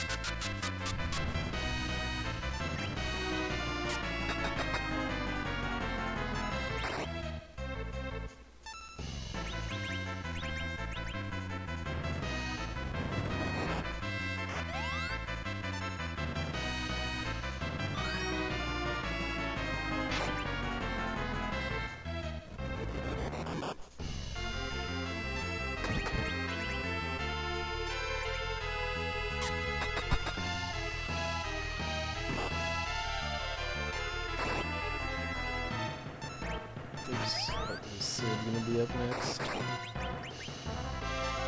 That would have been so epic if Rosa had gotten the kill though.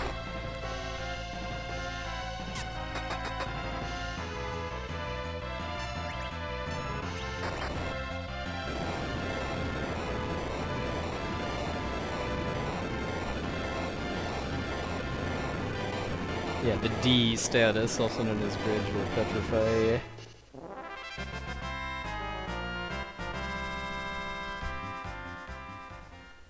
If nothing goes horribly wrong, I don't actually need to worry about getting completely petrified, no matter what happens.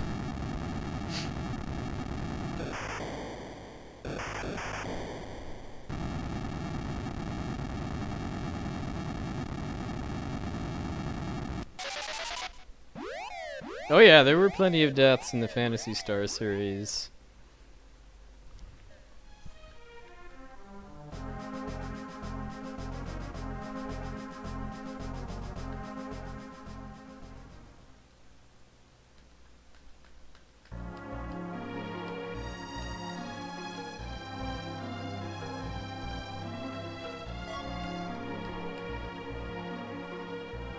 So 20 extra steps in the dwarf castle.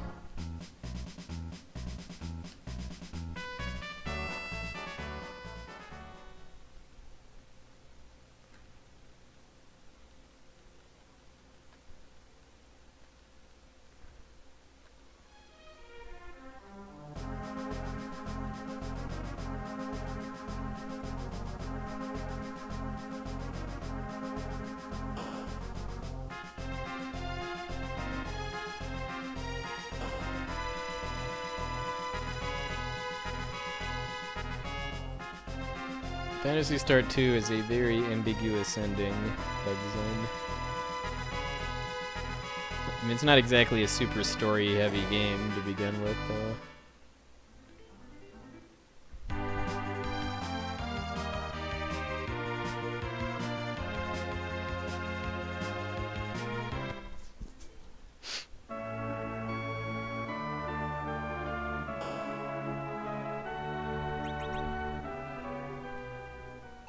Main casualty of Phantasy Star 2, though, is Nai, or Nay, I'm not really sure how to pronounce her name.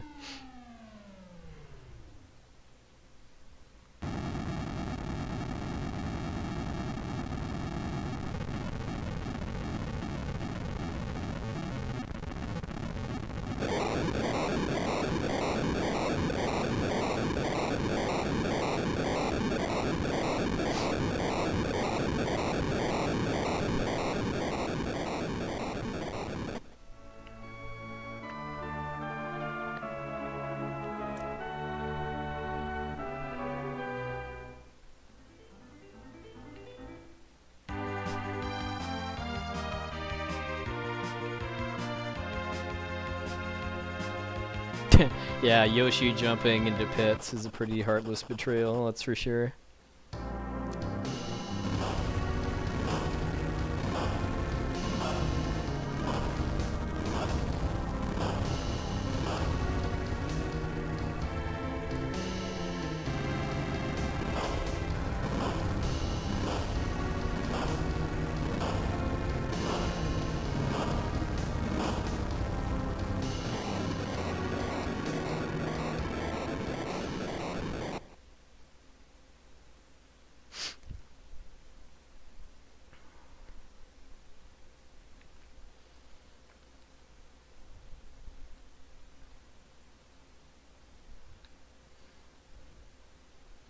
Yeah, maybe that's what explains Boshi and Mario RPG.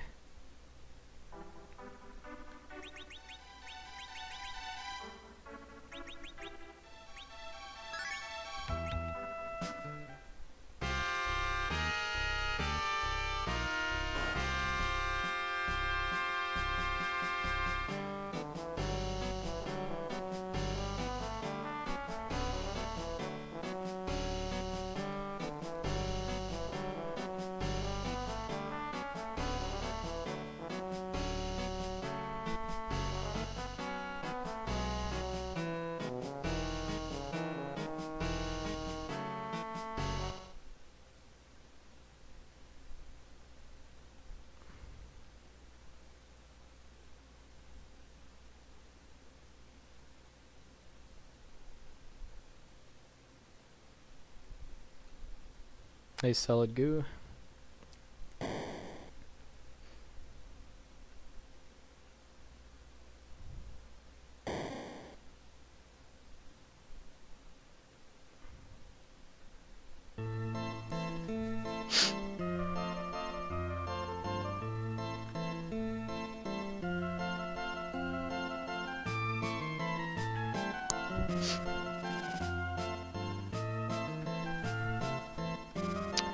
So many Yoshis falling flat into the deep ravine.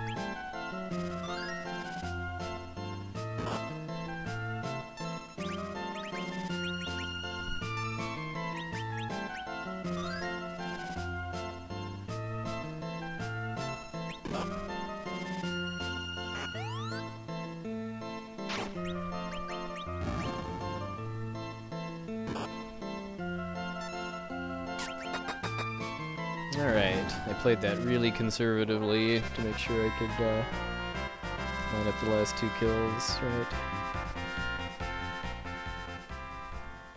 Cool, solid goo. This is not all in one sitting though, I'm doing 2 games a day over the weekend. My timer is probably a little misleading, but I just wanted to show the times that I've gotten on every game all at once.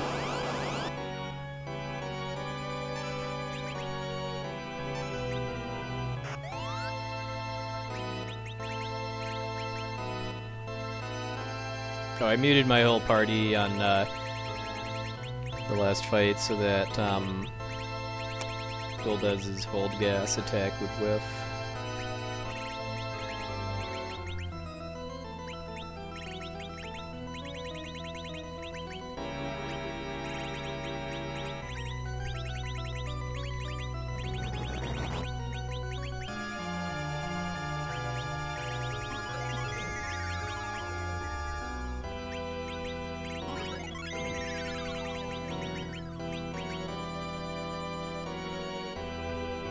Lets me both do a bunch of inventory sorting during the cutscene and also have a pretty good chance to kill Golbez before Iridia appears.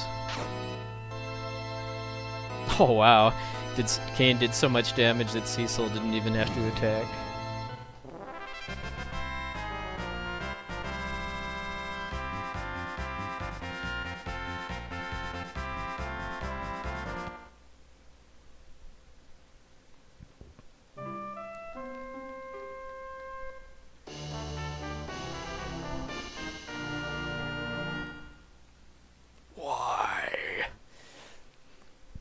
What is Void?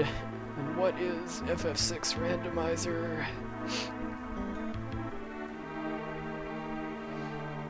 If you want to know the answer to the first question at least, you want to come back tomorrow for FF5.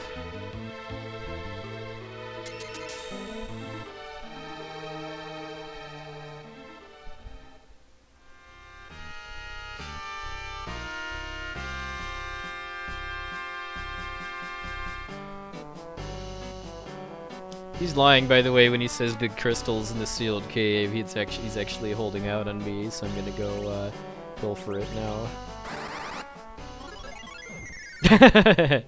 Nice, Michaelia. There's the dark crystal. So doing this lets me actually skip the sealed cave when I get to that part of the story.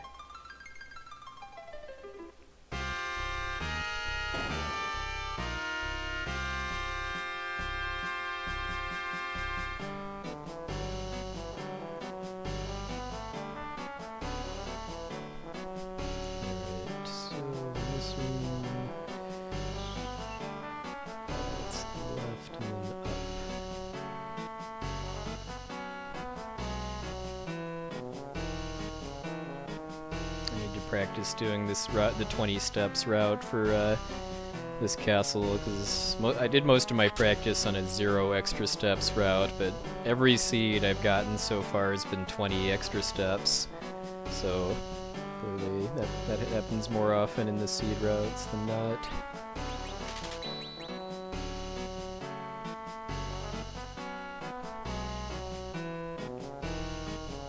Because which tiles I step on in the dwarf castle affect the step counter in different ways, or not at all.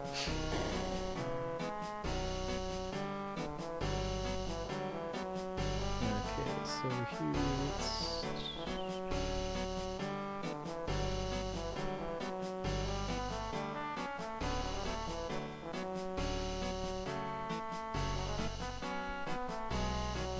I'd like to be able to do this without having to keep stopping and looking at my notes for how to whack over some of the more complicated parts, so just need to grind it out on emulator.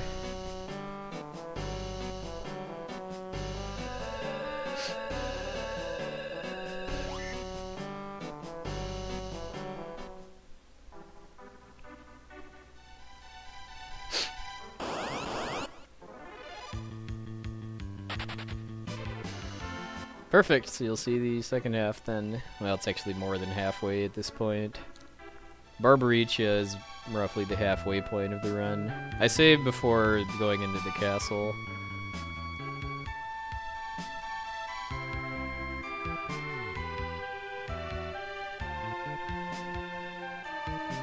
I'll be sleeping shortly after I finish this, and it's 2 games a day. And this is my second game today. The schedules both in the paste bins, both on my Twitch stream title and my bio too.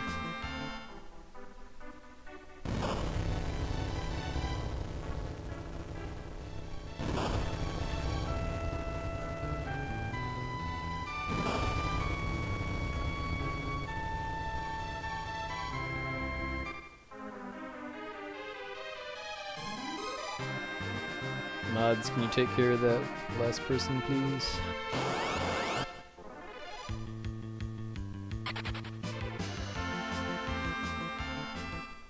It was a pretty good run, too, for being a no reset run without a whole lot of practice.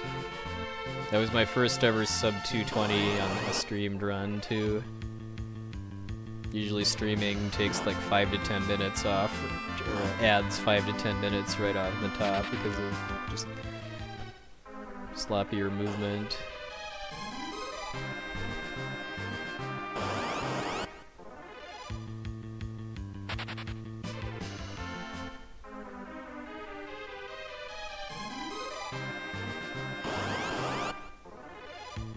Egg!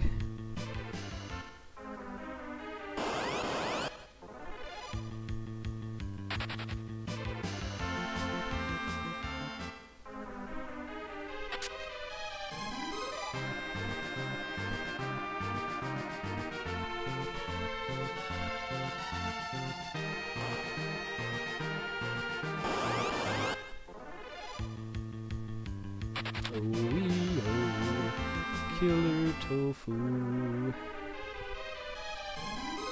Bilbez apparently likes to populate his tower with foodstuffs between the eggs and the tofu.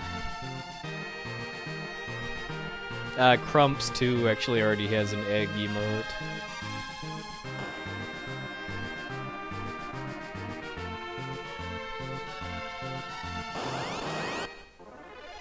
I don't even know what I'd get if I had sub button, because pretty much all of the emote ideas I could come up with somebody else that runs RPGs has already done.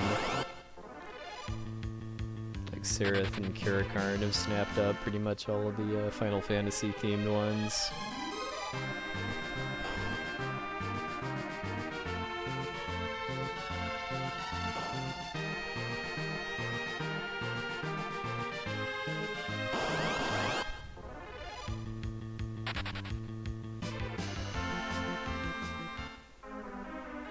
Well, Abda already has both the new and the Wonder Shot, so you should sub to him if you would like those gorgeous pieces of pixel art. Thank you, Kenazo.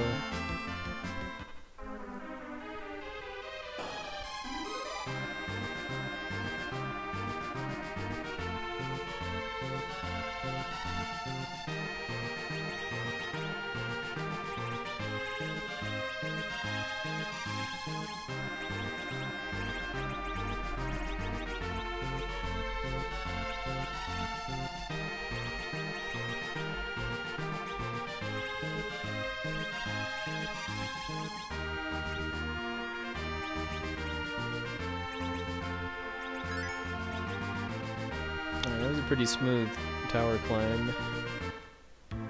Ah, it's going pretty well. Hey Zach, good evening, sir.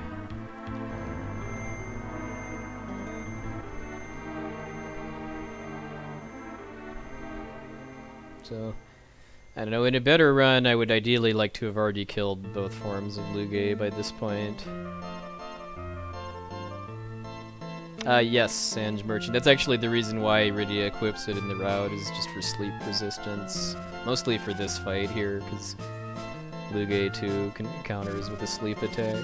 Hey, Supa Soup.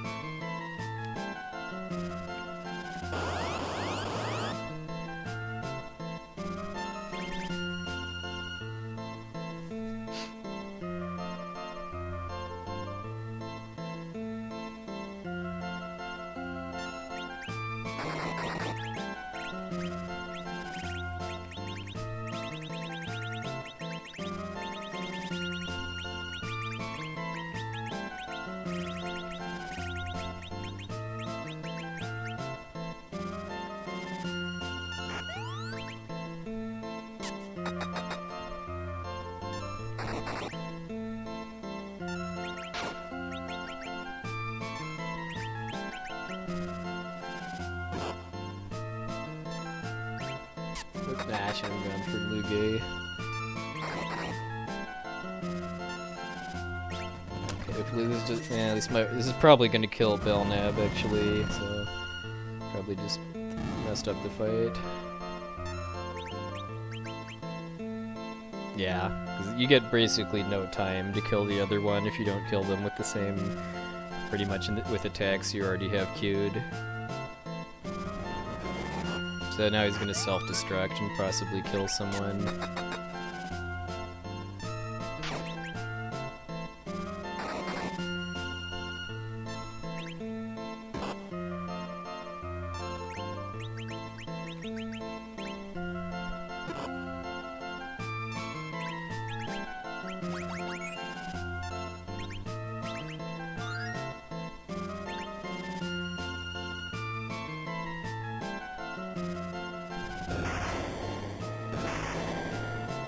Aw, he killed Kane too.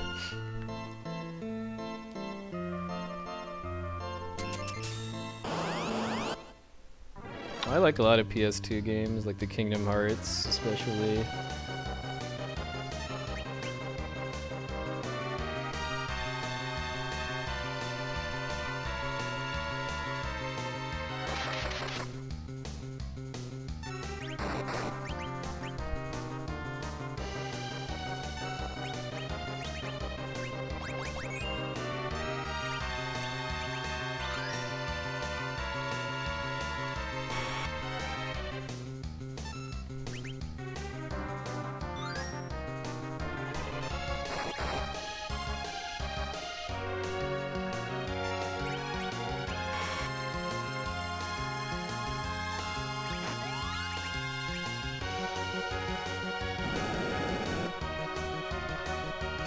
This is all my fault too, because I targeted, or I attacked the wrong character with Yang during the Lugae and Belknap fight. You do need to get a little bit of luck in order for how the damage lines up, but not really that much.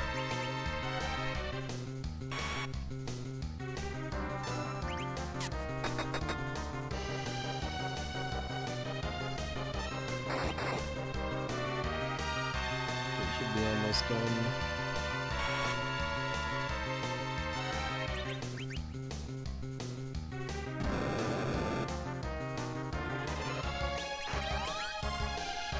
Not gonna bother with Titan when he's this close to dead. Yeah, so I'd like to eventually get to the point where I can kill Lugae in under 2 hours. I think the best I've done so far is like a mid 201 or so.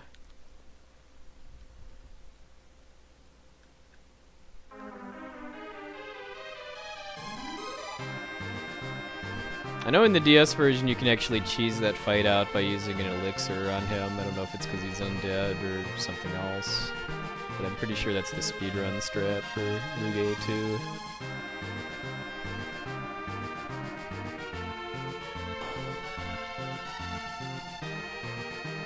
Oh, do you know why that works, Zach? 'Cause I don't. I think I just saw Mystikin do that once when he was playing the PC version.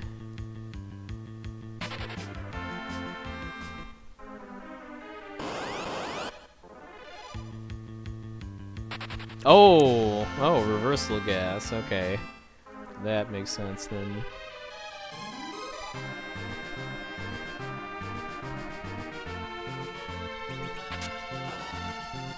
Yeah, that's what I like most about FF4 DS too, is that it's actually challenging, even if you know what you're doing.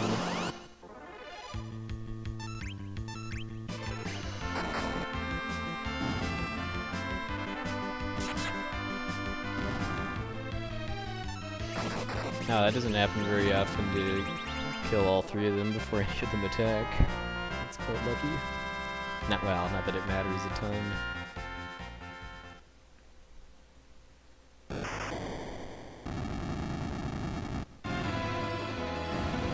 I'd imagine you could probably lower the battle speed or something to increase the amount of time you get to do stuff in between his turns. Not that I really know that much about FF4 3D speedrunning.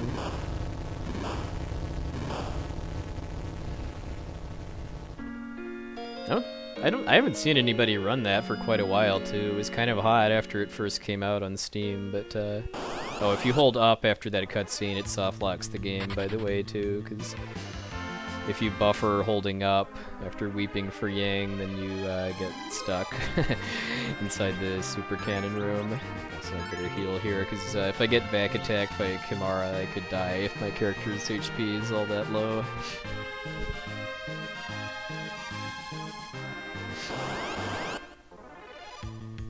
Only single Kimaras can do a group fire attack, though. I believe the way it works is that you turn the battle speed all the way down for non-boss fights, because that lets you run away before getting attacked.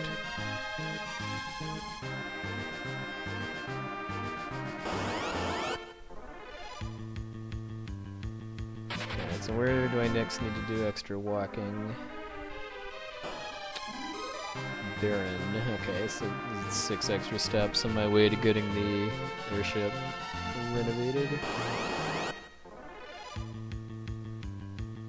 Yeah, and the Steam version also has a normal difficulty, which is scaled down a bit from the DS version, which is hard on Steam. And also I don't believe you can change the music on Steam too, because DS let you either use the original soundtrack or remixes. I think Steam makes you use remixes.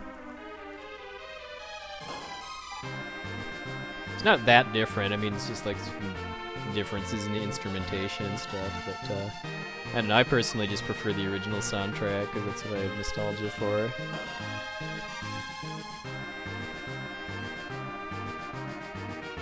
Yeah, I don't really remember all that much about that version of the game, just because it's just been so long. I only played it once, and it was right after it came out.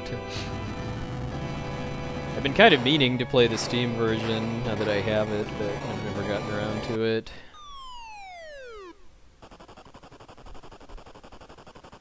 If I do, and it's not a speedrun or something, of course it'll be on hard. Just like I played Bravely Default on hard. The final boss made me break a sweat even at level 99 too. I was only actually able to beat him by using whatever the chemist mix is that doubles your max HP, so I could actually survive his nastier attacks.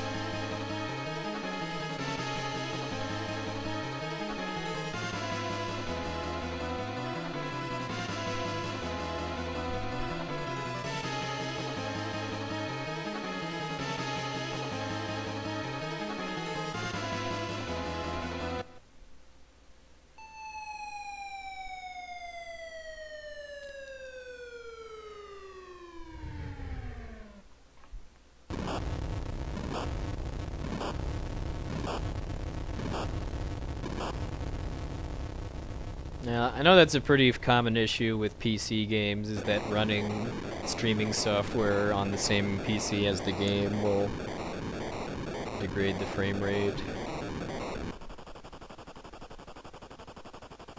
It's part of why I don't have any intention of ever running FF7 PC again, just because of how big a pain it was to capture without destroying the frame rate. And even then, just the fact that I was doing HDMI cloning from my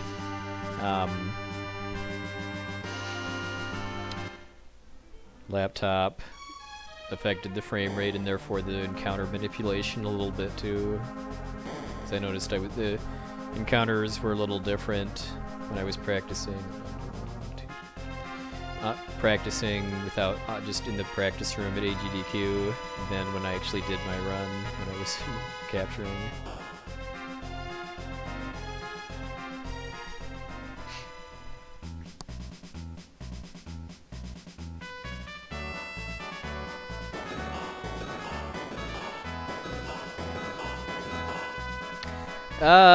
Your guess is as good as mine, Malachite Cat.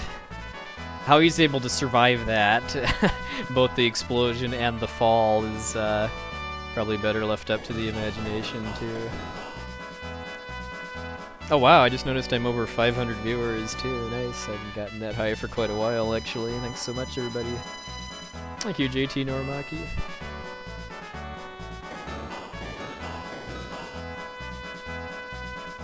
Usually the highest number of viewers I get is like 440, 450 or so near the end of a run of the SNES RPG. Oops, we'll get the hovercraft.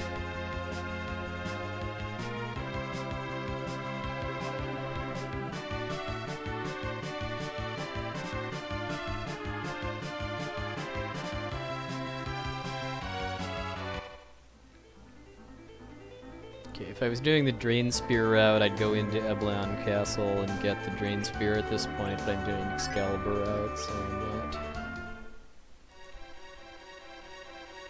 Oh, thank you, Calibrium, welcome.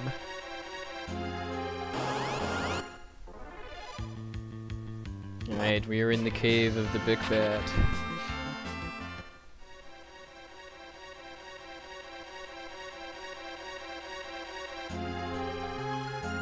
So I need to take 2 extra steps in the shop here.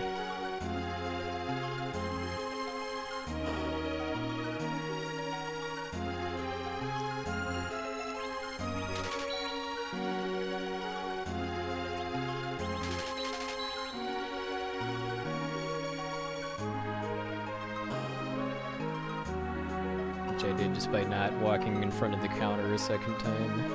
For some reason, walking in front of a shop counter doesn't count as a step.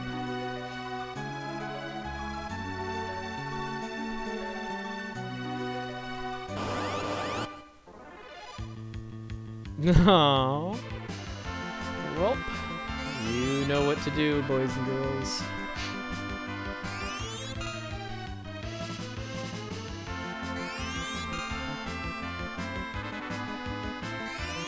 This is the second worst back attack in the whole game, pretty much. After the 6 bats, just because of how slow their attack is.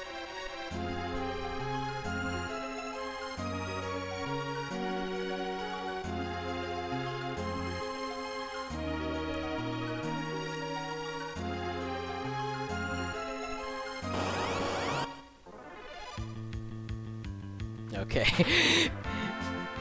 Got a little nervous when I saw that text box pop up, because as anybody would when facing the 6 bats. Yeah, like Abda is saying, the Drain Spear is actually a really bad weapon because it has really low accuracy, but it's a really good weapon to throw with Edge, just because throwing stuff is only based on Edge's level and the attack power of the weapon. Oops. That was a wasted step.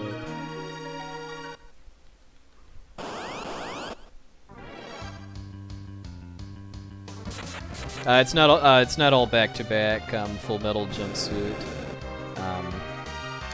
I've got a schedule in my stream title, and Twitch bio. FF5 and Chrono Trigger are tomorrow, and then DKC2 and FF6 are on Sunday. Yeah, the route I'm using, my weapon to throw at the final bosses is going to be the Excalibur. Getting the Excalibur takes more time than getting the Drain Spear, but you save a pretty significant amount of time on the final boss and a few other fights from having it. Was it Flame? I will show you how. Also, Dat Leg.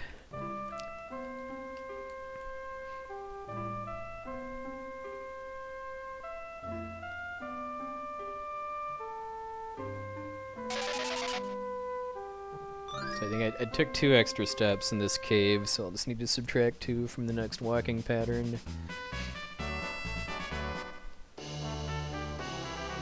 Yeah, I only noticed that too after seeing this game in higher resolution for the first time. What exactly his cape closed sprite is supposed to look like. Okay, so I just put on some cat claws onto Edge, which boosts his speed and gives me the power to run away from most back or surprise attacks without enemies getting time to attack. There are exceptions though, like in this kit tower, the double black cat can still attack if it's a back or surprise attack. Yeah, having the Excalibur with Cecil too actually makes a noticeable difference on Zeromus as well. Unless he gets nuked, as happened to me for the first time ever in the last attempt. Neither Nier or Mirai could actually replicate that in emulator, so the thought up until then was that there was just something weird about his AI that made it so that he wouldn't nuke Cecil if he was berserked in first position and had the Excalibur in some particular order. So there I was able to run because of the cat claws.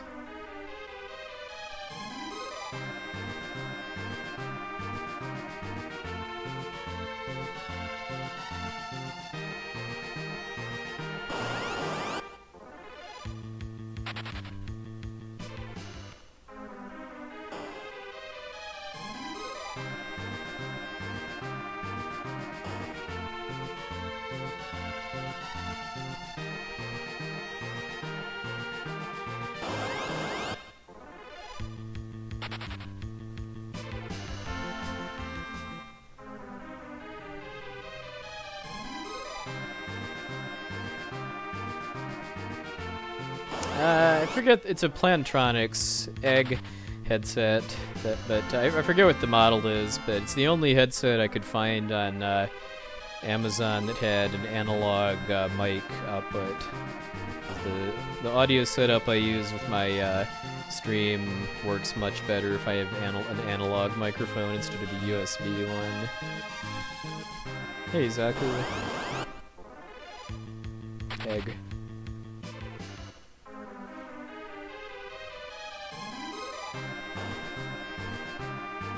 Getting eggs is quite nice in the underground tower just because they're freebies if it's a back or surprise attack. Egg. Triple egg. Doesn't matter quite as much once you get Edge though. Aw, combo breaker.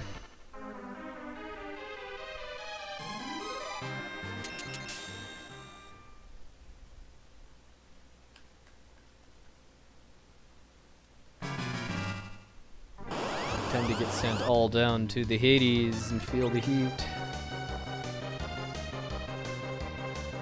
The egg hatches if you attack it, and hatches into another kind of monster.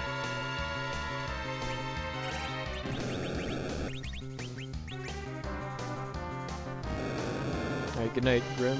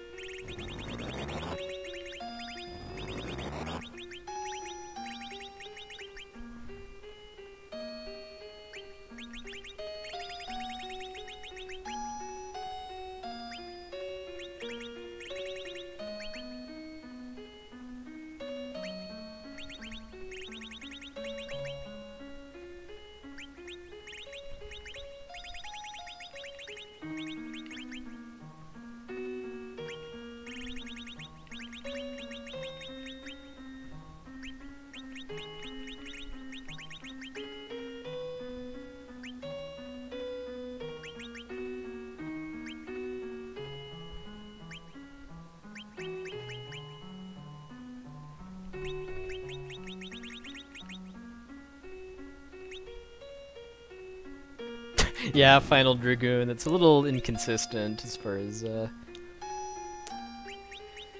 kind of thing. My favorite, well, yeah, the voice acting in FF4DS is legit. My personal favorite is the scene where Cecil becomes a paladin with Kluya's monologue. He really captures kind of the sadness of knowing that he's empowering his sons to continue fighting. If you already know the backstory.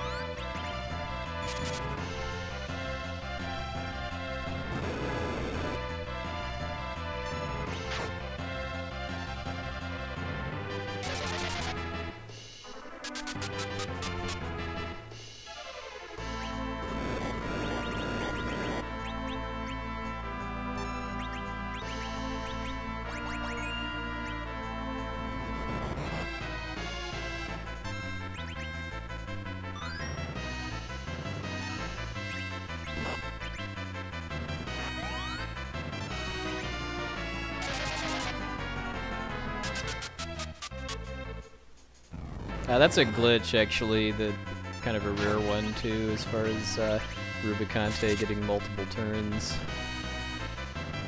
It's only happened to me once in a run, and I died.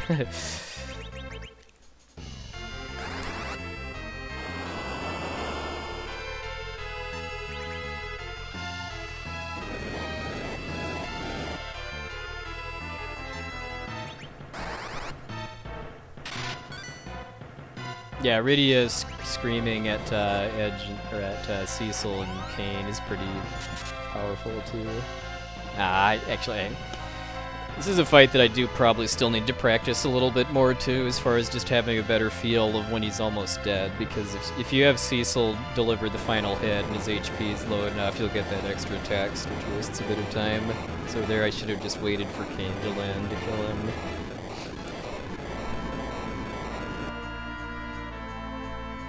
Yeah, for being the final fiend, Rubicante actually rolls over pretty fast just because of just how much damage you can do to him with ice weapons that I bought in Eblon.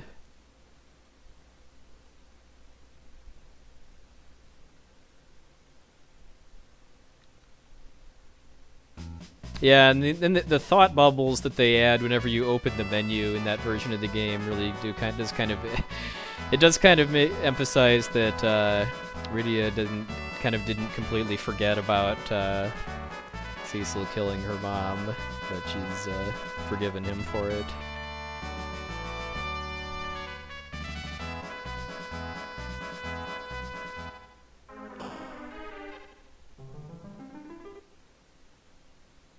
Kind of another of many fun facts about this game. If you hack it so that you can actually explore that crystal room, there's only 7 crystals in there, and there's a dais for the 8th one, but it's empty. A weird little Easter egg. Speaking of Easter eggs, egg times 3. Yeah, Silver Fox Flame. I've seen that happen to other runners. Like I said, it's only happened to me once, but I haven't really been running this game for all that long. Compared to people like Nier, Mob the Junior, Crumps 2, The Roth. I mean, the strats were different back then too. Like your character's levels might have been a little different.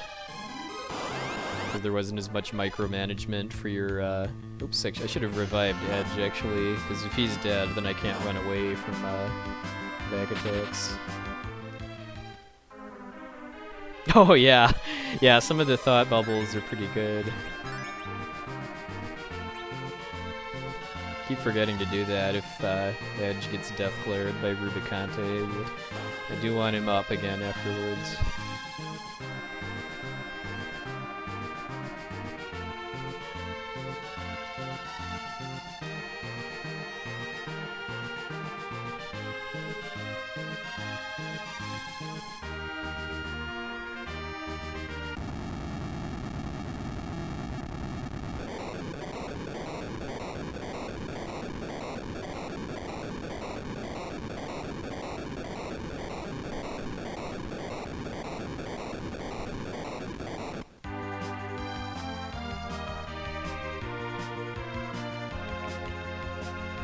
So I need 2 extra steps here.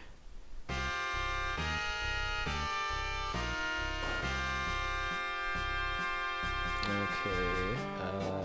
actually, I'm not actually quite as familiar with this, so 1, 2, here we go. Thank you, Straveris, for the hosting. How'd the ActRaiser routing go?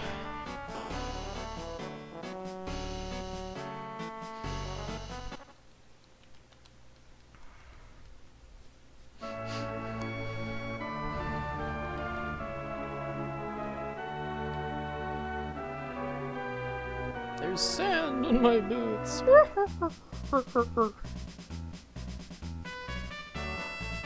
Yeah, it's been, as far as I know, no one's really done any kind of serious routing or work on ActRaiser since PJ did, well, PJ did professional mode a few years ago, and then SerVG did the full game even before that, so it's probably been since like 2007 or 2008 or so, at least as far as people I know.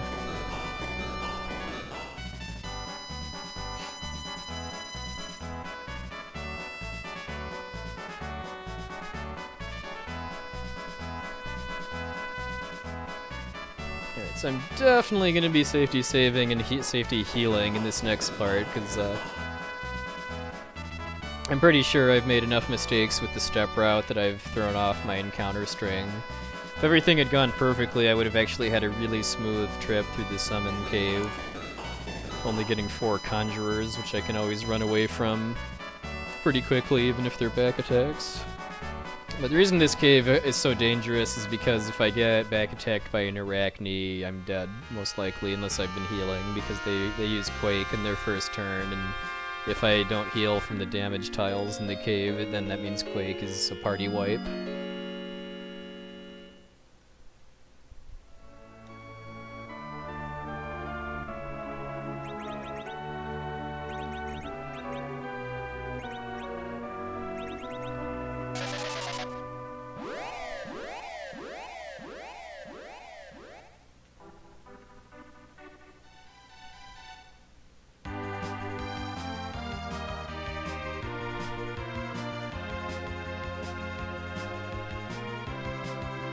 Hey, Loris.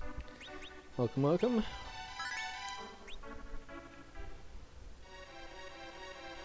I'm just kind of curious what I'm going to be getting. Yeah, I mean, I was supposed to get 4 conjurers. Alright, so I'm going to try just healing edge up to max. This is something I do want to sit down and route out as far as where to do my healing for kind of maximum benefit. I should basically just plan on doing it when I get off a long string of damage tiles. Hey, evening, Lauren. Thank you. I'm pretty happy with how that run went. That's easily the fastest IOG time I've ever gotten on stream.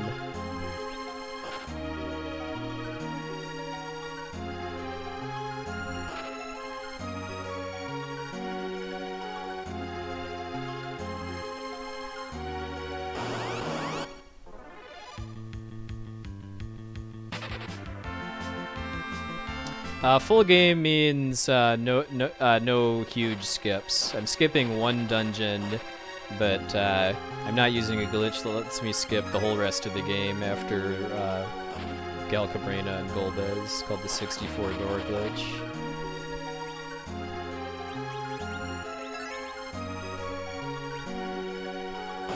Another hour before it becomes Saturday where I live.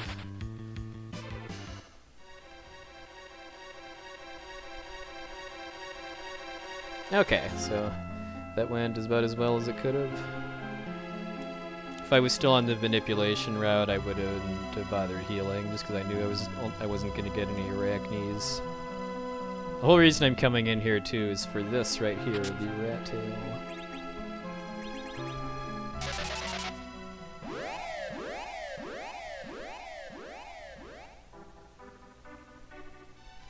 It's part of the Excalibur quest. And so you can get class changed if you wanted to, like, wrong warp back into the original Final Fantasy. I'm in the Midwest of the United States.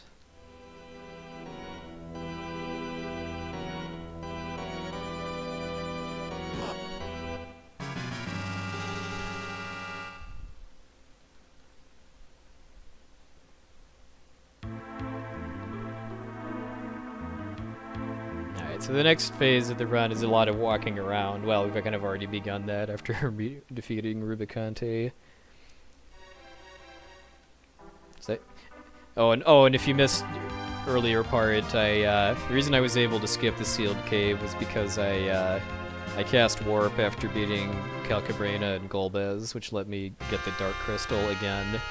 And the game checks if you have the Dark Crystal, and it's time to advance the story when you step on that particular tile. So another nice thing too is that if you do that, you also get to skip having to get the key to the sealed cave. So that's another bit of time savings there.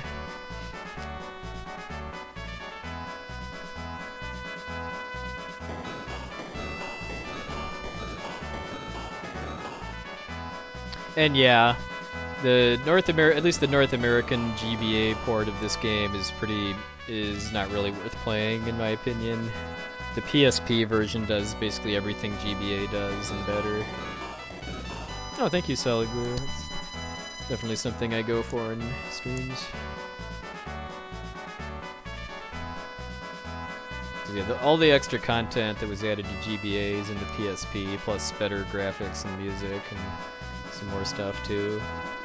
Even if you don't care about the interlude or the after years, just the core FF4 game is new and improved.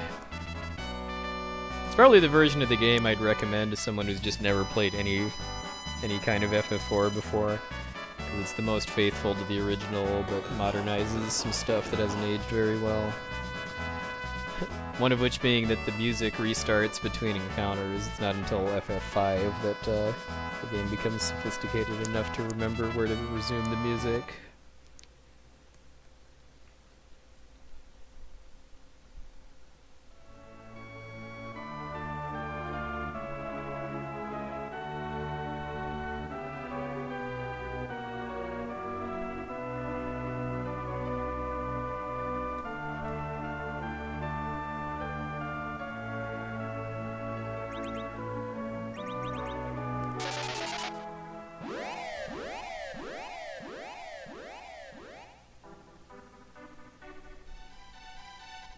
Which version do I think is the easiest? That's a good question, actually.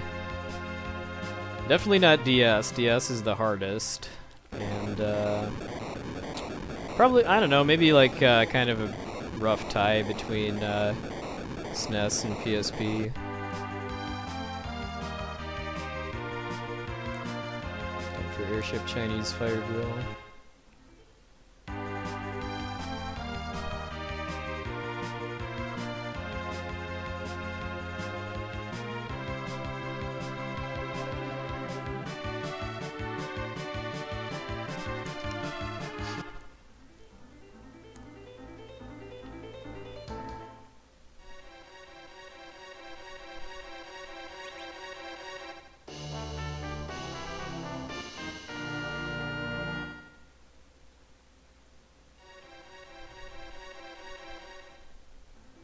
Keep meaning to check if I can exit out of that cave. It wouldn't really save time, but it would. I think it could be potentially useful for trying to fix step route, just because steps you take in the Adamant Grotto do count on the step counter.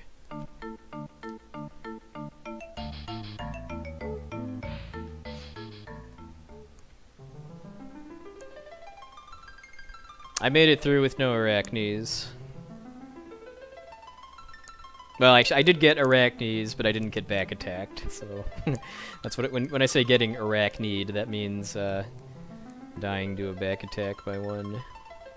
Although I was doing a lot of healing of Edge between damaged tile strips, so theoretically I could have survived a Arachne back attack if Edge's HP was high enough.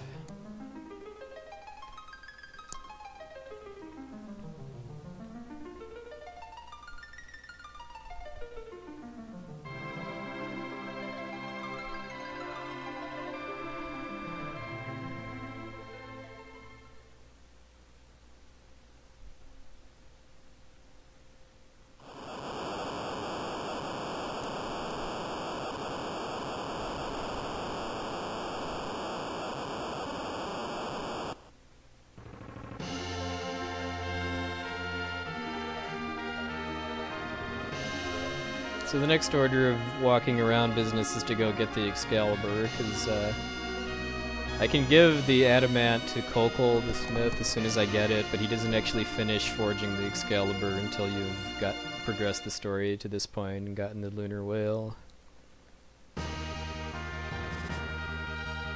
Yeah, Tower of Wishes. I'm pretty sure it's called the Tower of Prayers in the remakes, and probably the Japanese version too.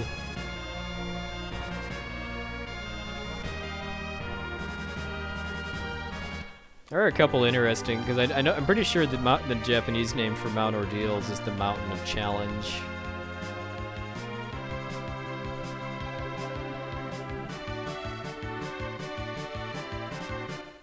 Oops, actually, don't want to take extra steps.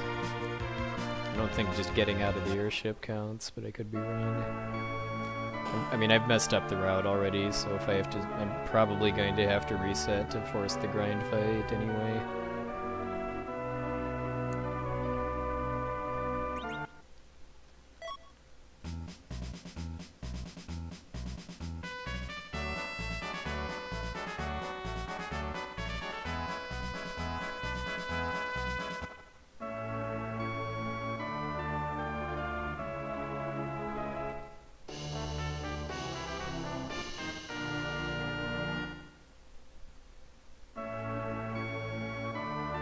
I don't really remember Chrono Cross's translation being bad.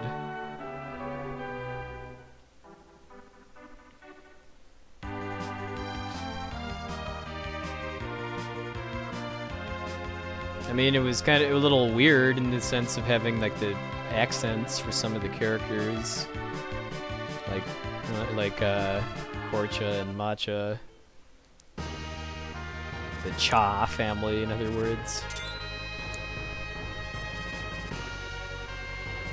I don't know, my opinion is that the absolute worst English translation is Breath of Fire 2, the SNES version. I mean, it's so bad that there's a retranslation patch just to fix it. And I saw Dragon Dark stream that, and that actually made the story pretty engrossing, actually, to see it properly translated.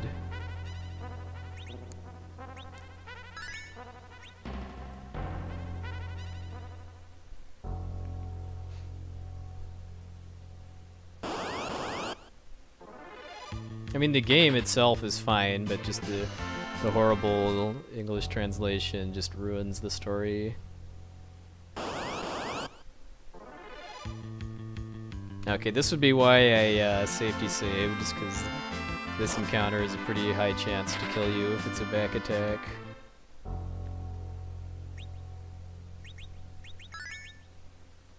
I got lucky there in that they missed, and then also didn't kill Edge.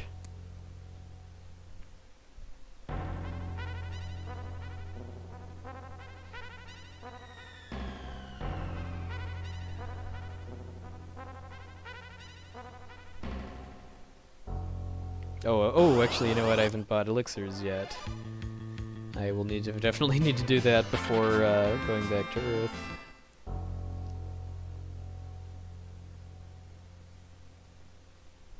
That's gonna mess up the step route even more, just because the steps you take in the Naming Way Cave matter. It's actually one of the harder parts of the step manipulation route, just because you have to catch the randomly moving shopkeeper while tracking your steps.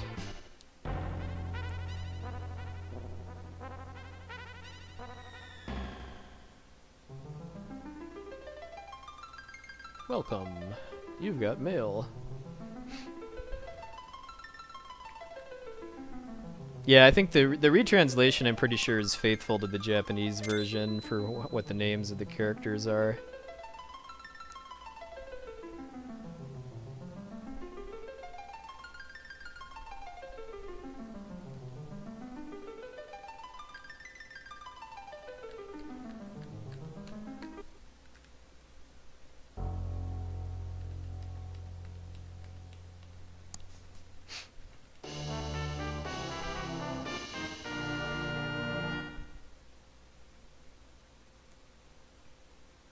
Yeah, and like I know Jean is called Tepeta, I think.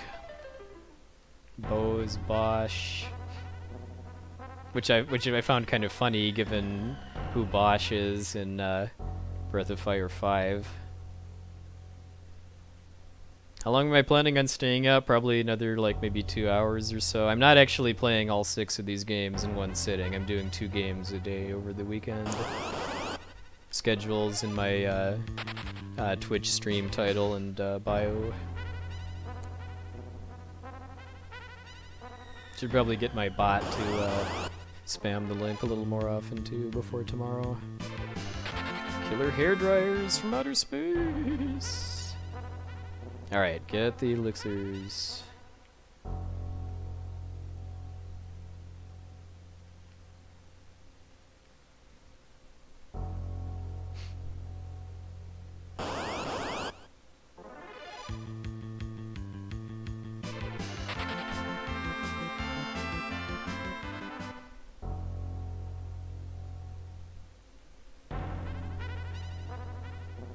Yeah, there's 2 dungeons left, the Giant of Babil and the Lunar Subterrane.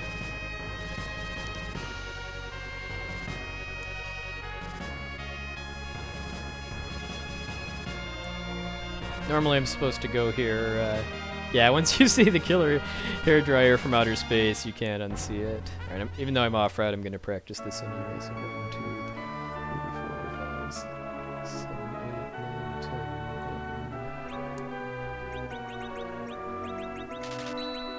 12, 13, 14, 15, 16. Since he went up, I'm casting exit to get out, so I don't go over 16 steps.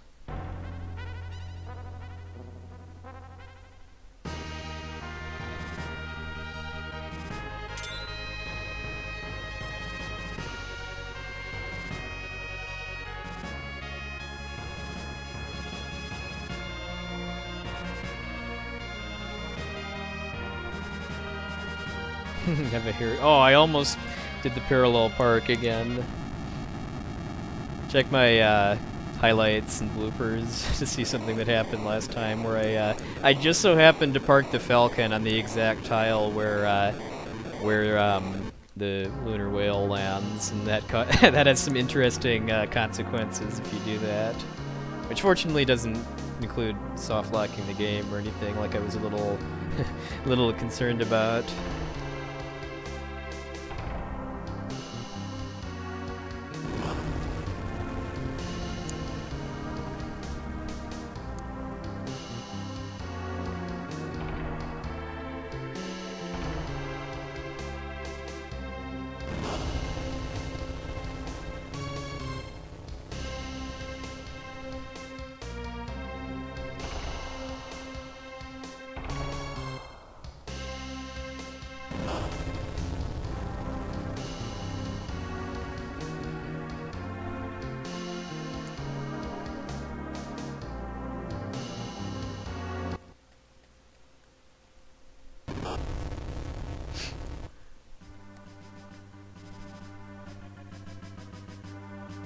This is probably my favorite version of the Giant, too, just because in the remakes they make him look very, very silly.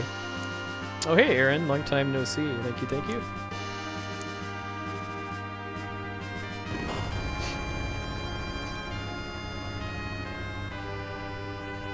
Yes, this is the SNES version.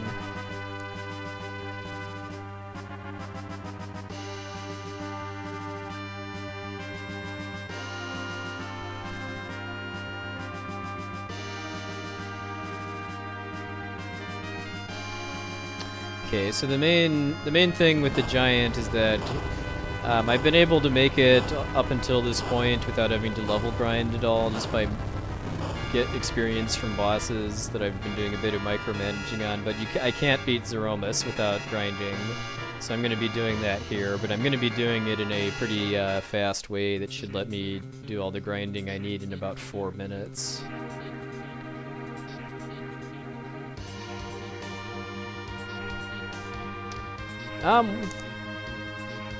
It's an interesting question, actually. I mean, it's pretty similar as far as kind of how difficult I would say it is, but I mean, it's a little longer, and Be a little more technical too, as far as how the optimum battle strats work.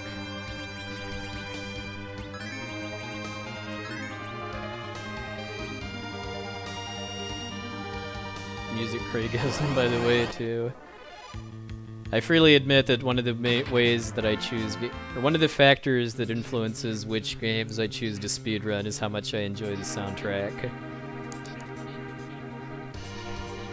I just wish that music didn't restart after encounters in this version of the game, so I could hear full loops of the songs.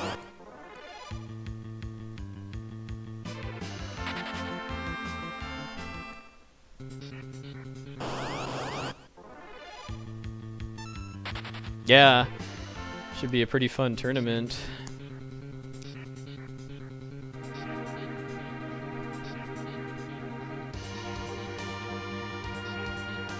I think I'd say that Kefka at Narsh probably has a little bit more RNG in it than the Paladin race too.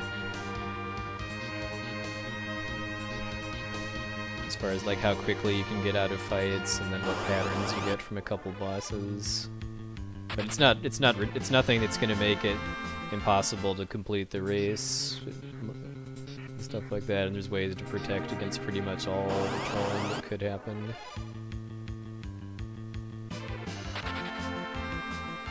Yeah, the LCC did a video tutorial recently. If somebody has a link to the sign-up form, that would be great. It's actually going to be quite a while before I can type anything, just because this is a pretty intense part of the run.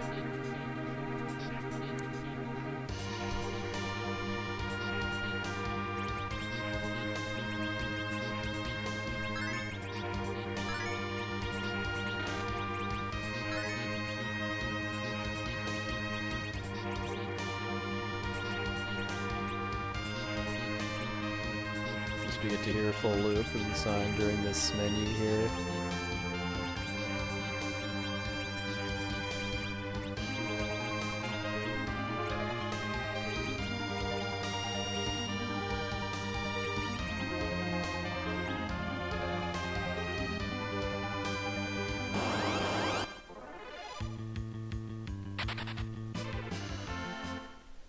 Anybody that signs up is part of the tournament. I mean, there's like, I think there's like almost 80 people in at this point, which is even more than signed up for the FS4 Paladin tournament.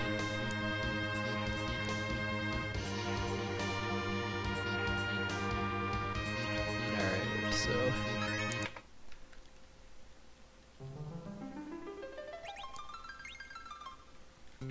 Alright, 1, 2, 3, 4, 5, 6, 7, 8, 9, 10, 11, 12.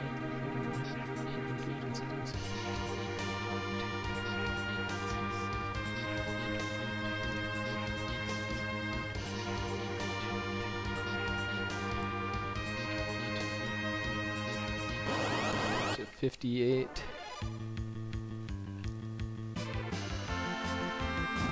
Okay, looks like if I go over 57, actually, it's faster to just reset and try again.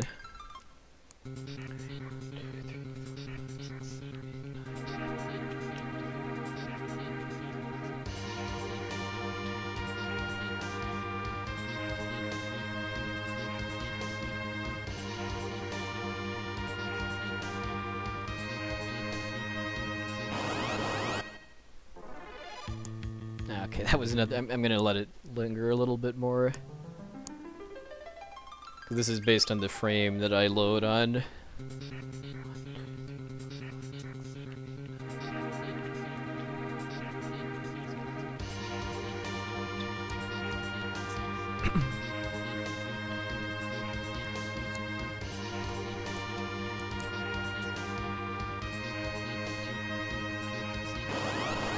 Jeez, another 56? Well, hold on, I might have counted wrong.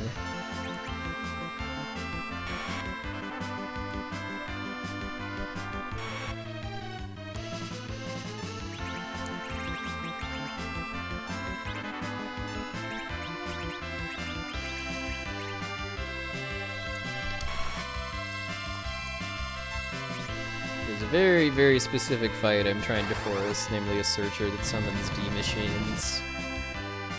You can either get D-machines or horsemen. Not horsemen.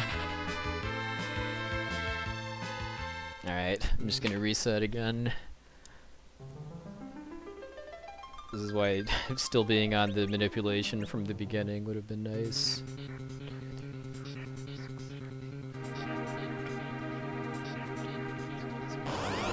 17. Okay, 17's a pretty good one. Next second battle in next room.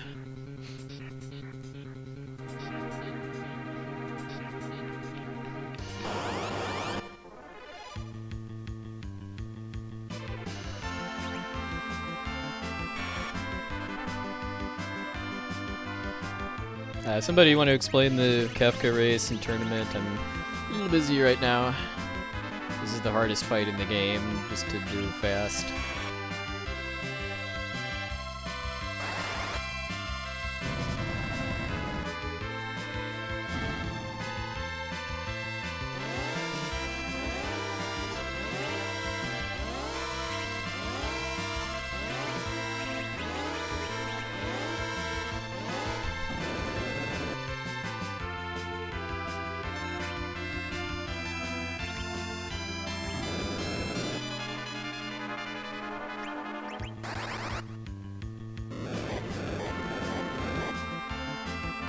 So I need a total of 15 kills.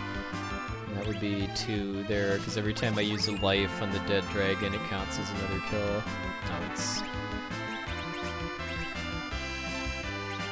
next.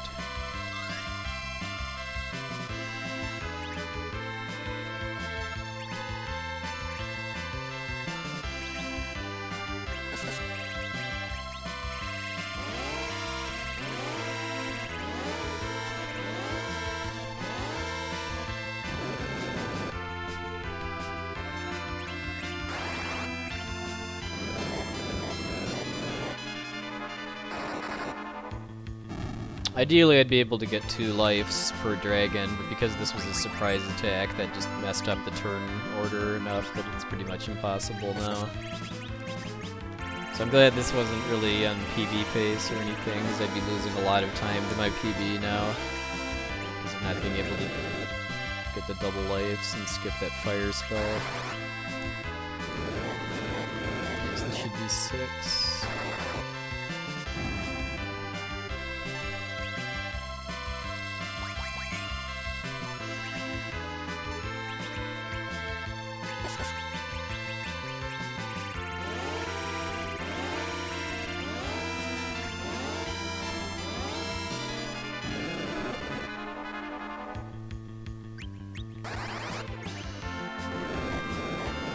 So good.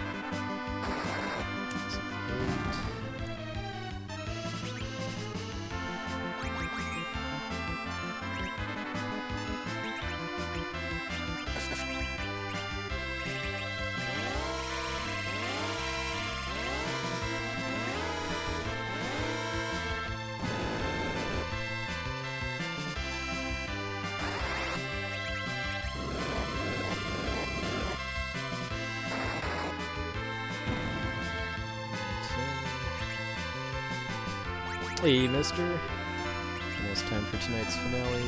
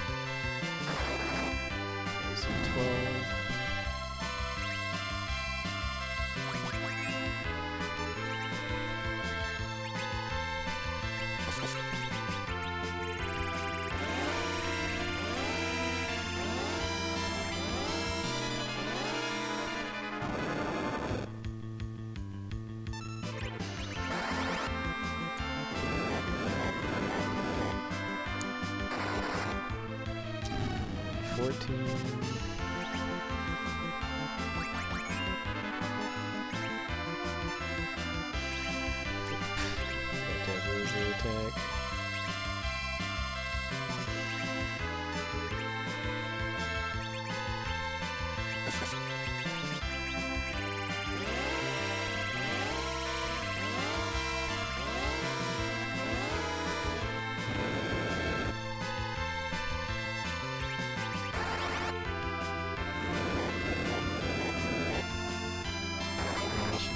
16.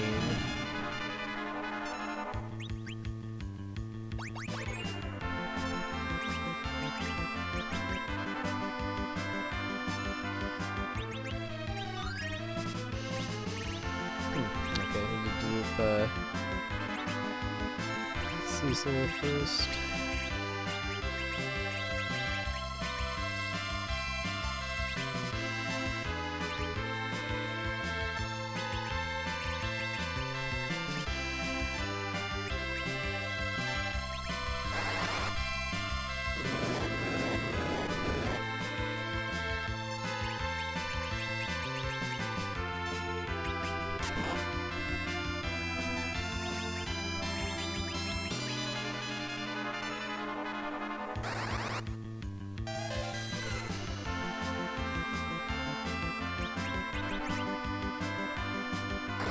And then I killed everyone else off so that Edge would get all of the experience from 16 D-Machine kills. So this gives over, it's like 20 to 20 something levels. I forget what level Edge comes in here as, but I need him at least level 48.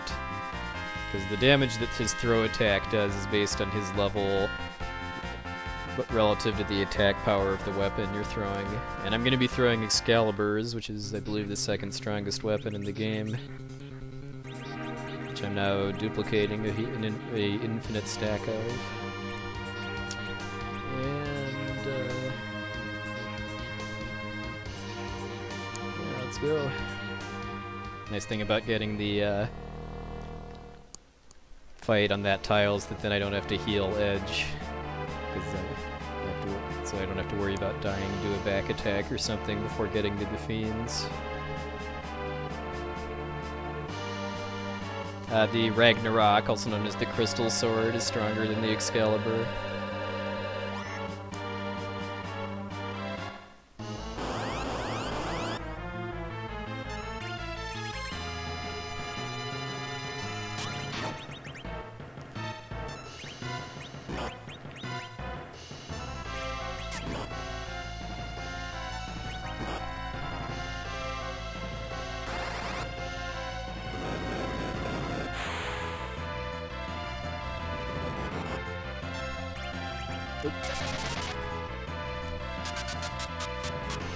That could be bad, actually.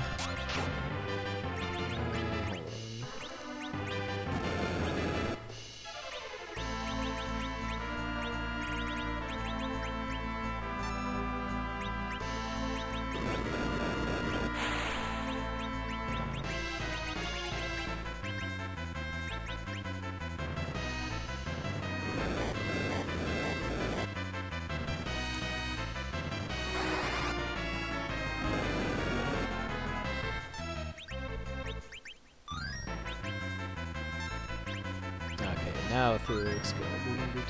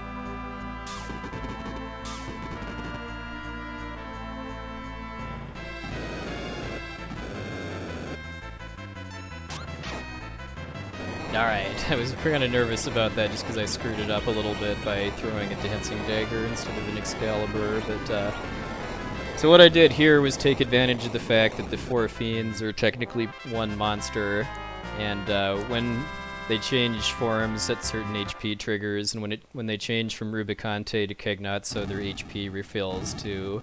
But if you do damage with reflected spells, then it doesn't trigger counterattacks. So then I was able to get them into the within the kill range for another Excalibur throw, and then end the fight. Only actually fighting 2 of the fiends, which is a pretty cool skip.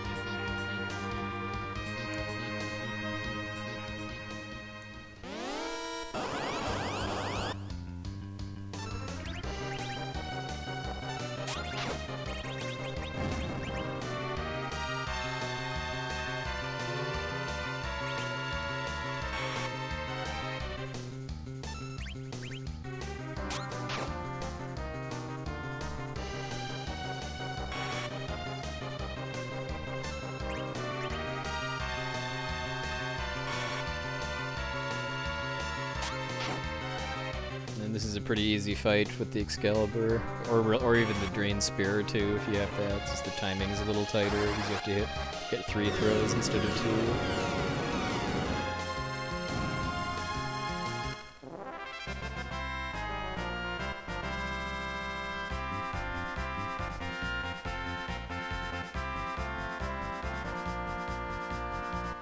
I think I'm about 4 minutes or so behind my PB at this point, maybe closer to 6 actually. A lot of that's just from the grind fight though, and that wasn't really in my control too, just because it was a surprise attack. Because if it's a normal battle with no back or surprise attack, then it goes by really fast, and you can finish it in roughly 4 minutes. Because you can skip the dragon breathing fire, and you can get 3 kills per round instead of 2. And no fire both means no fire animations, and you also don't have to heal every few rounds to stay alive too.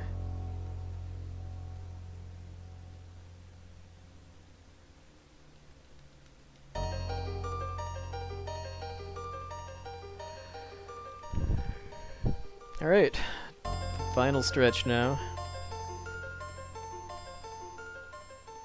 Just need to go back to the moon and defeat Zeromus.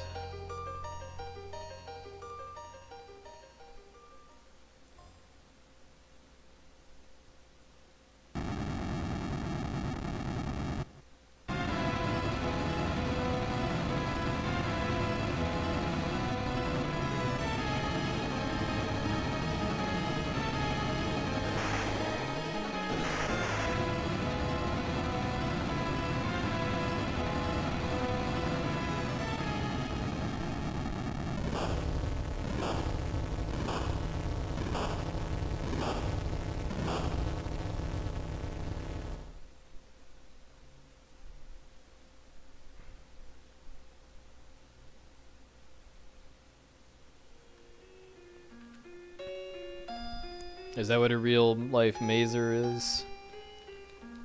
I think that door is just implied to go to like an escape chute or something to get out of the giant. Why you couldn't have like gone inside that way instead of through its mouth or however you got in the first place is, well, probably better suspended in disbelief.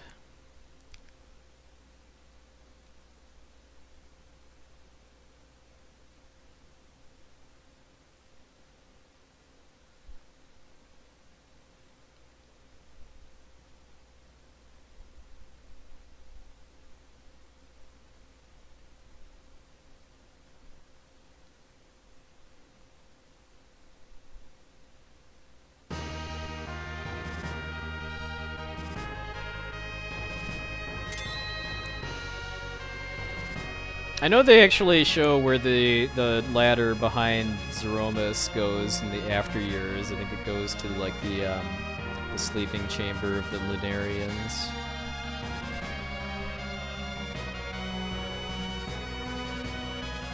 Oh, 600 viewers! Wow, that is a viewer PB for me for this game, for sure. Thanks everybody so much.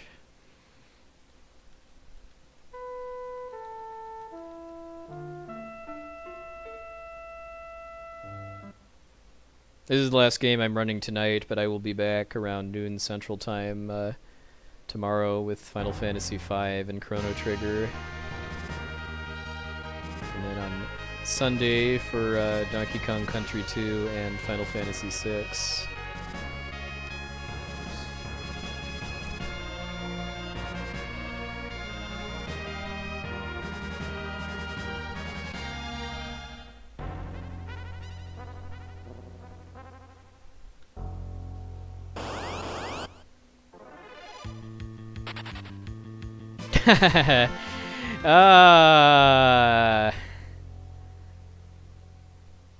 I think my next like special will probably be for 20k if and when I get to that. Maybe that'll be when I'll finally do an FF4 through 6 gauntlet in one sitting, which is something I've wanted to do for a while. Though I do still need to learn the any percent no sketch route for FF6, which is what I'd be doing in a gauntlet, because that's kind of the main category for the game.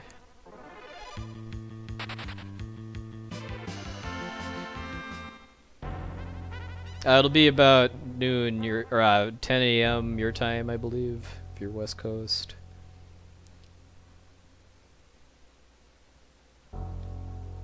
Noon for me in the Midwest.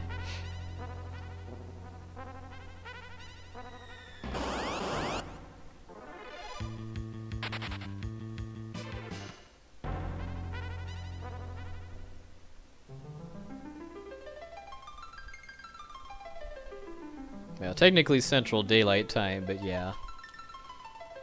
I think there's parts of Canada that are on Central Time but don't do Daylight Savings Time, like Saskatchewan, maybe part of Manitoba too.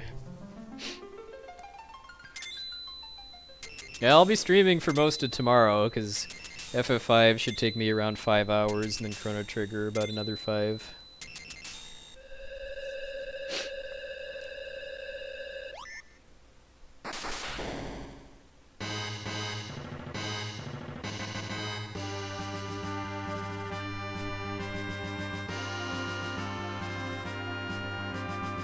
Correct. It means no sketch glitch. Although, I mean, optimally, you don't even ever actually use the normal sketch on like on Ultros, because you normally would just want to kill him with Thunder Rods.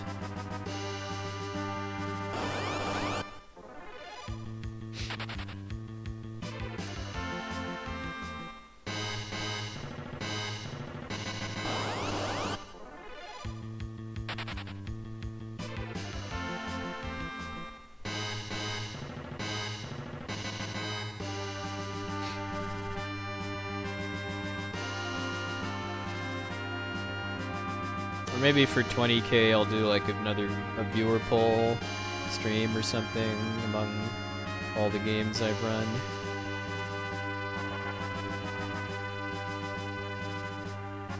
Oh yeah, it's Carrie, who got demoted after being defeated in Final Fantasy 1. Of course, pretty much every time I do a viewer poll like that, Final Fantasy 9 always wins, if that's an option. People really seem to like me running that game.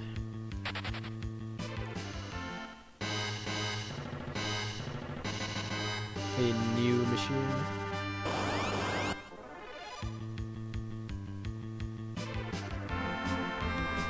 I don't really like streaming games I've never played before. Mostly just because I don't really... I mean, when I stream, I feel a lot of pressure to be entertaining and to keep things moving. And when I play games for the first time, I'd like to take my time and do lots of stuff. So I don't really think watching me blind play games would really be all that exciting. I do stream casual playthroughs every now and then, but it's pretty much always of games that I've played before, but maybe not for a while. I kind of want to do a Soul Blazer casual playthrough sometime relatively soon, just because it's been a couple years since I played it.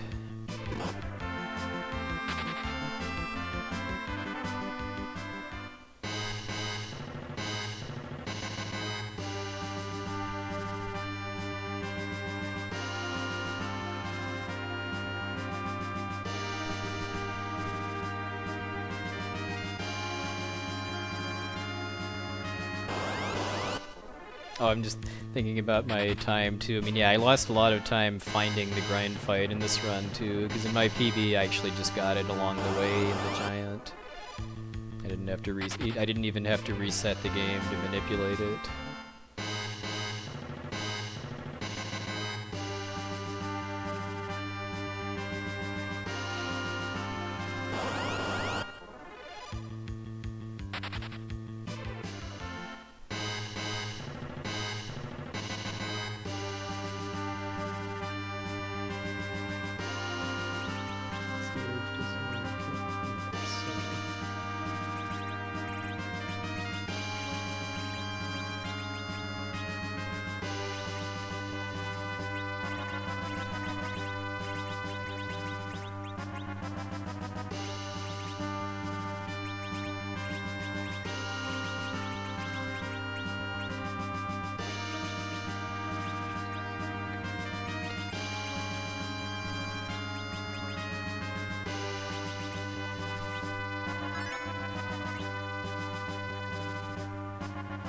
Yeah, in the 64 door glitch run, that save room becomes you glitch out the games. You basically do some memory corruption to make it think that save room is the overworld for warp spell purposes.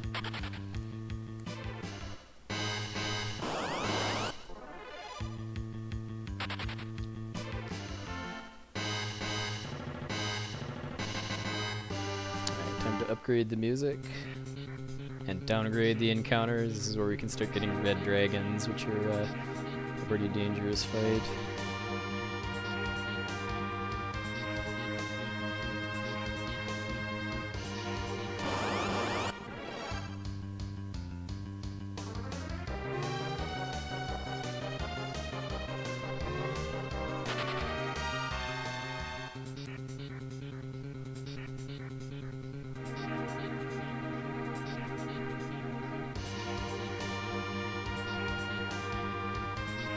Definitely not going to be able to sub 320 this run, but sub 325 should be pretty doable if I don't die to Zeronis.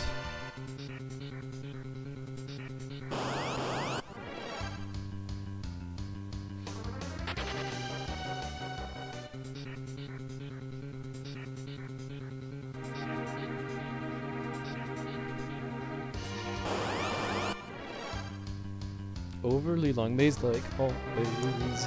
Overly long maze like always. Yeah, the evil mask is pretty out there. Yeah, I think they're called death masks in the Japanese version and in the remakes.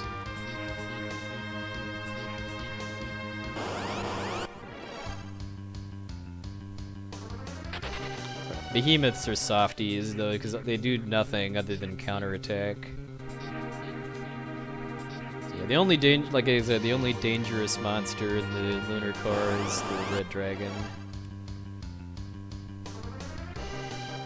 because it's super fast and has an AoE attack.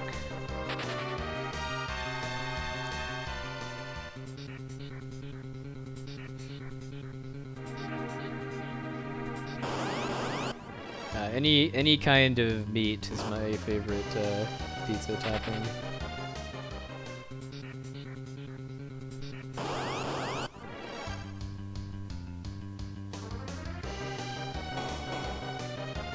As far as I know, Zemus's breath literally does nothing other than cast Libra every round.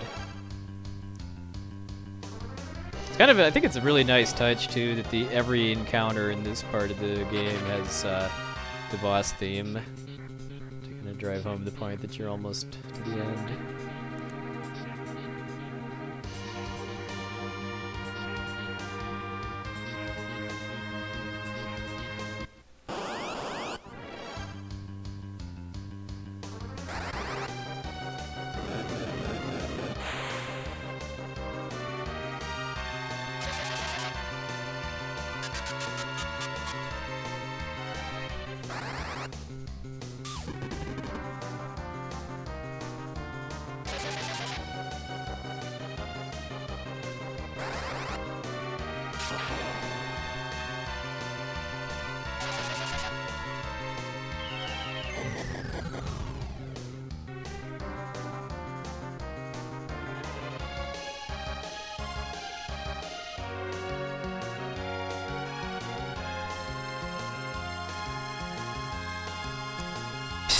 Nice. Sans merchant, nice. Nice little trivia there. W medio means double medio, because in Japanese W is used to mean double. Like that's why you have W item, W summon, W magic, and so forth in Final Fantasy VII for when you get to